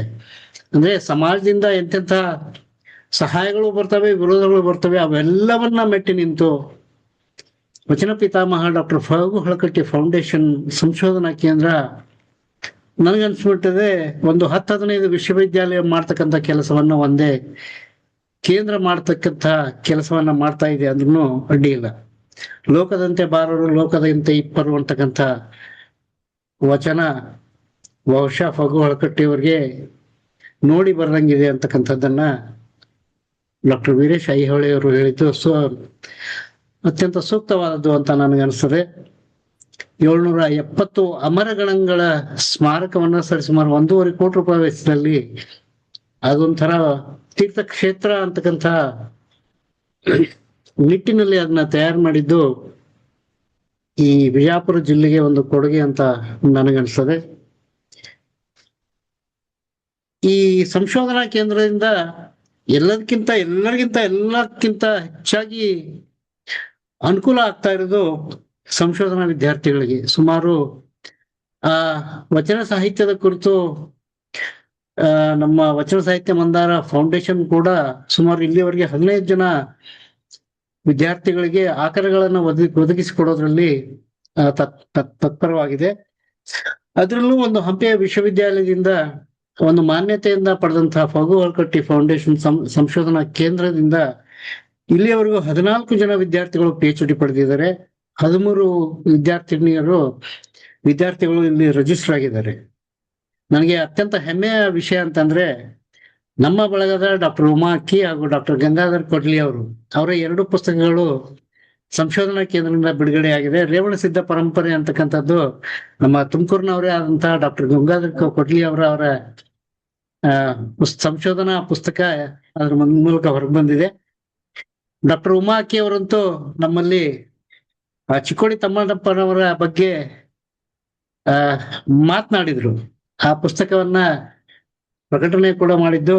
ಆದ್ರೂ ಮಾತನಾಡ್ತಾ ಅವ್ರು ಅತ್ತೆ ಬಿಟ್ರು. ಅಷ್ಟೊಂದು ಭಾವನಾತ್ಮಕವಾದಂತ ಸಂಬಂಧವನ್ನ ಫಗು ಹಳಕಟ್ಟಿ ಸಂಶೋಧನಾ ಕೇಂದ್ರ ತಮ್ಮ ವಿದ್ಯಾರ್ಥಿಗಳ ಜೊತೆಗೆ ಹಂಚಿಕೊಳ್ತದೆ ಅನ್ನತಕ್ಕಂಥದ್ದೇ ಒಂದು ಅತ್ಯಂತ ಹೆಮ್ಮೆಯ ವಿಷಯ ಅಂತ ನನ್ನ ಅನಿಸ್ತದೆ. ಡಾಕ್ಟರ್ MM ಕಲಬುರ್ಗಿ ಅವರ ಬಗ್ಗೆ ಮಾತನಾಡುದು ಅಂದ್ರೆ ಇನ್ನ ಫ್ಯೂಚರ್ದಾಗ ಸರ್ ಹೇಳ್ರಿ. ಅದು ಆ ಸಂಶೋಧನಾ ಅಧ್ಯಯನ ಕೇಂದ್ರ ಇನ್ ಫ್ಯೂಚರ್ ನಲ್ಲಿ ವಚನ ವಿಶ್ವವಿದ್ಯಾಲಯ ಆಗುತ್ತೆ ನೋಡಿ ಸರ್. ಅದು ಎಸ್ ಎಸ್ ಎಸ್ ಆಗುತ್ತೆ ಸರ್, ರಿಯಲಿ ಆಗುತ್ತೆ ಸರ್. ಆದ್ರೆ ನಮ್ಗೆಲ್ಲರಿಗೂ ಅನುಕೂಲ. ಹೌದು ಹೌದು, ಬಹಳ ಒಳ್ಳೆ ಕೆಲಸ ಮಾಡ್ತಾ ಇದ್ದಾರೆ ಸರ್ ಅವರು, ಬಹಳ ಒಳ್ಳೆ ಕೆಲಸ. ಓಕೆ ಓಕೆ, ಅನುಪಮ ಅವ್ರು ಹೇಳಿ. ಓಕೆ, ಇಲ್ಲ ಸರ್, ಅದ ಏನೋ by mistake. Okay okay. Doctor M Kalburgi ಅವರನ್ನ ಕುರಿತು ನಾವು ಅವರನ್ನ ಅಕ್ಷರ ರಾಕ್ಷಸ ಅಂತ ಕರಿತಿದ್ರು ನಮ್ಮಪ್ಪ. ನಮ್ಮ ತಂದೆಯವ್ರಿಗೆ ಕಲಬುರ್ಗಿ ಅವರು ಗುರುಗಳು. 1978, 79, 80ರಲ್ಲಿ MA ಮಾಡ್ಬೇಕಾದ್ರೆ ಗುರುಗಳು. ಅಲ್ಲಿ ಒಂದು ಪ್ರಸಂಗವನ್ನ ನಾನು ಇಲ್ಲಿ ಹಂಚ್ಕೋಬೇಕು. ಎಂ ಕಲಬುರ್ಗಿ ಅವರು ತಮ್ಮ ಶಿಷ್ಯರ ಬಗ್ಗೆ ಎಂಥ ಒಂದು ಅದ್ಭುತವಾದಂತಹ ಒಂದು ಸಂದೇಶವನ್ನ ಕೊಟ್ಟರು ಅಂದ್ರೆ, ನಮ್ಮ ತಂದೆಯವರು 84ರಲ್ಲಿ ಒಂದು ಪುಸ್ತಕವನ್ನು ಬರೆದಿದ್ರು, ಅದಕ್ಕೆ ಮುನ್ನುಡಿ ಬರ್ಕೊಡು ಅಂತ ಹೇಳಿ ಕಳ್ಸಿದ್ರು ಅವ್ರಿಗೆ. ಸರಿಸುಮಾರು 10 ಗಂಟೆ ಆಗಿತ್ತು. ಸ್ಕೂಟರ್ ತಗೊಂಡ್ಬಂದವ್ರೆ ನಮ್ಮ ಮನೆಗೆ ಬಂದ್ರು. ಆ ಹಸ್ತಪ್ರತಿಯನ್ನ ತೆಗೆದು ನಮ್ಮ ತಂದೆಯವ್ರ ಮಕ್ಕಳಿಗೆ ರಪ್ ಅಂತ ಎಸೆದ್ರು. ಏನೋ ಕಮರ, ನಿನಗೆ ನಾನು ಹೀಗೆ ಕಳ್ಸಿಕೊಟ್ಟಿದ್ದೀನಿ, ನಾನು ನಿನ್ಗೆ ಏನೇನ್ ತಪ್ಪ ಬರ್ದಿಯಲ್ಲ ಮರ ಅಂತ ಹೇಳಿ 10 ಗಂಟೆಯಿಂದ ಸರಿಸುಮಾರು 4 ಗಂಟೆಯವರು ಕೂತು ಪ್ರತಿ ಶಬ್ದವನ್ನು ಕೂಡ ತಿದ್ದಿಸಿದಂತ ಕಲಬುರ್ಗಿ ಅವರು ಕೊನೆಗೆ 4 ಗಂಟೆ ಮುಗಿಸಿ 1 ಅವರ್ ಏನೋ ನಿದ್ದೆ ಮಾಡಿರ್ಬೇಕು ಅವ್ರು ಅಷ್ಟೇ. ನಮ್ಮ ಅಪ್ಪಂಗೂ ನಿದ್ದೆ ಮಾಡಕ್ ಬಿಡ್ಲಿಲ್ಲ, ನಮಗೂ ನಿದ್ದೆ ಮಾಡಕ್ ಬಿಡ್ಲಿಲ್ಲ, ತಾವು ನಿದ್ದೆ ಮಾಡ್ಲಿಲ್ಲ. ಅಂದ್ರೆ ಅವರಲ್ಲಿ ಇರ್ತಕ್ಕಂಥ ಒಂದು ಉದ್ದೇಶ ಏನಂದ್ರೆ, ತನ್ನ ಶಿಷ್ಯರನ್ನ ಯಾವುದೇ ವ್ಯಕ್ತಿ ಬೆರಳು ತೋರಿಸ್ಬಾರ್ದು ಅಂತಕ್ಕಂಥ ಮಾತನ್ನ ನನಗನ್ಸ್ತದೆ. ಸುಮಾರು 17 ಜನ ಅವರ ಕೈಯಲ್ಲಿ PhD ಮಾಡಿದ್ದಾರೆ. ಅದರಲ್ಲಿ ಪ್ರಪ್ರಥಮವಾಗಿ ನಮ್ಮ ಮನೆ ಪಕ್ಕದಲ್ಲಿದ್ದಂತಹ ಚೆನ್ನಕ್ಕ ಪಾವಟೆ ಅವ್ರನ್ನ ಭೇಟಿಯಾಗಿ ಬಂದ ತಕ್ಷಣ ರಾತ್ರಿ ಬಂದು ಅಪಾರ ಕಲಬುರ್ಗಿ ಅವ್ರು ಹಿಂಗ್ ಬೈದ್ರು, ಕಲಬುರ್ಗಿ ಹಂಗ್ ಬೈದ್ರು ಅಂತೇಳಿ. ಅದ್ರ ಉದ್ದೇಶ ಬಹಳ ಸಿಂಪಲ್.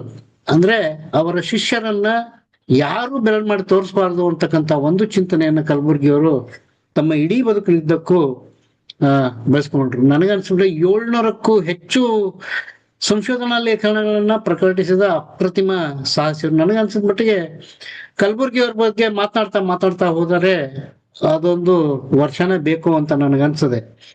ಬರೀ ಅವರು ಮಲಗ್ತಿದ್ದಿದೆ 2 ಅವರು, 2ರಿಂದ 4 ಅಷ್ಟೇ ಮಲಗ್ತಿದ್ದು ಅನ್ಸುತ್ತೆ. ಅವರ ಬಗ್ಗೆ 40 ಸಂಪುಟಗಳನ್ನ ಫಗವಳಕಟ್ಟಿ ಸಂಶೋಧನಾ ಕೇಂದ್ರದಿಂದ ಪ್ರಕಟ ಮಾಡಿದ್ದಾರೆ. ತೀರಾ ಇತ್ತೀಚೆಗೆ ಅದರ ಬಿಡುಗಡೆನೂ ಆಯ್ತು. ಮಾತಾಡ್ತಾ ನಮ್ಮ ಡಾಕ್ಟರ್ ವೀರೇಶ್ ಐಹೊಳೆ ಅವರು ಭಾವುಕರಾಗ್ಬಿಟ್ರು. ಚಿನ್ಮಯ ಗುರುಗಳು ಅಂತಾನೆ ಅವ್ರು ಕರಿತಿದ್ರು. ಆದಿಲ್ ಶಾಹಿಗಳ ಕುರಿತು ಮಾಡ್ತಕ್ಕಂಥ ಅದ್ಭುತ ಕೆಲಸ. ಸುಮಾರು 65 ಸಂಪುಟಗಳನ್ನ ತರಬೇಕಂತ ಫೌಂಡೇಶನ್ ಕೆಲಸ ಮಾಡ್ತಿದೆ. ನನಗೆ ಬಹಳ ವೆರಿ ಇಂಟ್ರೆಸ್ಟಿಂಗ್ ಅನ್ಸಿದ್ದು ಅಂದ್ರೆ, ಶಿವಾನುಭವ ಪತ್ರಿಕೆ ಮತ್ತು ನವಭಾರತ್ ಪತ್ರಿಕೆಗಳನ್ನ ಮರುಮುದ್ರಣ ಮಾಡ್ತಕ್ಕಂಥ ಕೆಲಸ. ನನಗನ್ಸಿದ ಮಟ್ಟಿಗೆ ಕೆಲವೊಂದು ಜನ ಅವನ ಹಳೇ ಪುಸ್ತಕಗಳನ್ನ ಇಟ್ಕೊಂಡಿದ್ದಾರೆ, ಅದನ್ನೇ ಕಾಪಿ ಮಾಡಿ ಬರೆದು ನಾನೇ ದೊಡ್ಡವನಾಗಿದ್ದೀನಿ ಅನ್ನತಕ್ಕಂಥ ವಿಷಯ ನನಗೆ. ಯಾಕಂದ್ರೆ ನಮ್ಮ ಮನೆಯಲ್ಲೂ ಕೂಡ 1965ರಿಂದ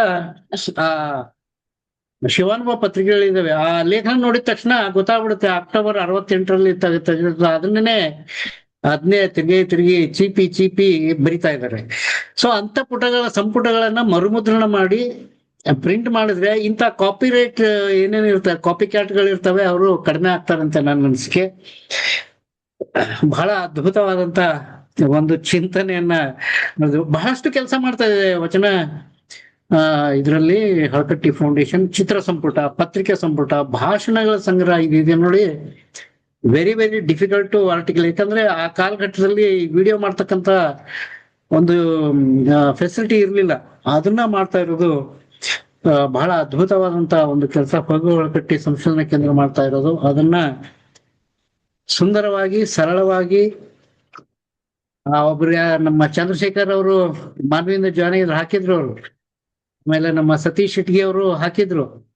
ಬಿಜಾಪುರದ ಗಾವಟಿ ಭಾಷೆಯಲ್ಲಿ ಅತ್ಯಂತ ಅದ್ಭುತವಾಗಿ ಉಪನ್ಯಾಸವನ್ನ ನೀಡಿದ್ರು ಅಂತ. ಯಾಕಂದ್ರೆ ಆ ಭಾಷೆಯ ಸೊಗಡು ಇದೆಯಲ್ಲ, ಆ ಭಾಷೆಯ ಸೊಗಡಿನ ಆ ಒಂದು ಕಿವಿಗೆ ಇಂಪನ್ನ ನೀಡ್ತದೆ. ಆ ಭಾಷೆ ಸೊಗಡು ನಮ್ಮ ಕರ್ನಾಟಕದಲ್ಲಿ ಸರಿಸುಮಾರು 680 ಕಿಲೋಮೀಟರ್ ಇದೆ. ಎವ್ರಿ 40 ಕಿಲೋಮೀಟರ್ ಶಬ್ದ ಚೇಂಜ್ ಆಗ್ತದೆ, ಎವ್ರಿ 15 ಕಿಲೋಮೀಟರ್ ಆಕ್ಸೆಂಟ್ ಚೇಂಜ್ ಆಗ್ತದಂತೆ. ಬಿಜಾಪುರಲ್ಲಿ ಹೊಯ್ಕೋತಿರೋನು ಅಂತಾರೆ, ಅಂದ್ರೆ ಸ್ನಾನ ಮಾಡೋದು. ನಾವಿಲ್ಲಿ ಬೆಂಗಳೂರು ಕಡೆ ಬಂದ್ರೆ ಹೊಯ್ಕೋತಿರಿ ಅಂದ್ರೆ ಇದನ್ ಮಾಡೋದು ಅಂತ. ಹಂಗೆ ಆ ಭಾಷೆಯ ಸೊಗಡಿದೆಯಲ್ಲ, ಅದ್ಭುತವಾದಂತ ಒಂದು ಸೊಗಡಿನ ಮೂಲಕ ನಮಗೆ ಕಟ್ಕೊಟ್ರು. ನಮ್ಮ ಸತೀಶ್ ಶೆಟ್ಟಿ ಅವರು ಅದನ್ನ he has catched up very well. ಹೀಗೆ ವಿಜಯಕುಮಾರ್ ಸರ್ ಒಂದು ಸಣ್ಣ ಸಲಹೆ. ಹಾ ಯಾರಾದ್ರೂ ಈ ಬಿಜಾಪುರದ ಮಣ್ಣೇನಿದೆಯಲ್ಲ, ಯಾವ್ದಾದ್ರು ಸಾಯಿಲ್ ಟೆಸ್ಟ್ ಮಾಡಿಸ್ಬೇಕು ಸರ್. ಏನಿದೆ ಆ ಮಣ್ಣಲ್ಲಿ? ಆ ಮಣ್ಣಲ್ಲಿ ಇಷ್ಟೊಂದು ಮಹಾನುಭಾವರು, ಅನುಭಾವಿಗಳು, ಆಧ್ಯಾತ್ಮಿಕರು ಬರ್ಲಿಕ್ಕೆ ಕಾರಣ ಏನಿದ್ದಿರ್ಬಹುದು? ಎಸ್ ಎಸ್ ಎಸ್, ತಾವ್ ಹೇಳೋದು ನಿಜ. ಯಾಕಂದ್ರೆ ವಿಜಯಪುರದ ಅವಿಭಜಿತ ವಿಜಯಪುರದ ಜಿಲ್ಲೆಯ ಒಂದು ಮಣ್ಣಿನ ಸಂಸ್ಕೃತಿ, ಮಣ್ಣಿನ ಗುಣ ಬಹಳ ಅದ್ಭುತವಾದಂತ. ತಾವು ಕರೆಕ್ಟೆಡ್ ಇಟ್ ವೆರಿ ನೈಸ್ಲಿ. ಅವನೇ ನನ್ಗಿಲ್ಲಿ ಬಹಳ ಹೆಮ್ಮೆಯ ಸಂಗತಿ. ಒಂದು ಸಮಟೈಮ್ಸ್ ನನಗೆ ಭಾವುಕನಾಗ್ಬಿಡ್ತೀನಿ. ಕಾಯಕ್ಕೆ ಹೋಗಿ ಬುದ್ಧಣ್ಣನವರ ವಚನಗಳ ವಿಶ್ಲೇಷಣೆ ಹೋಗೋಳಕಟ್ಟಿ ಫೌಂಡೇಶನ್ ಇಂದ ಪ್ರಕಟ ಆಗಿದೆ. ಅಂದ್ರೆ ನನ್ನ ಸೇವೆಯನ್ನ ಗುರುತಿಸಿ ಅವರು ಪ್ರಕಟಣೆಯನ್ನ ಮಾಡಿದ್ದಾರೆ. ಸ್ವತಃ ಡಾಕ್ಟರ್ ಎಂ ಬಿ ಪಾಟೀಲ್ ಅವರು ಸಚಿವರಾಗಿ ಗದಗ್ನಲ್ಲಿ ಬಂದು ಸ್ವತಃ ಅದನ್ನ ಮೊನ್ನೆ ತಾನೇ ಬಿಡುಗಡೆ ಮಾಡಿದ್ರು. ಹೋಗೋಳಕಟ್ಟಿ ಫೌಂಡೇಶನ್ಗೆ ನನ್ನ ಧನ್ಯವಾದಗಳನ್ನ ಅರ್ಪಿಸ್ತೀನಿ. ಈ ಹೋಗೋಳಕಟ್ಟಿ ಸಂಶೋಧನಾ ಕೇಂದ್ರಕ್ಕೆ ಇನ್ನೊಂದು ಹೇಳ್ಬೇಕು ಅಂದ್ರೆ, ಕುವೆಂಪು ಅವರು ಆವಾಗವಾಗ ಹೇಳ್ತಾ ಇದ್ರು, ಮುರಿದು ಕಟ್ಟುವ ಪ್ರಕ್ರಿಯೆ ಅಂತ. ಯಾವುದೇ ಒಂದು ಸಾಹಿತ್ಯ ಆಗ್ಲಿ, ಸೃಜನಾತ್ಮಕವಾಗ್ಲಿ, ವಚನ ಸಾಹಿತ್ಯ ಆಗ್ಲಿ, ಯಾವುದೇ ಆಗ್ಲಿ, ಕಾಲಕ್ಕೆ ಮುರಿದು ಕಟ್ಟುವ ಪ್ರಕ್ರಿಯೆಯನ್ನ ಮಾಡ್ಬೇಕಾಗತ್ತೆ. ಅಂತ ಕೆಲಸವನ್ನ ಡಾಕ್ಟರ್ ಹೋಗೋಳಕಟ್ಟಿ ಸಂಶೋಧನಾ ಕೇಂದ್ರ ಮಾಡ್ತಾ ಇದೆ ಅಂತಕ್ಕಂಥದ್ದನ್ನ ವಿಸ್ತಾರವಾಗಿ ಡಾಕ್ಟರ್ ವೀರೇಶ್ ಐಹೊಳಿ ಅವರು ನಮಗೆ ಕಟ್ಕೊಟ್ಟಿದ್ದಾರೆ. ಅವರಿಗೆ ನಮ್ಮ ವಚನ ಸಾಹಿತ್ಯ ಮಂದಾರ ಫೌಂಡೇಶನ್ ವತಿಯಿಂದ, ಎಲ್ಲರ ವತಿಯಿಂದ ಧನ್ಯವಾದಗಳನ್ನ ತಿಳಿಸ್ತೀವಿ sir. Thank you very much for coming and giving us a excellent presentation. Thank you sir. ಆಮೇಲೆ ಸಂವಾದದಲ್ಲಿ ಪಾಲ್ಗೊಂಡಂತಹ ಡಾಕ್ಟರ್ ನೀಲಾಂಬಿಕೆ ಪೊಲೀಸ್ ಪಾಟೀಲ್ ಅವರಿಗೆ, ದೇವಮಣಿ ಅವರಿಗೆ, ಶ್ರೀ ಶಿವಪ್ರಕಾಶ್ ಅವರಿಗೆ ಧನ್ಯವಾದಗಳನ್ನ ತಿಳಿಸ್ತಾ, ಹಾಗೂ ಈ ಕಾರ್ಯಕ್ರಮವನ್ನ ಅತ್ಯಂತ ಅಚ್ಚುಕಟ್ಟಾಗಿ ನಿಭಾಯಿಸಿದಂತ ಶ್ರೀಮತಿ ಅನುಪಮ್ ಪಾಟೀಲ್ ಹುಬ್ಬಳ್ಳಿ ಅವರಿಗೂ ಕೂಡ ಧನ್ಯವಾದಗಳನ್ನ ಹೇಳ್ತೀವಿ. ಎಲ್ಲಕ್ಕಿಂತ ಹೆಚ್ಚಾಗಿ ವೀಕ್ಷಕ ಪ್ರಭುಗಳು ನಮ್ಮ ಕಾರ್ಯಕ್ರಮಕ್ಕೆ ಆಗಮಿಸಿ ಎಲ್ಲ ಸಂವಾದಗಳನ್ನ ಆಲಿಸಿದ್ದಕ್ಕೆ ಅವರಿಗೂ ಕೂಡ ಧನ್ಯವಾದಗಳನ್ನ ಹೇಳ್ತೇವೆ.